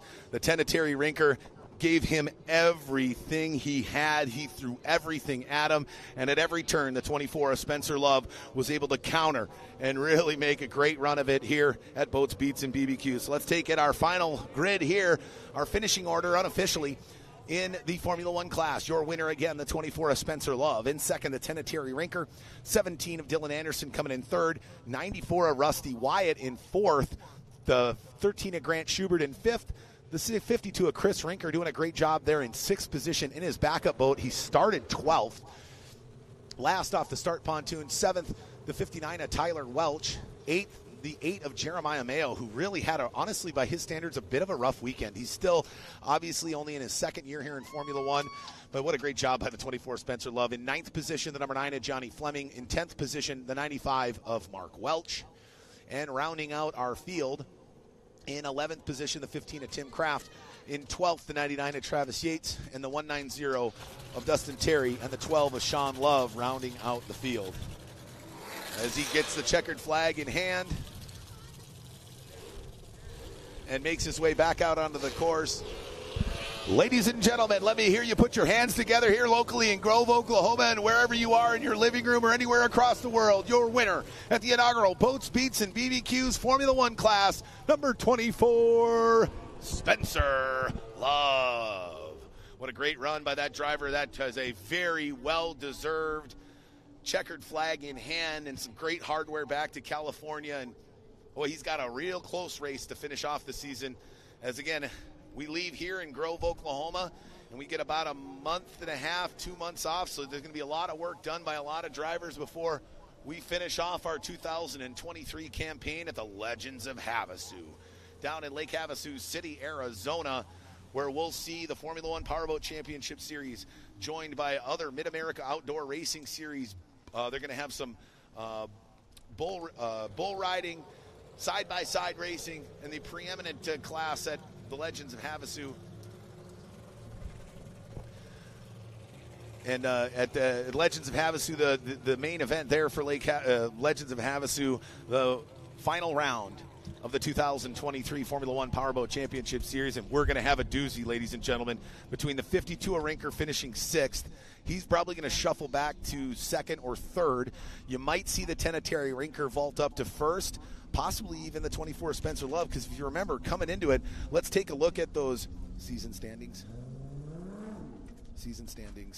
Before this. Let's go back and take a look at the season standings before the race here in Grove, Oklahoma, and see if we can't kind of figure out where things might settle out after this race here. So we saw going in, it was the 52 of Chris Rinker. Now, he finished in sixth. He only had a 17-point lead? Yeah, 17-point lead over the 10 of Terry Rinker. But the 10 of Terry Rinker only had a 30-point lead over Dylan Anderson. Now, Spencer Love is probably going to vault over Dylan Anderson. And I think the 10 of Terry Rinker is going to find himself in first place in the season standings after this weekend. But the 52 of Chris Rinker could fall all the way back to fourth. The 94 of Rusty Wyatt might even leapfrog him. But you look at that, top 5-6 drivers, I mean, depending on how things go in Lake Havasu, you very well could see the top 5 drivers had a legitimate chance to win the title here on the Formula One Powerboat Championship Series at our final event of 2023 at Legends of Havasu, the last weekend of October in beautiful Lake Havasu City, Arizona. So don't forget to go to MidAmericaOutdoors.com or Formula1PowerboatChampionship.com to find all your details on the Legends of Havasu. There's also legendsofhavasu.com where you can pick up ticket packages. But boy, it's going to be a doozy of a final round here in 2023. Again, don't forget, like, share, and let all your friends know what you're doing out here. But right now, we're going to have a driver join me who ran one heck of a race here on the shores of Grand Lake in beautiful Grove, Oklahoma.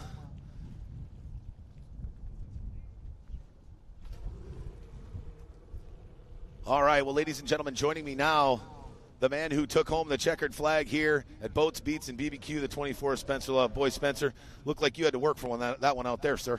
Yeah, Terry was a little bit quicker than us, I think, but we managed to jump out in front. I don't know, we kind of looked as qualifying worse than those guys because we ended up on the first flag. But that helped us get the pole for today, so I don't know. I think my crew, can't thank them enough. Bill's pushing me on the radio, said don't poop out on me. I was getting tired out there. Terry drove hard. He kept catching us and kept pulling away, but it was a good race. Yeah, man, it was a real good race. You had your hands full all week, all race long. Right behind the 10 of Terry Rinker, you had the 17 of Dylan Anderson, I think, that finished up less than half a second behind the 10 of Terry Rinker. And now this is going to shuffle up the standings, right? You came into this weekend, Chris Rinker out on top in the point standings. He could fall all the way back as far as 6th position based on finish today. What does that mean for you and the rest of the Clover team as you go into that final race with a chance to go back-to-back here in 2023? Well, I mean, I feel like we started this year off kind of like with a hangover. We started out a little slow, but I don't know. The boat was always there. I just wasn't in the best of shape in the beginning of the season. That crash we had in Ohio last year took a little bit out of me, and I don't know. We're just trying to ride a mountain bike, get back in shape, and keep clawing our way to the top. Because, I don't know. The word give up doesn't really exist. So. Well, good thing you don't have any give up in you, because you're going to need to throw everything you can at Legends of Havasu the final weekend of October to hopefully have a chance to nab that back-to-back championships, because you got a lot of hard competitors that are coming for you. You're on the top of the mountain, and they all know that there would be nothing better than to knock you off the top of the mountain. No, I mean, I got to thank you for announcing, the whole crew for putting this race on, and, the off-road guys, the voters that were gracious enough to get us here. The rescue crew for getting my brother out, because if they wouldn't have gotten him out, I probably wouldn't be standing up here right now. So. For sure, man. Well, hey, we're going to wrap it up so we can go give you some hardware. Congratulations, sir. Well deserved. Ladies and gentlemen, your Boats, Beats, and BBQ inaugural champion here in Formula One, the number 24 of Spencer Love. We'll be right back with our awards presentation on the main stage here at Boats, Beats, and BBQ, the second to last round of the 2023 Formula One Powerboat Championship Series. We'll take a quick commercial break, and we'll be right back with our awards presentation. Run those commercials and then put awards up next.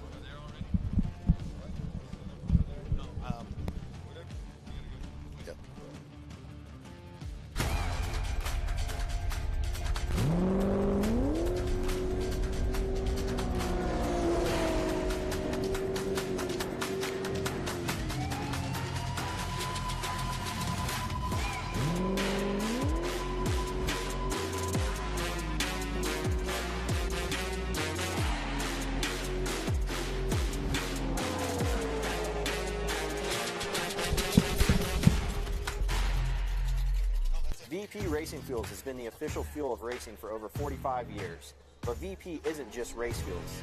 VP offers a wide range of oils, additives, and our new Stay Frosty coolants to help keep your street car, tow vehicle, or weekend warrior running at its best. VP products are engineered to keep your vehicle running smooth and looking great for your daily commute. With our octane boosters, fuel treatments, and quick detailing products. Explore VP's full product line at vpracingfuels.com.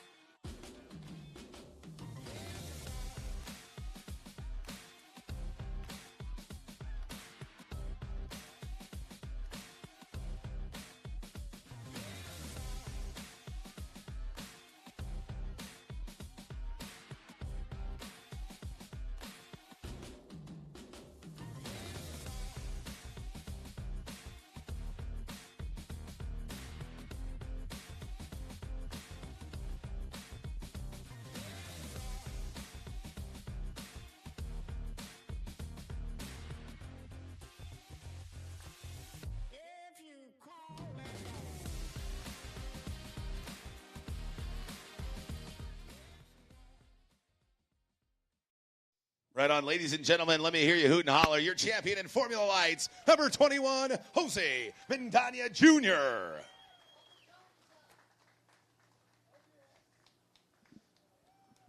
Ladies and gentlemen, the Formula Lights class.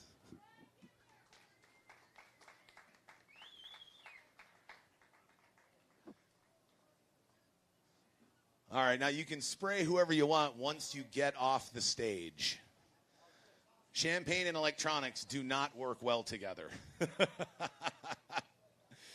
All right, well, this next class is a bit of a different variation in boat racing than you see in the Formula Lights and the Formula One. I affectionately call it bumper boats at 65 miles an hour. For those of you who are around, these are Glastron tri-hulls, very prominent in the 60s and 70s. The JH Performance team put decks on them, put roll cages on them. They put 115-horse Johnson, Evinrude, and Mercury-powered outboards on the back, and they have a heck of a time out there on the water. This next man I'm going to bring up, for those of you who aren't with us week in and week out, this gentleman is an octogenarian. For those of you who don't know what that word is, that means he is 80 years young. He is the godfather of the Texas contingency of the Rinker racing family. He is one of the most decorated tri-hull drivers in the history of tri-hull racing, taking third here at Boats, Beats, and BBQ. Number 10, Scary Jerry Rinker.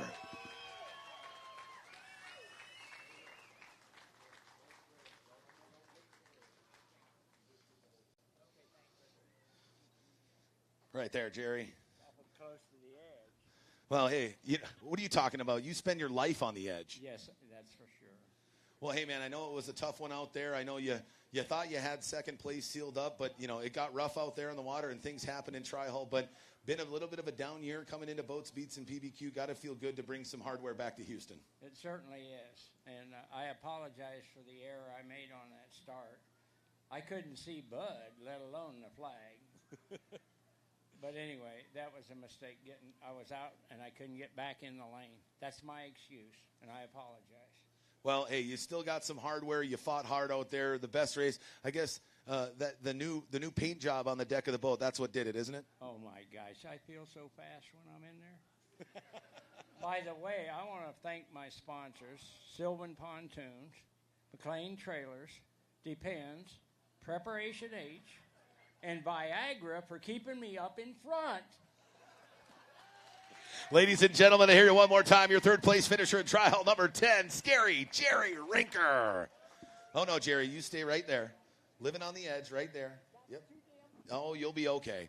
All right. Now, this guy, I thought he was going to pass out. He was so excited when he found out. He came off the race course and had no idea that he was on the podium. He's a rookie. He's been around this type of racing for a long time. Great friends with Grant Schubert, Jeremiah Mayo, and all the rest of those knuckleheads down in Richmond, Texas. And for the first time in his career, he gets to jump up on the podium. So please, huge round of applause. In second place, they call him Mullet, number 69, Cole Wearing. Right there, Mullet. Now, when you and Grant and the rest of you knuckleheads down there were cooking up this idea, you and Briston getting in and doing this thing in 23, did you expect you'd be on the podium? Absolutely not. Like you said, I pulled in. I didn't even know I was going to be up here. It's wild. Got a little lucky. Had some people break down in front of me. Got around them. Here we are. Now, I know this is a departure from the mullet machine, that all-black beauty that you normally run. You swapped it out this weekend. Here's the real question. Will you be writing a check to John Schubert to purchase the new 69 mullet machine? Absolutely. Right on, man. Well, hey, brand new boat. You hopped in. You figured it out in testing, and you were consistent all weekend long. You didn't win any heat races, but you were always there. You finished every heat race. And you know what, man? This is the first of many. But enjoy this one because you only get the first time you're on the podium. Congratulations. Thank you, sir. Appreciate it. Ladies and gentlemen, your second place finish, Mullet Cole Wearing. Now, at some point, he might get tired of this, but I can tell you right now he's not. The first time I watched this guy win a race, he was as excited as he was today. He drove all the way from Hemlock, Michigan. He's your series leader in points. He's your defending champion.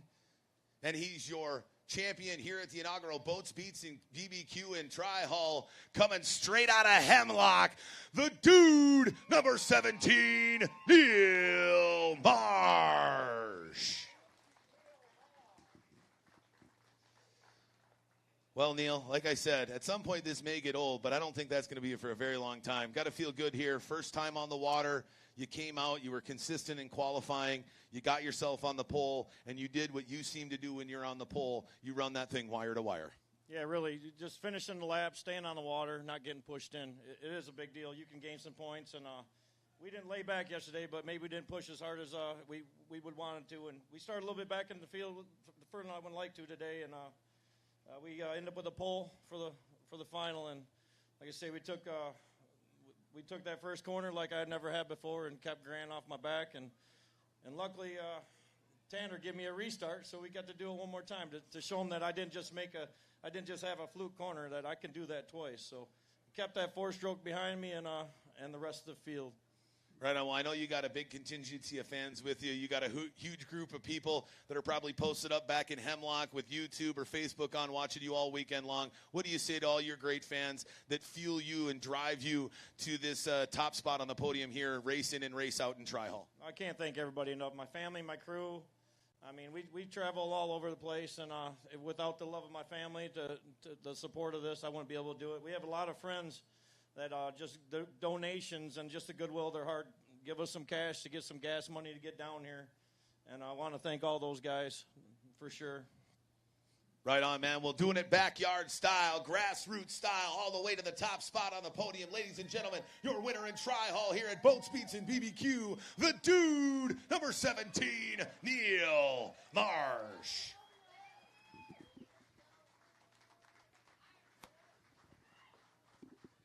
Ladies and gentlemen, the Tri-Hall class. All right, now, I've been doing tunnel boat racing as an announcer for probably almost 2 decades now. Man, has it been that long? Am I that old? I guess I am. I started doing this when I was 23, and I'll be 40 in February, so 17 years I've been doing this. And this was probably one of the best races not only I have seen in the last 15 years, but you will have seen from a competition standpoint anywhere tunnel boat racing in the world. Less than 2 seconds separated all 3 spots on the podium. And this first driver, I didn't think he was going to make the final. He was starting to fall back, but somehow he found a 5th gear, 6th gear. We don't even have a gear case on it. We don't even have a transmission on these things. But he found another gear, and he almost got second. But he ended up on the podium, collected valuable points, as we're going to have 6 drivers mashed together for our final race of the year to determine our champion. But he collected some huge points and ended up on the podium in 3rd place out of Nashville, Tennessee. Running for Anderson Marine, number 17. They call him Mike Honcho, Dylan Anderson.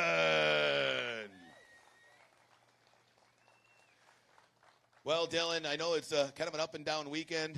You really like to scare the crap out of yourself by not getting your boat to start right before the final, huh? Yeah, I don't know what's up with that. It's a bad character trait. We'll work on it, but it happens. We made it out and had fun, so I'm happy about it. Yeah, man, let's talk about that. It seemed like you and the 2 guys that finished in front of you were just like glue all over one another. What is it like out there being able to compete at such a high level? It's so deep in the field and having to work so hard just to get on the podium here in Formula One. Racing against guys like that with good equipment, it's just like, man, you just want to get out and start pushing the boat a little faster just to try and get past them because they just don't give you the opportunity. Everybody drives so good on this.